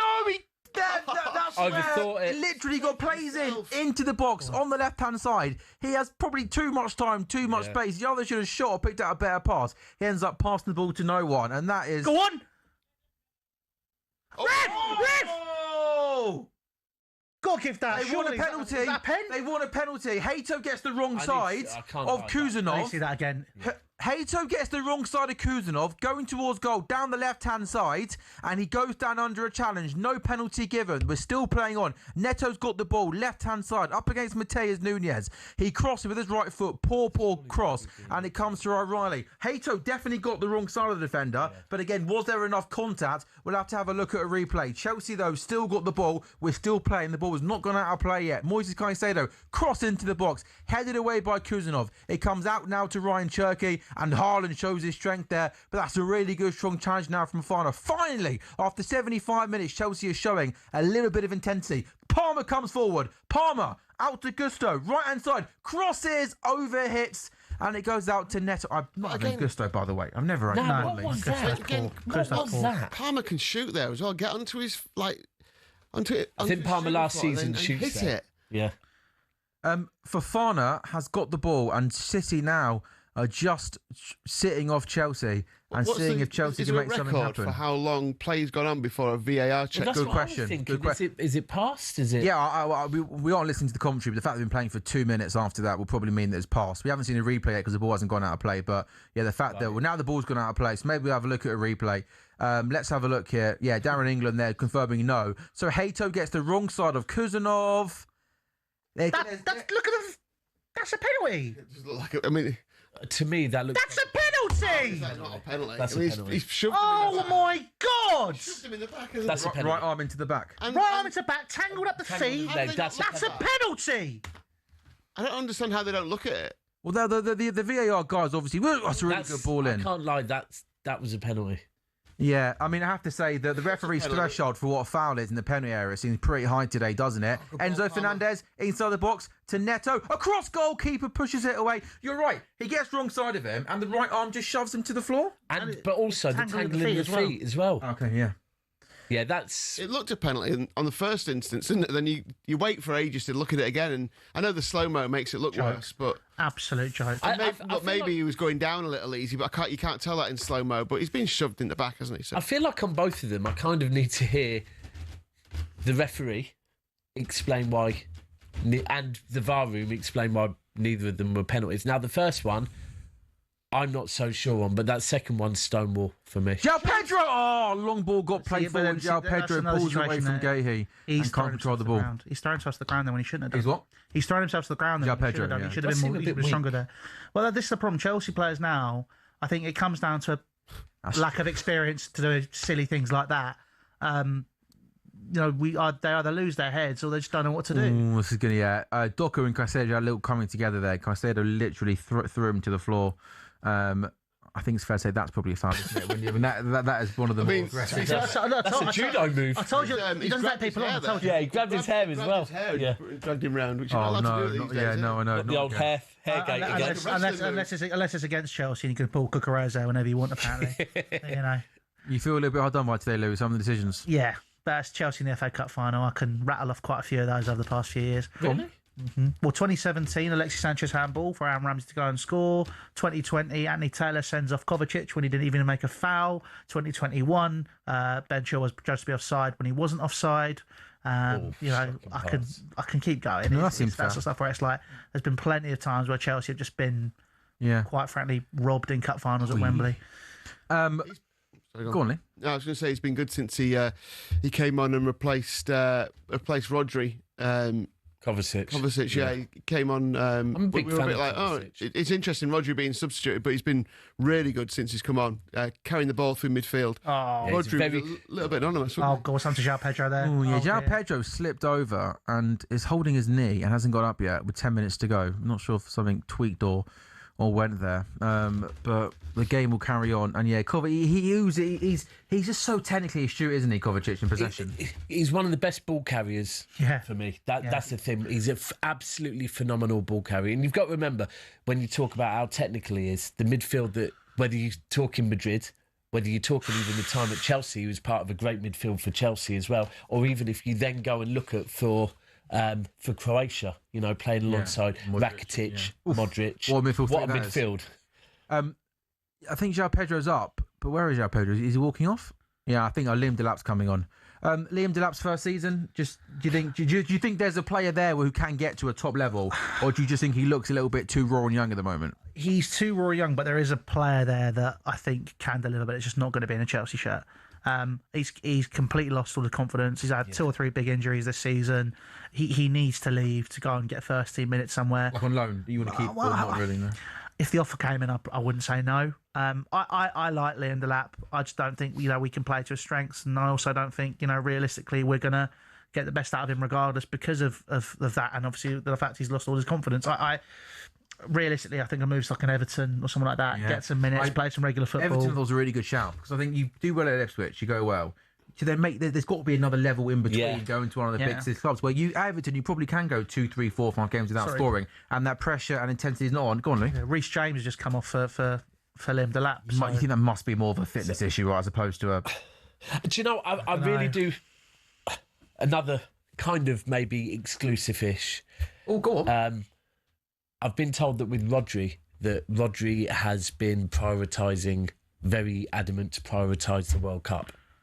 Okay, that's interesting. And if you look at I understand why, at his age, the injuries he's had, this will be his last World Cup. How do you feel about that as a City fan? So, frustrated, but I get it.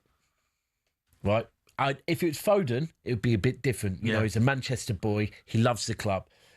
If you have a player that's from another country and you understand why, do you know what? It's their last World Cup. If they've been carrying an injury all season, you understand why. It's not great. I don't like it, but I do understand it. But I also think he's not the only one. I think... Hold that thought. Doku has just sent O'Reilly away with an unbelievable O'Reilly to Haaland. That is, that's Moises Caicedo at his absolute best. A ball gets played across the face of goal. He makes the most incredible defensive tackle. He covers so much ground. He covers so much ground, doesn't he? Gets in the right position and is able to clear the Doku, by the way. That's some ball from Doku. Talk about just phenomenal. Like the dribbling ability, the way he came in field there and played that ball to O'Reilly. That Lee, if a midfielder plays that pass, you're singing his praises. And do you know, Doku's this season impressed me with his passing as well. Nunez, I think Nunez tried to go across goal. He then tried to go back. It then took a deflection and goes off the post. And at the moment, Chelsea just need to try and get some sort of hold of this game. They're trying to find Haaland as well, aren't they? It looks like they're trying everything to give him a goal here. Well, it's the directness as well, isn't it? It's the I do feel. They can do. I do feel like there's quite a few players in the Premier League this season that have got one eye on the World Cup. As the World Cup's getting closer, and maybe I think Reece James probably there has got one eye on the World Cup now. It's an interesting conversation Rodri will have with the man. I mean, I guess Pep Guardiola Spanish as well. He might can think, we want Spain to do. Good save on the goalkeeper. Cherky has a shot, and the goalkeeper Sanchez does pull it away, and then Enzo Fernandez does be back. Finally, we've had to wait 82 minutes, but it feels like the game of football it started being played in front of us. This is much, much better, being played at a quicker intensity. Both teams trying to score goals. Chelsea give the ball away, and Cherky goes laces through the ball just on the edge of the box. It's too straight though, and Sanchez gets the right hand and manages to push it away. You think of a player of Cherky's quality go either side of the goalkeeper, but power over placement, and Sanchez pushes it away. It's all coming to life. No, that's game over. That's it, done. All right, nice. He's now probably going to score a 92nd minute equaliser. But I'm with you. When you're chasing on FA Cup final, you do not want to see this kid coming on, do you? Cue Alejandro Garnacho now putting one top bins in the 92nd minute. I'm sorry. Jamie, you're going to want to mute my mic and everyone else's mic. I can't. No, because we'll get taken off the air. That's what I think about Alejandro Garnacho. I cannot stand him. He is the worst footballer I've ever seen play for Chelsea, and he behaves like he's Cristiano Ronaldo. Yeah. He has done nothing to warrant the way he behaves. He's an absolute embarrassment to football. Do you know? But if he scores, I might have to leave the studio. If he scores, I'll take it all back. But at the end of the day, it's like just in terms of the Chelsea plan, that you've got Delap and Garnacho effectively leading the line in the FA Cup final. I mean, if that was... I'm not being rude about it. Cheers, Lee. Thanks for reminding me. But if that was a lower level Premier League team who had them up front, you'd be like, yeah, fair enough. You know what I mean? If that's... I don't know. If that's... Well, the thing is that... Two or whatever. I don't know. Without being rude to anyone in the Premier League. But Sunderland's scouting's too good to buy Garnacho. The funny thing about Sunderland's front line is I'd love Brian Bobby. I think he's a superb player. But... Yeah, no, the thing is... But the point is, you spend billions of pounds in a couple of years, 1.9. and you end up with an FA Cup final front two of Delap and Garnacho. And that goes back to your point, Lou, that you made in the show earlier and before, that the recruitment at the top of the club has been nothing short of absolutely disgraceful. And Lee, you're absolutely right, mate. The way you put that on paper, Chelsea have got Delap, Garnacho and Neto in a front three trying to chase a goal against Man City. A combined value, I believe, of, I think it is I think it's £100 million, that front three. Well, the Garnacho signing was peculiar, and I know you put in quite a forceful weight, but I echo your sentiments that he is a bang average football player, and I've got no idea how he managed to get to Chelsea in the first place. I don't think he starts for. I think he starts for Wolves. Yeah, I think that's maybe it. Burnley as well. Maybe Burnley, but he doesn't start for any other team. Football well, Jane Anthony is quite good. His decision making is absolutely atrocious. It is shocking. It's the worst. Honestly, someone needs to tell him, you do realise you don't have to score every single goal. He's definitely going to score an equaliser here, by the way, now. Oh, 100%. All four of us have just nailed him, and he's definitely scoring. He just constantly makes the wrong decision. Every time he is in. Does anyone else want to come in and just have a go at Alejandro Garnacho? I haven't said. I said yeah, you did. For Sunderland. That's not Louis, let's learn to just go for him. Oh, crikey. Yeah. That as well. I told you. The thing is, that's too polite. That is way too polite. I've only ever seen Zach get more angrier when someone moves across that TV, which cannot happen. Or left the bottle on the side. Cannot happen, Zach. Zach is a big... Zach, what's worse, me doing this or Alejandro Garnacho? Just let me know. Which one? Down. That's how much he hates water being on the desk. 50-50. Alternatively, me smashing the mic. Yeah, no, that wasn't. Bizarrely, the mic just didn't recover for like 10 minutes, did it? Man City, they've got a free kick. We've got 90 seconds to go. Man City 90 seconds away from winning their second trophy of the season. How weird is it that we might look back on the season not being a good one for Man City, yet they're going to win both domestic cups. Short free kick is played out to Doku, back to Ryan Church. He just looks like a Chelsea team that are devoid of confidence, quality, maybe energy. And it's been a pretty largely dominant display, I think, by Man City. Without them being at their brilliant best, I should say. They haven't been at their best. But they probably controlled the game enough, I think, for them to be deserved winners here. Yeah. And I don't think we're going to get much out of time, boys. No, I agree. I think that moment of brilliance kind of separates men from the boys. It's an absolutely... I mean, it was a superb goal. Yeah. Like, if we lose to that, I'm not going to sit here and moan. That was... Well, I'll moan about other things. But, overall, like that... You will moan. That goal was great. And but really, it has been a game lacking, apart from that moment, like any real quality. It came out of nowhere, didn't it? I feel like it's lacking a bit of desire. I just think everyone's just so tired. Yeah. But again, that goes back to what I said earlier, and I listed the FA Cup finals that have been memorable. Not many. I remember being at Wembley for a Liverpool-Chelsea FA Cup final. I mean, it was like two teams basically couldn't run for 90 minutes, 120 minutes, because both teams were so tired. Yeah. And they went to penalties. So, I do think maybe players being tired plays a part in it. It doesn't play well for the World Cup, though, does it? No, not at all. Not at all. Not at all. No. Also, I can't lie, I absolutely hate this final being on before the league is over. Oh, I was thinking that. Yeah, that is a proper games gone moment. This is what closes off the season, not anything it's normally all FA Cup and the weekend after the Champions League. Obviously, this season the Champions League final has been scheduled to take part a week after the end of the Premier League, and obviously we've got the World Cup, quick turnaround and stuff. I guess with the tiredness, you've also got 5 added on. 3 Premier League clubs. And not chock full of England players, but there are England players in those. Palace, Villa, and Arsenal, obviously all playing in the final games of the. So there's it's not going to be much. You look at. I think England have got a friendly on the eve of the World Cup, haven't they? Yeah, so we will have friendly. You always have one. But even I think it's like on the 9th or 10th or something like that. So we don't play until about the 18th. I don't think England. Normally, if an English team is in the Champions League final, often they can miss that kind of friendly because it's such a quick turnaround. They need a break. And often they can end up meeting up with the squad a little bit later. Right, 10 days before the World Cup starts is Champions League final. Mad. Just to say on Delap, by the way, I agree with Louis. Delap, he's got a left foot. He can score on his left, he score on his right, and he's usually good in the air, but he wasn't there. I do think, obviously, he came to our academy. There is a player there. But I think you're spot on. The jump to Chelsea was too high. What he needed was, again, experience. He needed like a senior centre forward he could maybe work alongside and sort of develop and get better. But they're Do you just at the deep end. I think that's something that's massively underrated. And I think if you look at United with Rashford, you know, Rashford was great when he had Zlatan there to learn from. Once Zlatan went, there was no one there to learn from. I think that's a really good point at Chelsea at the moment. You know, someone like a Drogba there, right? You'll learn from that. You're not going to learn from playing alongside Pedro, who's not really a number 9 anyway. I mean, he's scored 20 goals this season. He's been pretty good. But I mean, yeah, he's like what the kids would call a 9.5. Yeah, he's a bit. Those, He plays everywhere, doesn't he?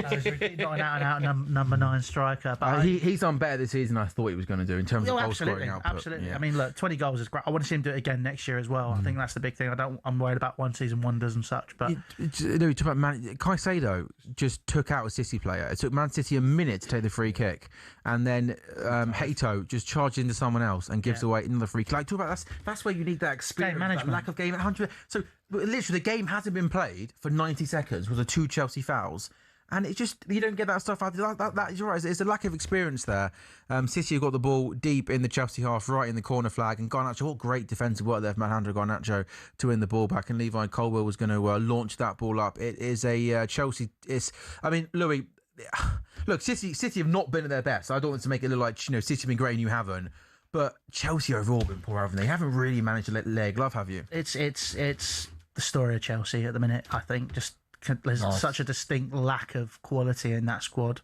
Like we said, we're talking about that front line, and that's what we've got to try and chase the game in a FA Cup final. I mean, this team just doesn't have anything which makes me excited for next season. And this is what I was saying earlier about Xabi Alonso. Is this the most disjointed you felt towards the Chelsea team in your lifetime? Yeah, absolutely. I think for me, it's the lack of care and understanding and the arrogance of the sporting directors and the ownership who consistently believe they're doing a good job when in reality they've just built a team here because this is their team now that is just absolutely shambolic. It's a disgrace that team cost £1.9 billion and yet they sit here. Neto. Oh, the ball set up for Neto, all right, on the edge of the box. His shot is blocked, and now Doku comes forward. He had 3 players in front of him, and he decided to take it on the volley. Like this, and this guy is supposed to be one of our more experienced players. I didn't mind him shooting there, by the way. I did, because it's a waste. Well, you've got 2 minutes left. Why would you do that? Because you've got 2 minutes left and you're losing 1-0 in a cup final. There was opportunities, because you had loads of other players around you. I think you should have taken a touch there, personally. Doku. Cherky. Quick feet. God, he's got such great feet, but you're right. He probably should have passed it to Haaland. Now he does. Haaland, that is a dodgy first touch from Haaland. Looking forward to Cherky next season, by the way. As a neutral. Yeah. Just looking forward to. You love Cherky, don't you? Yeah, I'm a big. Well, there aren't many players in the Premier League at the moment who've got that. Entertainers and like, just mavericks, aren't they? And he's even the off the camera. He's almost like looking at the camera and like pulling faces at people. Earlier on, he was like, I think it was. Cucurella, and Cucurella was mouthing off at him, and he was just laughing at him. But then as soon as Cucurella went, he just kind of went straight face, like he's just a wind up. He's got a bit of arrogance. That's what. I mean, when he won the Liga, was it Dribbler of the Year last year, or whatever it was? Eden Hazard was presenting him the trophy and was desperately trying to get him to come to Chelsea. Oh, really? And sort of, you can tell he was sort of there going like, we've got to get him, do everything we can to get this player. And we chose not to. We spent here you go. We spent £40 million on Alejandro Garnacho as a market opportunity, and didn't want to spend 25 million, 30 million. There we go. The full-time whistle was gone. Manchester City, another FA Cup final, another FA Cup triumph. They might not win the Premier League this season. We know it's not going to be the Champions League this season. They got the Carabao Cup in the bag, and now they've got the league. They got the FA Cup sewn up. Antoine Semenyo down on 2 knees. Pep Guardiola mobbed by his coaching staff. City not at their brilliant best today, not at their brilliant best this season. But my goodness me, this City team under Pep Guardiola, they are ruthless. They are relentless. They are winning machines. Man City and the FA Cup, they do it again. It's a domestic double. It's an FA Cup final that won't go down in memory. A pretty poor game in fact, but it was won by a moment of real genius, real quality, an amazing backheel flick finish from Antoine Semenyo. What a player he's been, what a signing he's been. And Manchester City have 2 trophies done in the bag. Jordan, Man City, FA Cup winners once again. How do you feel? Yeah, relieved a little bit because I was a little bit worried about this game. First time we've played Chelsea in a final since the Champions League. we haven't lost to them since then, so it was important that we got this done. And as well, you know, we've been this is our 4th final in a row. We know we lost last year to Palace. We lost year before to Man United. We couldn't make it 3 finals in a row that we lose. So it's important we pick this one up. Again, for Bernardo Silva as captain, going to be, you know, he's got 2 more games left for the club. And we need to find out on Pep, I guess, don't we? Hopefully Pep will be here this time next season. But no, like you said, it's just another 2 trophies. It's interesting when you look at it and you say, it's not been the best of seasons. For me, going into this season off of the back of last year, all I wanted was to see an improvement and some silverware. I didn't care what, but I felt this new group of players, they needed to get a taste of silverware. And we've got that, 2 trophies. You can't be mad at that. There's, you know, as a Liverpool fan, remember when there was a season, I think it was a season where, we won the league and you lost to Madrid in the final, but you still picked up 2 trophies. Domestic against your lot, wasn't it? That season, Yeah. No, I think we beat them both in the pens, wasn't it? It was. It was very tired. Yeah, another final where we should have got them. Hold on, and that was another final that was before the season had ended. And I remember that game, and you looked really, really, really. Both teams looked absolutely knackered, absolutely knackered. But no, that season, I know that you wanted to do more, but when you win 2 domestic cups, you can't really look at it and frown, can you? And say it's. What we'll do, boys, we'll take a quick break then on talkSPORT Goals. We're live on talkSPORT's YouTube channel and on your smart TVs. The phone and show is going to be with you at 5:30, taking your calls and all of the day's football up in Scotland and, of course, the FA Cup final. We'll take a quick break, though, and then when we come back, we'll dissect the game and have a look at what next for both teams.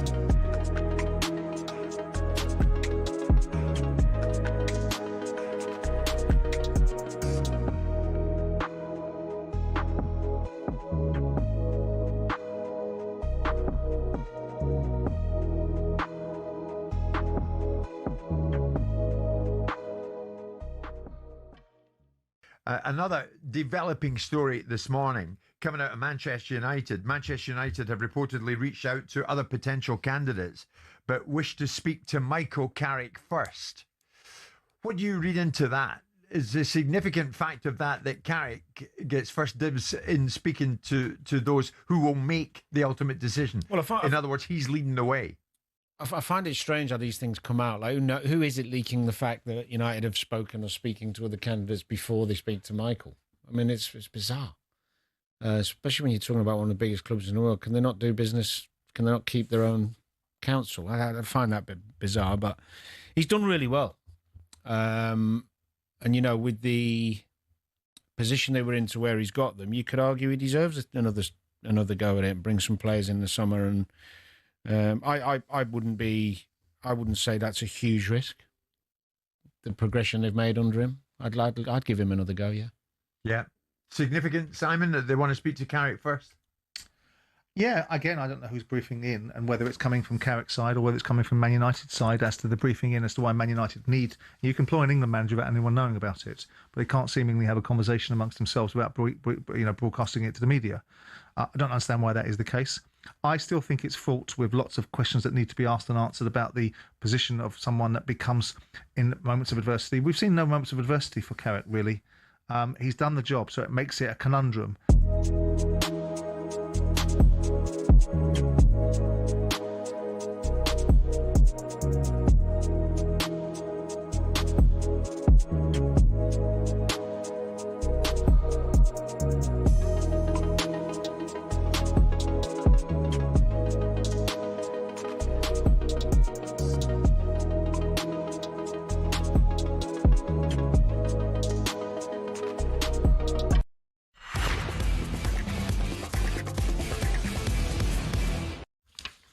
Good afternoon. This is talkSPORT Goals. We are live on talkSPORT's YouTube channel and on your smart TVs. talkSPORT Goals is brought to you by William Hill's Final One Standing. 18 plus. Gambleaware.org.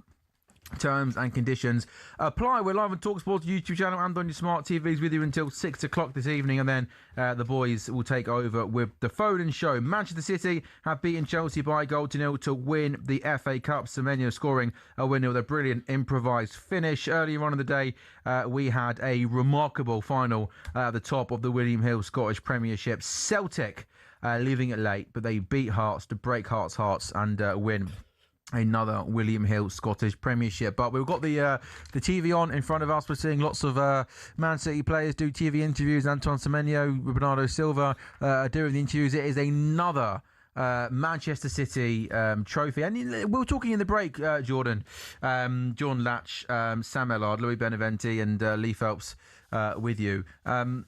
And Lee was almost making the point that, you just won the domestic double. Yeah. It's pretty good to win that. And I kind of almost said that, like, it feels like because City are so good and they've won so much under Pep and have been so dominant under Pep that if you do leave this season with just those two, I don't know if Pep looks back at that as a good season because you haven't won the Prem or the Champs. So, in Pep's years at City, he's won 2 FA Cups, only 2.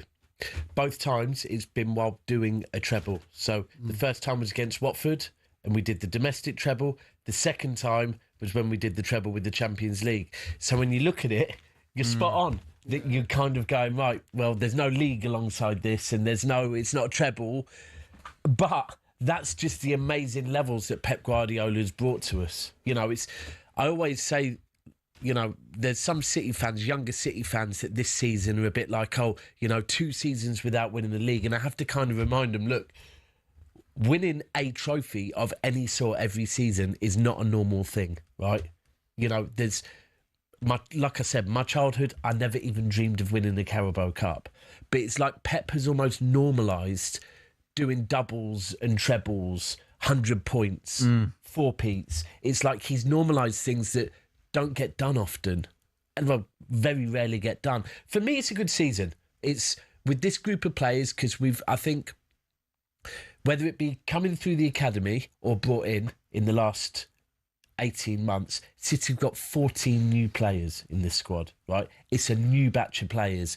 For me, for them to get the taste of winning trophies, the taste of a title race, as an example, Gahey, first time in a title race, he's going to learn from that mistake against Everton, right? And that'll make him stronger next year. But that's what this year's about, and I do expect next season for us to push on, hopefully under Pep.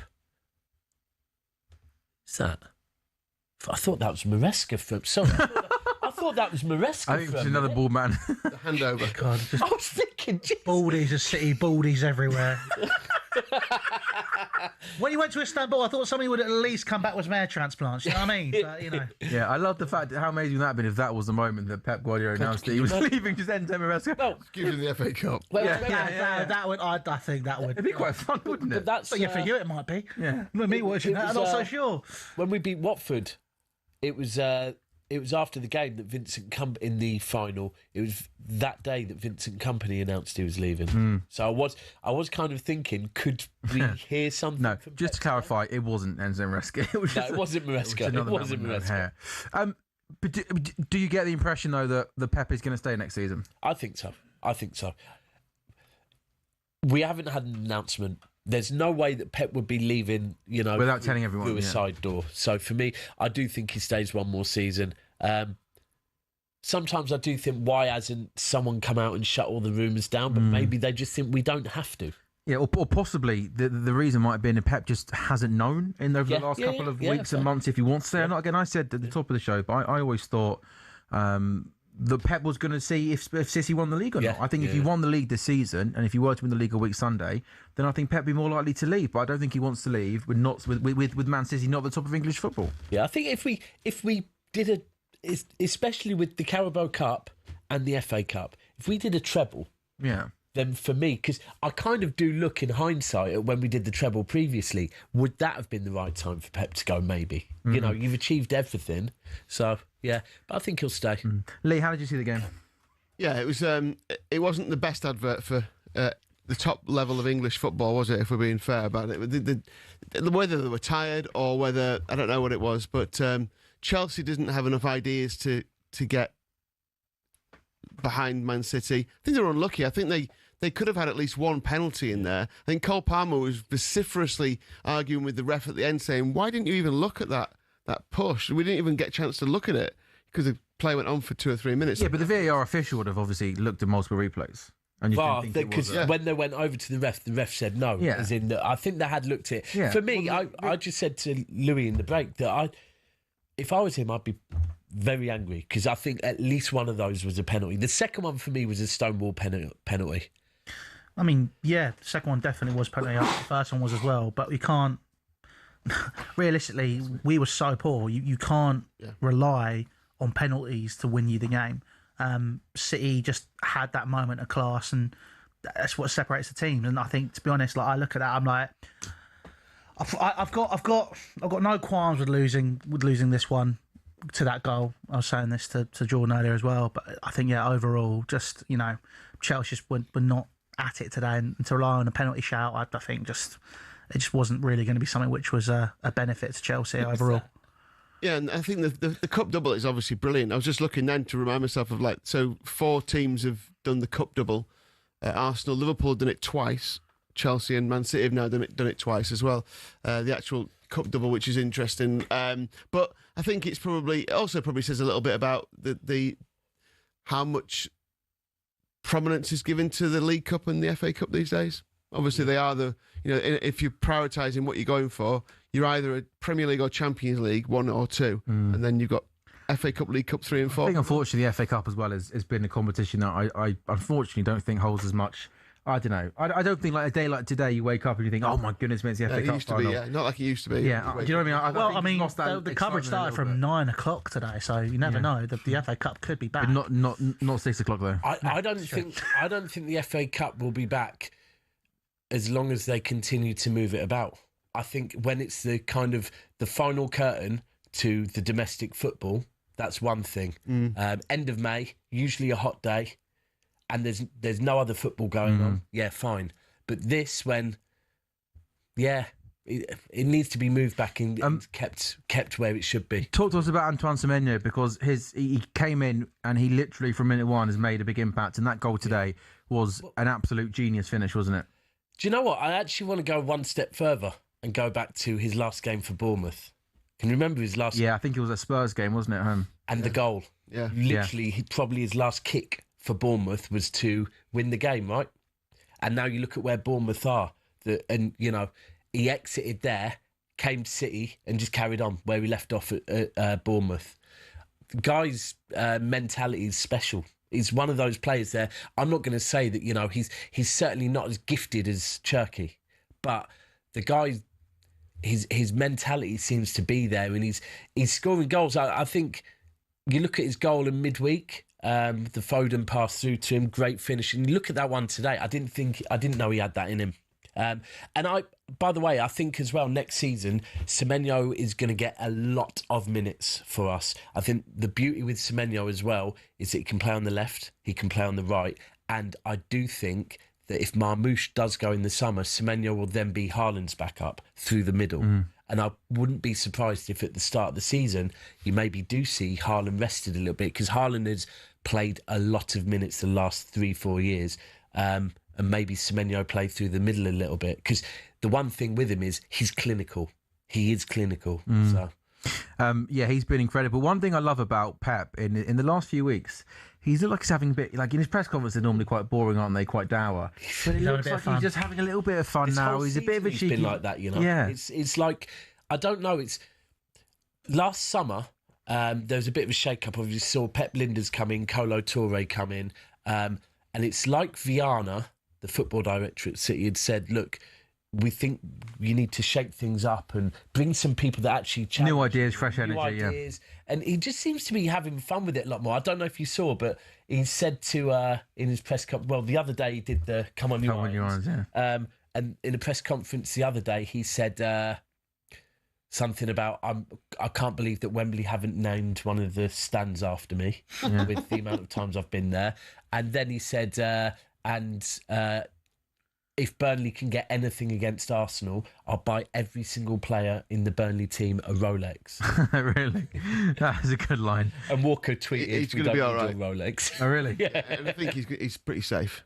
Yeah. I think, Yeah, Burnley aren't getting anything. Yeah. I thought you meant money-wise. He's got enough money to Even buy this- them all Rolexes. Even this, like, this whole build-up to kind of taking the trophy, it's just been like chatting on to Bernardo Silva about obviously having a laugh with him, but he's been whacking him in the chest and like hitting him on the arm. He's probably talking about tactics of Bournemouth on Tuesday. Yeah. Like, you need to press higher up on Tuesday. Press. Can you not remember when we beat Watford 6-0?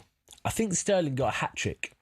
And on the pitch at the end of the game, Pep was having a go at Sterling about kind of his position at times. It's like, just give it a rest for a second. Yeah, he's got that. He's got that intensity, hasn't he? We just see now, Man City players are all going up. Prince William's there, isn't he? Shaking his hand. He's handing out the medals, isn't he?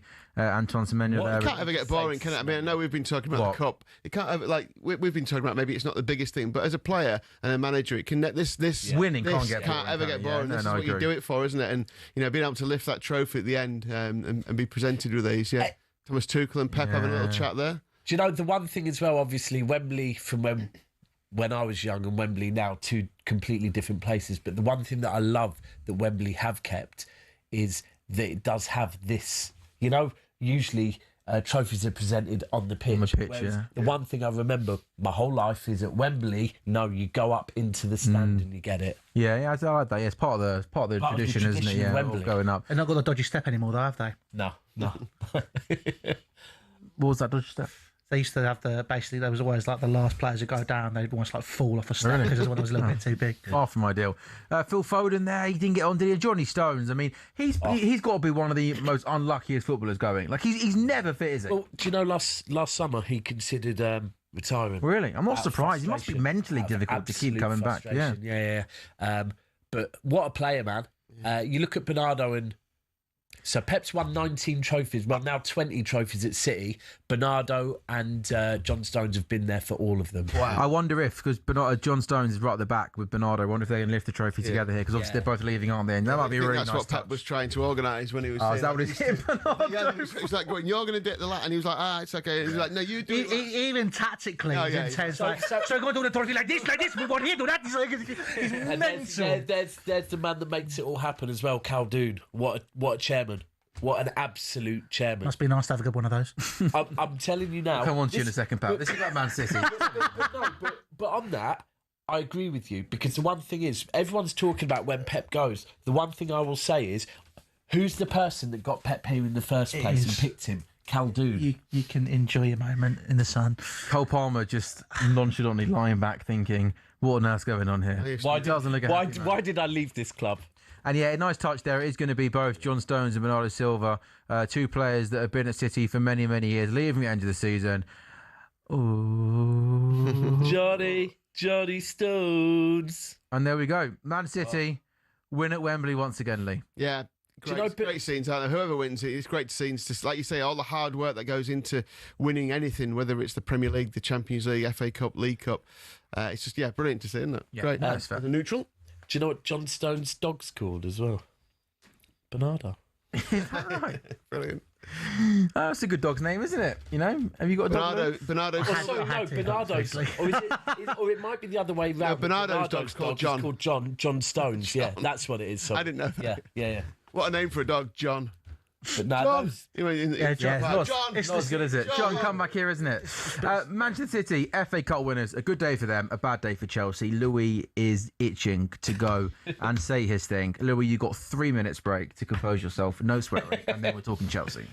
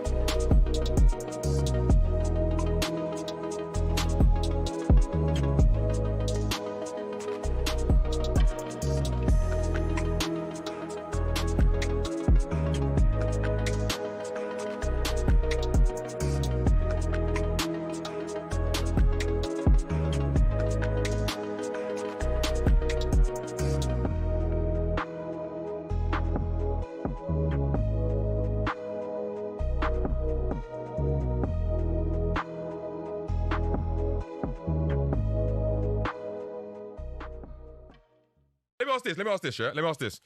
Out of all the players that Tottenham have, in terms of technical dribbling ability, is Madders not able to change the direction of the ball at drop of a hat? Is he not though? Is that not his bag? Yeah. That's what he can do, right? Yeah. Come on now. How bro. often? Come on now. What we talking? You're talking about James Maddison. Oh, here we go. He hates him, innit? Yeah, here we go. I don't care about James Maddison, but we can't pretend that James Maddison is some sort of... Madders would walk into your squad right now.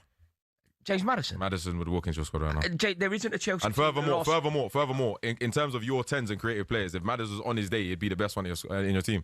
On his day, yeah. This is the most wild thing I've ever heard. Who are your cams? It's not. Cole Palmer. You do wild comments. Palmer. It's very rare that I'm speechless, but this is that moment. Cole Palmer, I'm a fan of Cole. I think he's great. And on his day, he's an amazing player, yeah. I do think Madders, though, on his day, provides something that you don't have in your squad right now. James Maddison wouldn't have got into a Chelsea squad in the last 40 years. That's insane. There isn't one Chelsea squad. He's getting in this squad. There isn't a Chelsea right squad now. with James Start for you now. James Maddison. While he was injured, he would have started for you. James, do you know what? If he was part of our squad, do you know what he'd be doing? He'd be vlogging it from the sidelines, sitting with opposing fans' YouTube channel. You know what, yeah? My Spurs friends have warned me about you, yeah? Yeah, trust me.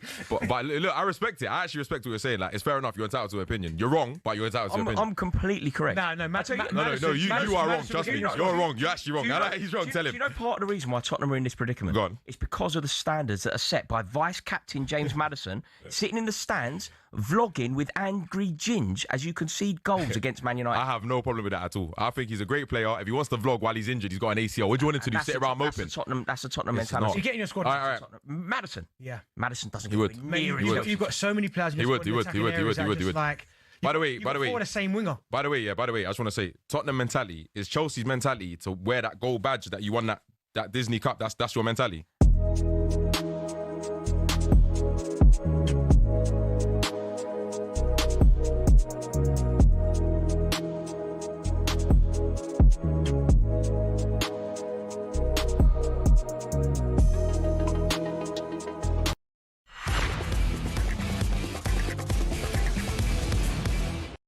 Welcome back to talkSPORT Goals. We're live on talkSPORT's YouTube channel and on your smart TVs. talkSPORT Goals is brought to you by William Hill's Final One Standing 18 Plus. Gamble where the dog terms and conditions apply. It's Sam Ellard, Jordan Latch, Louis Beneventi and Lee Phelps with you live on talkSPORT's YouTube channel until 6 p.m. We'll talk about Mo Salah's statement very, very shortly. He's dropped a big bombshell on his social media channels and he does not hold back. It is pretty honest and, damning, if you like, to the style of football. And I think he's trying to take a little bit of a dig at one man in particular before he leaves, and that is the manager, Arne Slot. But we're reacting to Man City 1, Chelsea 0, Man City, our FA Cup champions once again. Johns has his say.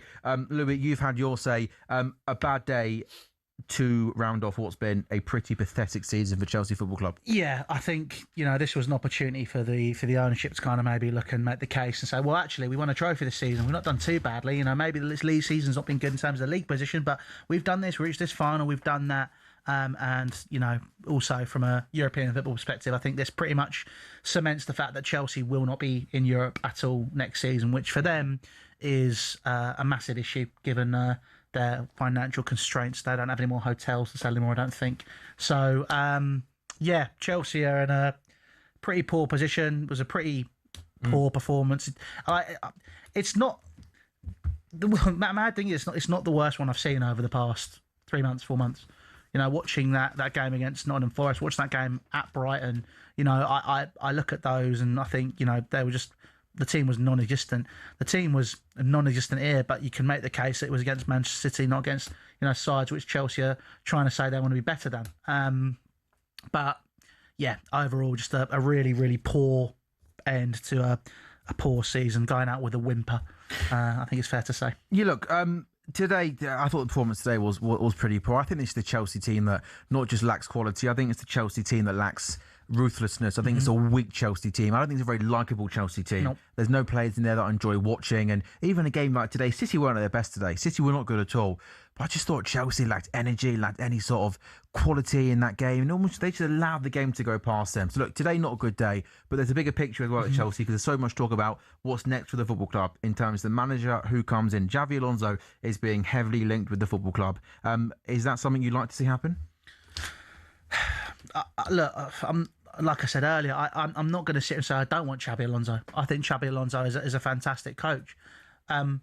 What needs to change is the mentality of the ownership, of the sporting directors, and rather giving themselves a pat on the back for mediocrity, they need to look at this coach, the person who'll be coming in with the most football experience in their entire sector, and in terms of the sporting directors, and he's going to, really want to stamp his authority into a team. They're going to need to completely change how they address things if they ever want to compete with Manchester City, with Liverpool, should they get back to their heights. Is that ever going to happen? Is that going to change, do you think? I was reading today in the Times, I think it was, that if it is Alonso coming in, they'll be willing to allow him to have a little bit more power and control in terms of who comes in and stuff like that. Or was that just all talk, do you think? What's a little bit more power? Having a say on who comes in, who doesn't come in? But realistically, that they'll probably just say, "Oh, we'll let you have more of a say. You can give us a recommendation, and we'll still pick someone who's bang average." I mean, the sporting directors, they'll go to City Academy products or Monaco players because that's what they know, or Brighton players because that's what they know. They talk about being more data driven and wanting to pick up better quality players, but their data revolves strictly around players that they already know, which don't meet the standards of what you need to have after spending 1.9 billion.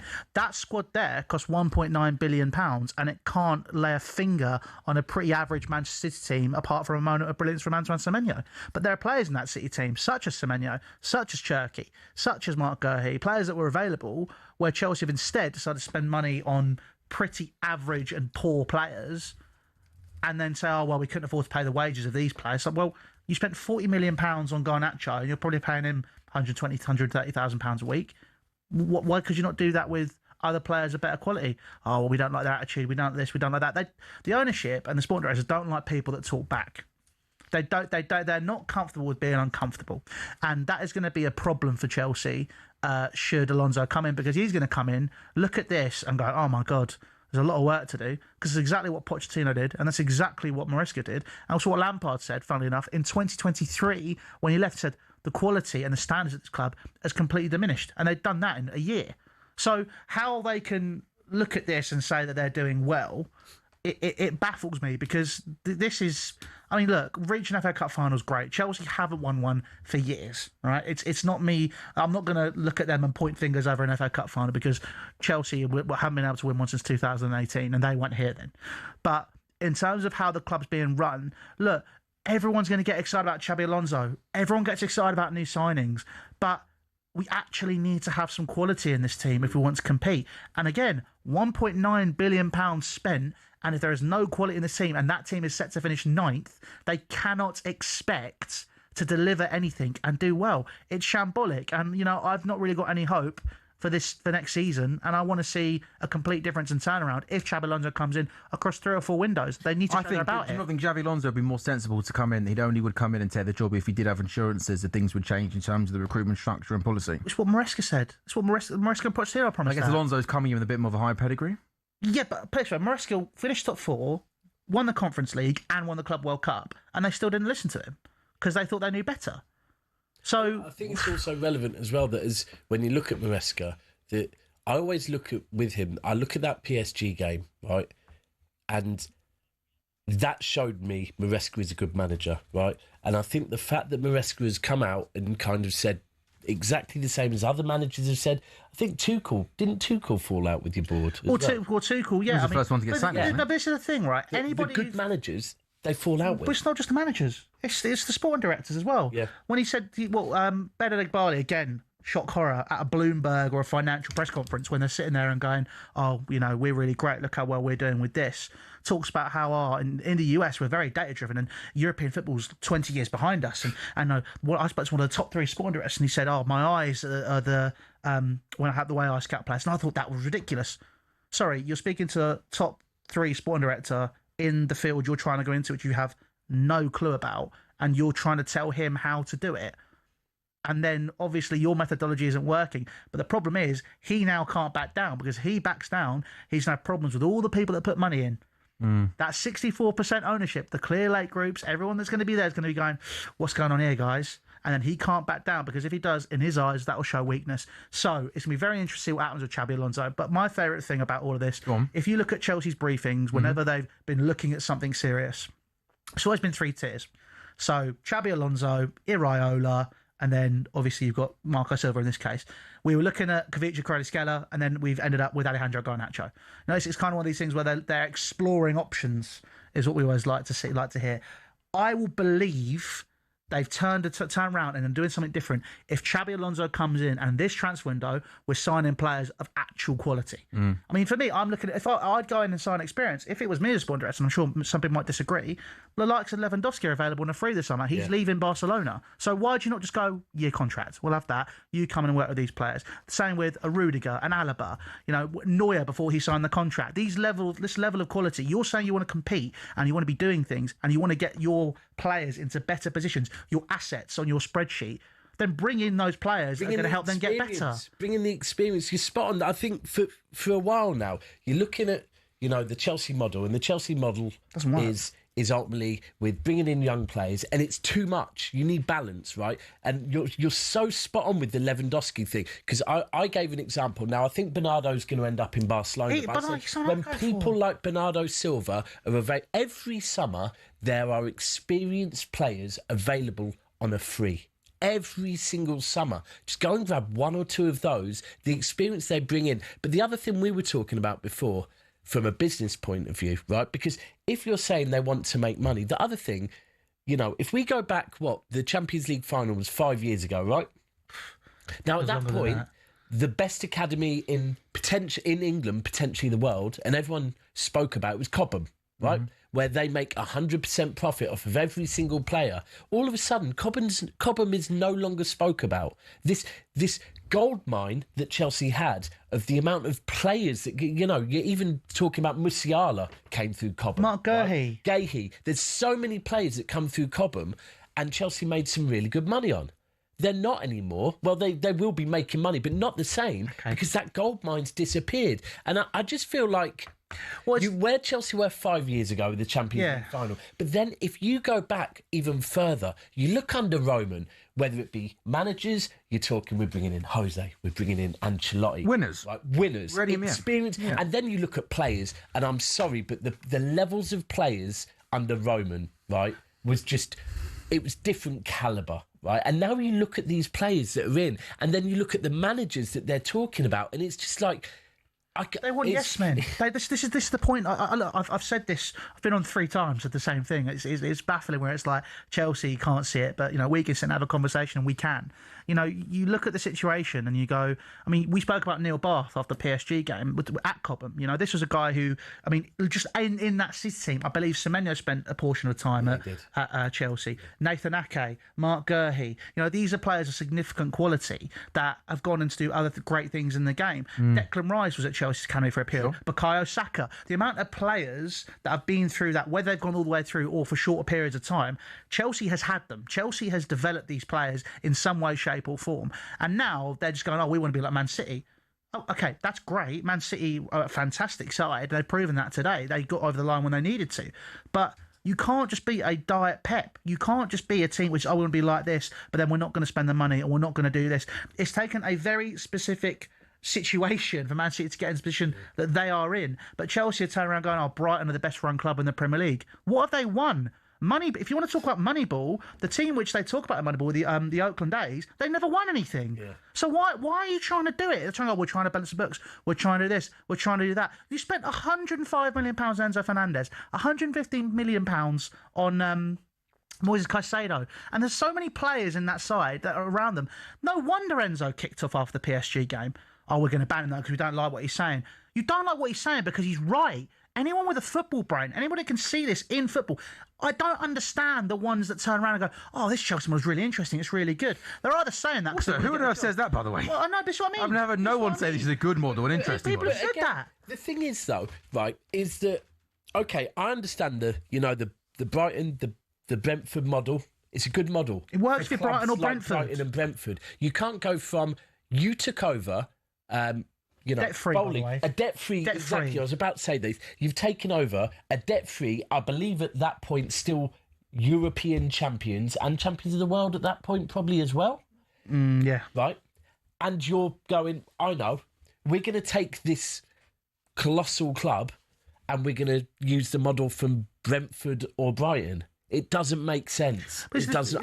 And also, like, as well, can I just say, like, you keep comparing to the Brentford and Brighton model. I wouldn't even give it that much credit. Because the Brentford and Brighton model works. It's very fair. I mean, you keep saying, you're almost talking down the Brentford and Brighton model. The Brentford and Brighton model works remarkably for both of those football clubs who find themselves punching well above their weight because they go out and sign really, really good, talented young players. Okay, sure, I take your point, and they end up selling them on for big, big money. But I'm not being funny. I wouldn't even give Chelsea that much credit. No, I wouldn't. They didn't go out and sign good young players. They just signed players like Alejandro Garnacho, who are just bang average. So I almost think you'd be quite happy to have a Brentford-Brighton model. I mean, at least they sign good young players. I mean, put it this way: if you had the Brentford-Brighton model and you look at the players that Chelsea signed, let's use Garnacho as that opportunity, a market opportunity. He was touted as for £40 million. Chelsea are not going to get that £40 million back. No, I agree. But this is the thing: the whole situation is the way they talk. They pat themselves on the back. They spout a load of nonsense into the ether. They keep saying that when they came in, they said, "Oh, we want to be more communicative with the fans and more communicative with the football world." They're not. They don't communicate more. They just spout nonsense. If Alonso doesn't get done, then for reasons that we've spoken about in terms of he's not going to get control he wants or anything. The tier below is Andoni Iraola. Now, I'm fascinated by him, Andoni Iraola, because he's going to leave Bournemouth, possibly, potentially, in the Champions League, with his stock being really, really high. At the time he was being linked with him to leave, we all just assumed at that time he was going to go back to Spain, which isn't going to happen now. Maybe United. He's got this remarkable link to Crystal Palace. Yeah, it's mad. Where apparently it's being reported that Palace is genuinely confident of luring Andoni Iraola to Palace, which, again, Palace are an amazing football club, by the way, who are doing so well. But it's possibly still a downward step, given where they are in the league. But I'm thinking, Andoni Iraola, you are a talented young football coach. Your stock is so high. If Andoni Iraola gets a phone call from Chelsea, surely he'd run the other way, wouldn't he? He'd be smart to. Yeah. This is the thing. When you were saying to me earlier, am I happy about Xabi Alonso or the other options? I wouldn't recommend any manager to come to Chelsea. And it kind of shows the face of Callum McFarlane, who doesn't even have the coaching badges to manage the first team, has kind of been dealing with it at the end of the season. Harry Hudson, who was assistant, was managing a team local to me about a year ago, 2 years ago. No, that's not good. I'm kind of looking. It's this whole problem. It's a mates club where they all pat each other on the back. Joe Shields is bringing in all his mates. Paul Winstanley and Lawrence Stewart are bringing people from France or from Brighton, and they think that's the quality which is going to propel Chelsea to another level. I mean, if you are an intelligent manager, for me, right, Andoni Iraola, he's a good coach, right?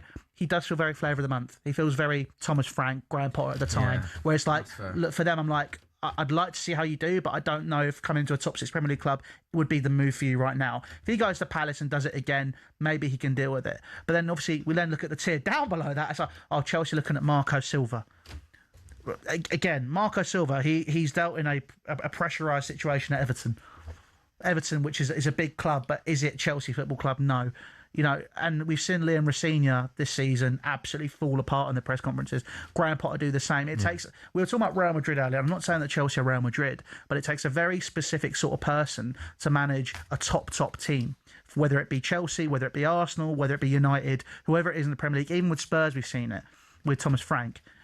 And I just don't think the people that would take those jobs and should be looking at those jobs and would be the people that could make the difference would go anywhere near this model because they value themselves. And these guys need to change and adapt. Otherwise, Chelsea can continue to slip down the pyramid. And being very, very honest, if they carry on the way they are, next season, Chelsea will be in Tottenham's position. We will be in a relegation dogfight. On that note, do you want to physically drop the mic? Don't actually do that. I mean, Louis on good form, as always. Wow, if Chelsea aren't careful, they could end up like Tottenham Hotspur next season, fighting relegation. Yep. Have a couple minutes off. A lot of people are saying that during that Man City-Chelsea game, that lacked a little bit of quality at times. The man of the match was Mo Salah. We'll tell you why next.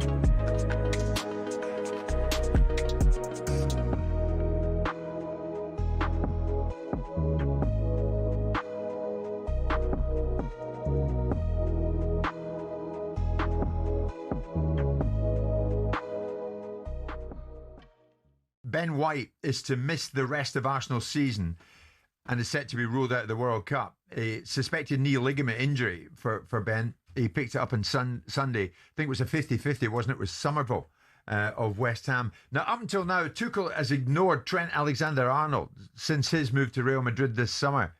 Could it be goodbye Ben and hello Trent? What do you think? My gut feeling is Tuchel just doesn't fancy Trent, no matter who's fit or not, to be honest, from a defensive point of view. That's how it feels. The recent squad, he had, 36, and he didn't put him in, so I don't see why I'd be putting him in now. You think he's decided he's not going to be featured? It feels that way. Yeah. I might be completely wrong, but no matter what. Yeah, I don't think he'd be going. It's a shame for Ben White because he seems to be in a good books for Tuchel, and he's just started to get his form back a little bit, playing regularly because Timber's injury. He's decent player. Yeah, yeah. And I know Gary Neville had a little criticism of the way he made that tackle. I kind of make him right in a way, but the problem you've got now, because I missed the final once by dangling a leg. Rio come through me hard, Rio Ferdinand, the way it leads it was. And I did my ligaments, missed the final because of it. And I look back on the tackle and think, yeah, I should have gone in full tilt.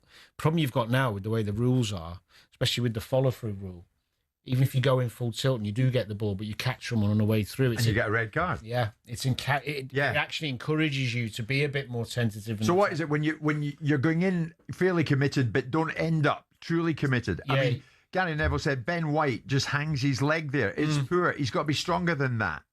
He's hurt himself there. Yeah, and that's my point. He says you're asking for trouble by doing that. Yeah, he's right.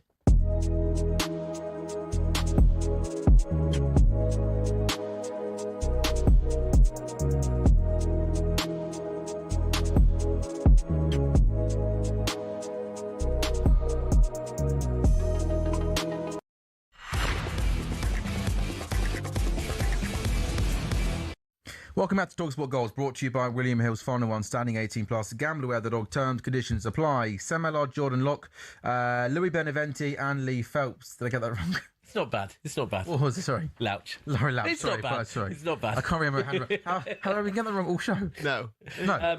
No, there was a point where you called me John twice, but John Stones. You moved on from that quickly. No, that was you saying John, wasn't it? I can't believe you got my name right and Jordan's name wrong. Do you know how mental that is? Maybe You got my name right and his name wrong. Like my name is like Yeah, but you've been on the show. The thing is, because it says Daps on my email. Sorry, just call me Daps. Yeah, that'd be much easier. And I'm you not might gonna be forget right. Daps. You were saying Jordan really quickly, so I was, Yeah, I think it like, was maybe it was. Yeah, Sorry, John. I mean Jordan. Sorry, John. Jordan Louch. Yeah, sorry about that. Jordan Louch. We're going to step away from the cup final for a second because during that cup final, Mo Salah has tweeted. You ready for this? Get your pens out, lads. I've witnessed the club go from doubters to believers and from believers to champions. It took hard work and I always did everything I could to help the club get there. Nothing makes me prouder. Us crumbling to yet another defeat this season was painful and not what our fans deserve. I want to see Liverpool go back to being the heavy metal attacking team that opponents fear. And back to being a team that wins trophies. This is the football I know how to play, and that is the identity that needs to be recovered and kept for good. It cannot be negotiable, and everyone that joins this club should adapt to it. Winning some games here and there is not what Liverpool should be about. All teams win games. Liverpool will always be a club that means a great deal to me and to my family. I want to see it succeed for a long time after I moved on. As I've always said, qualifying to next season's Champions League is the bare minimum, and I will do everything I can to make that happen. I don't know if I fully agree with the timing of the tweet. I don't know why. I feel like this is obviously going to cause lots and lots of headlines off. But one thing I'd say is I absolutely fully agree with it all. I think Mo Salah, who has set ridiculous high standards at the football club for a long, long period of time, is seeing standards slip at the club on a daily basis, and he's basically got the cojones to come out and say it. There has been a serious shift in mentality at the football club over the last year, and he clearly is struggling and hating watching these standards drip, and he pretty much can be the spokesperson of it because he can't face any consequences, can he? This Liverpool team this season has been sluggish, slow, and fundamentally boring this season. And I think the points that Mo Salah is making is absolutely spot on. The mentality is nothing short of an absolute disgrace. We get bullied by teams. They play through us too easily. The amount of goals we concede late of the end is nowhere near good enough. In terms of the tactics and style of play, he's clearly digging out Arne Slot. Listen, Arne Slot is not the only reason why Liverpool struggled this season. Players are out of form, and Mo Salah has been one of those players. Going back to the recruitment, I think in hindsight, we signed too many attacking players. We need to prioritise other positions. But Mo Salah is the man that sets... Arne Slot is the man that sets the Liverpool team up game in, game out. And he has looked out of his depth this season. What he did last season was brilliant, guiding us to that league title. But he seems to be getting it wrong every single game. He seems to play players out of position every single game. You know, we signed big money on Florian Wirtz. He doesn't seem to know how to get the best out of him. And our style of football, it's passive. I mean, Liverpool out of possession. We play teams that are lower than us in the table, mid-table, bottom half Premier League teams, and we're just sitting off them. And you're thinking, come on now, this is Liverpool Football Club. We have to be more aggressive. We have to get in their faces in terms of being on the ball, being in possession. It all feels a little bit too slow. And I think Mo Salah's basically thought, I'm off in a couple of weeks. I've got one more game. I don't like what I'm seeing. I think he's having a go at certain players. My guess would be some of the new players. And clearly, by talking about the style of football, that's clearly a massive, massive go at Arne Slot. There's no doubt about that. So, yeah, I mean, what do you guys make of it then, Louis? Obviously, not a Liverpool fan, but how do you see what Mo Salah's done and what he's been saying? I think the problem is this isn't the first time this season that Mo Salah's come out and made a statement. And I appreciate the sentiment, but he has not been performing this season either. So those in glass houses should not throw stones, in my opinion. I agree with that, but I guess one thing Mo Salah has got in his back pocket is he's got 9 years of absolute genius he to kind of. Does. But I agree with your point. Mo Salah has struggled this season badly as well. But also, I think it also comes down to the style of play. I think the one thing which always raised the question with Mo Salah was, could he play as maybe an out-and-out winger rather than inside forward, which is what he was great at. Under Jurgen Klopp, he was always cutting in, whereas he's been asked to stay more high and wide in these cases under Arne Slot, and it hasn't been his style of play. Arne Slot definitely should have adapted to what he has. I think that's a problem. I think a big problem with modern coaches is, when people get them for their first interviews, it's always, so what's your style? What's this? What's that? And it's always very dogmatic. They're not really very keen in adjusting to what they have. They've always got to sign the players to fit certain roles and do certain things. And I do feel that is something which Arne Slot has done this season, where he's not really used all the assets he can to his best ability. It's almost like he rocked up first day of pre-season, thought, oh my goodness me, I've got him. Really? I didn't ask for that. How on earth am I going to get these guys in the squad? Like, you can't sign a player like Florian Wirtz with that amount of money and play him out on the left-hand side, play him a little bit deeper and just not play him in his preferred position. That's a lot of money to spend on a player and not have an idea of how to get him in your best team. Is this it? Like, let's just look at the fullback situation and the wingers as well, which sort of how Salah can be high and wide. You've got Kerkez who signed Frimpong. Both players obviously haven't played together a lot this season. Frimpong's been injured a lot, but they're both players that like to play as wing-backs, get high and wide. But then you've got players occupying those spaces further up the pitch in Ekitike, in Florian Wirtz, in Mo Salah. So then you just get a very congested area, and you get midfielders doing the same thing. Honestly, there are games where you could pause the TV and you will have 6 players all stood within a couple of feet of each other, and then a big gaping space in the middle of the park. Like, it looks like a team that just doesn't do any coaching. Like, you honestly sit there and you're like, why are those 3 players all stood on real like basics of it? And that falls on the manager. That falls on Arne Slot. Do you know?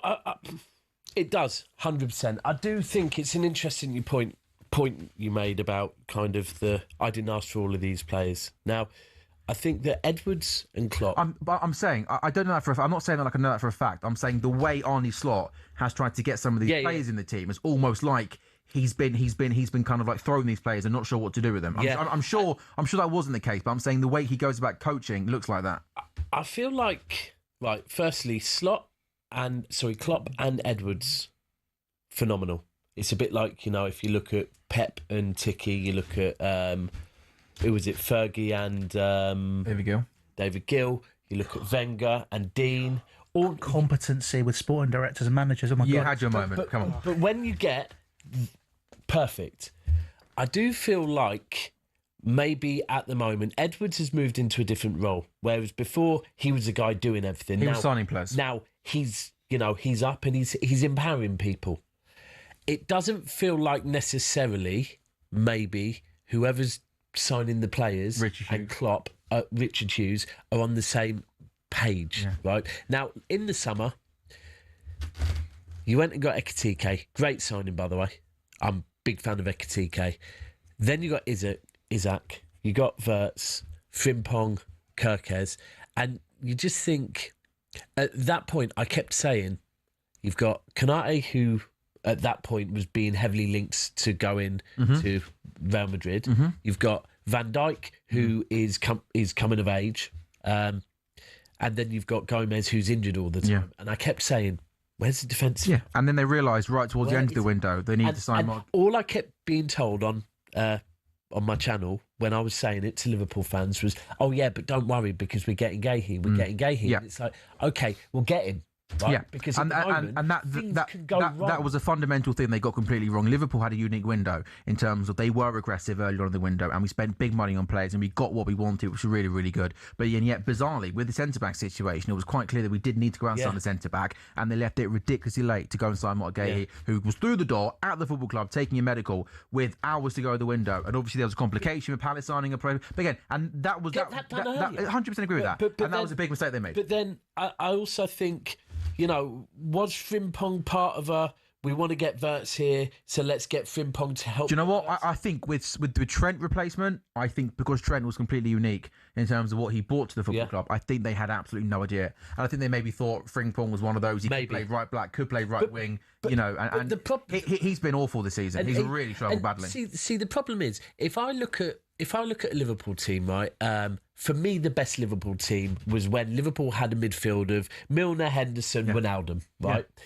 And that's why, and you go and look at Trent's numbers then, right? Trent's numbers were phenomenal. Why? Because you had workhorses in midfield that covered Trent and allowed Trent to be Trent, right? And you can build a team around Trent like that. You've gone and you haven't got those midfielders now, right? You've brought in Frimpong, who actually defensively is worse than Trent, right? You've got Robertson, for me, one of the best left-backs in Premier League history. He's gone. You've brought in Kirkes. Now, this is where I think what Mo Salah said there is not just what Mo Salah thinks. You look at Van Dijk's body language all season with Kirkes. I don't think Salah releases that statement, I don't think, with the blessing of some of the other players. And I'm also led to believe that I think a few players have liked the post on social media as well, which is a damning indictment. All of the briefings that are coming out of journalists who cover the football club, and it has been for the last 2 months, long time, is that Arne Slot is going to stay Liverpool manager. Arne Slot cannot stay on as Liverpool manager.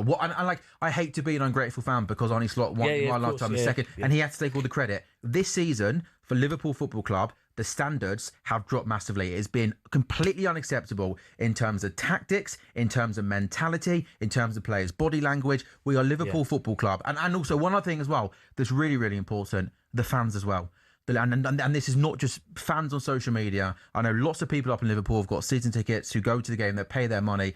It's not, I wouldn't use the word toxic yet, but they are very, very much Arne Slot out. And it's got to that point now where you've got players releasing statements, players liking statements. Are we seriously going to go into the new season where you give the manager players in the summer, you give him a full pre-season, and the problem is, I think he's shown this season he's out of his depth and he's not good enough. And then the first time we play badly next season, that's when it starts to turn toxic. I think the hierarchy at Liverpool Football Club, I respect wanting to back the man that you bought in, but it just gets to a point now where you're basically watching the same game, the same performance, the same tactical negligence game in, game out, and you just think, this cannot carry on. Like, if I'm FSG and you're watching all of this, I'm struggling to see a way how you can want to keep him on. See, the thing is, let's just move away from, because tactics is probably tactics is relevant, But for me, if I go to, just as an example, that Aston Villa game the other day, the performance I saw, that's not, and I'm not meaning tactically, I'm meaning the players playing for the badge, the players playing for the manager, the players playing for,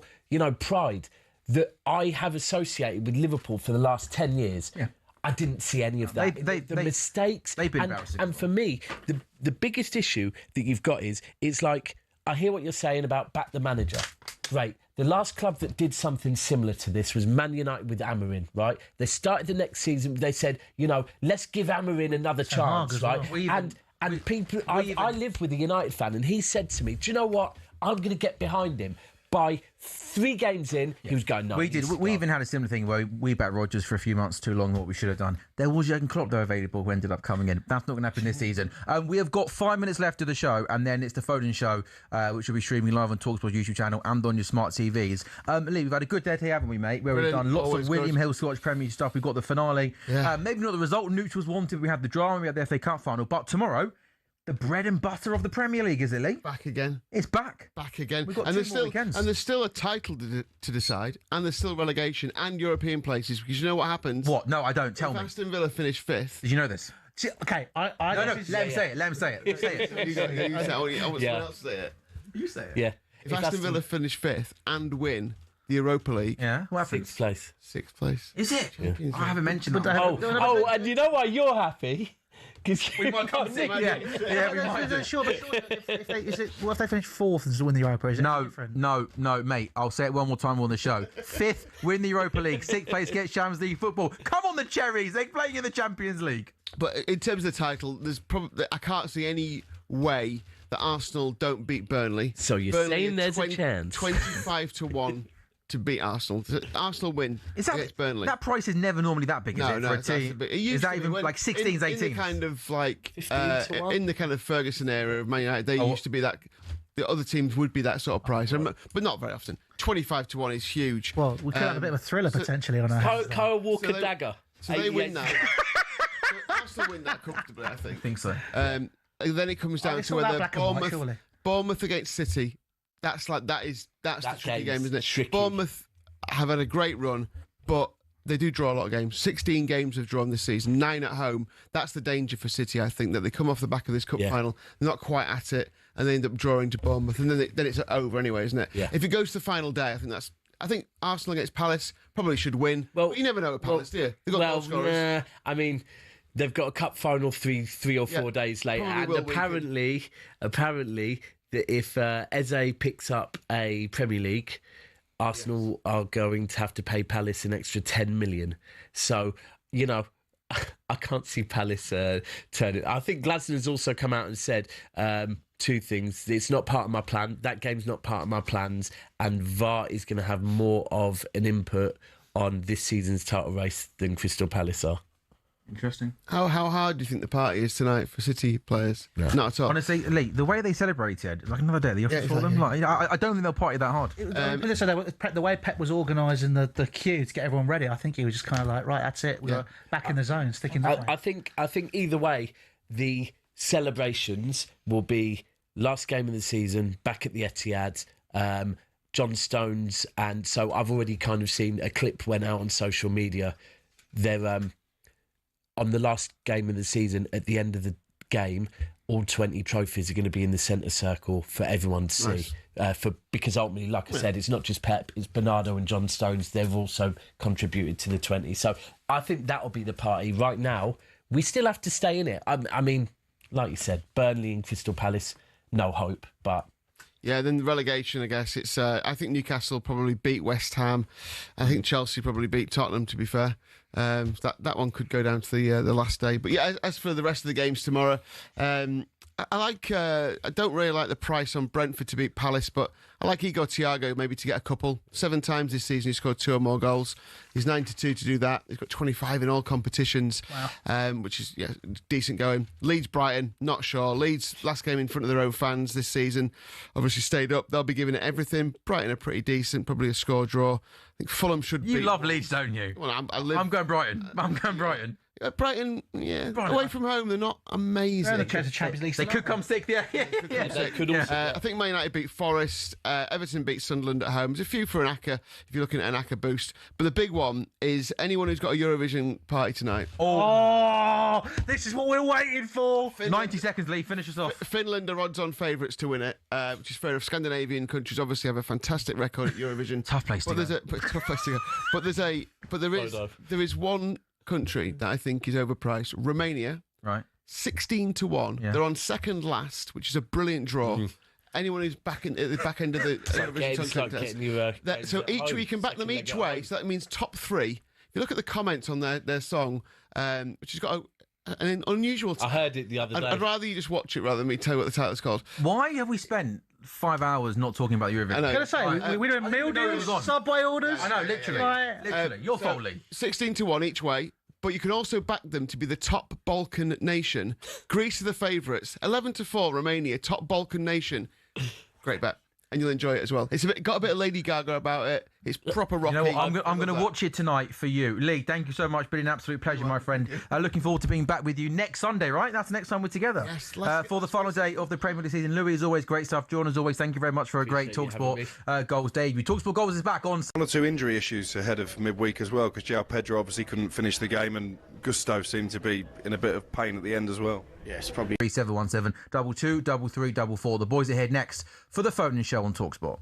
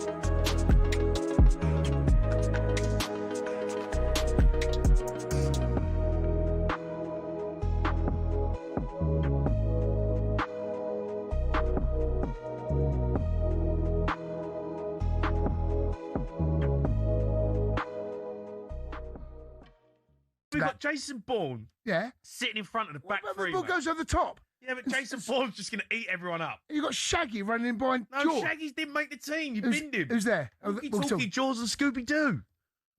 Okay. All right, fine, okay. All right, here we go, boys. Well done, everyone. This is a good team. Our Spy Sports Bar 11. In goal, we've got Octopussy. Tell us why. Well, it's just good arms. Good arms. They're not... They've got back three. Arms and legs. We've got back three, the walkie-talkie, Jaws, and Scooby-Doo. Solid back three. I'm happy with that. Up and down Scooby-Doo, walkie-talkie, good community, and Jaws, edit and kick it. Jason Bourne in midfield, eating everyone up with the binoculars for vision in the middle of the pitch. Inspector Gadget, player number 10. The main man, does everything. He's got the lot. Johnny English, out left. Can go missing. Can be a bit of a mess, but he always comes up with something. Right wing, the Maverick. Got the mojo, Austin Powers. And then up front, we've got the fake moustache, he's good in the box. And we've got James Bond, because he shoots to kill. That is... I think we pulled it together.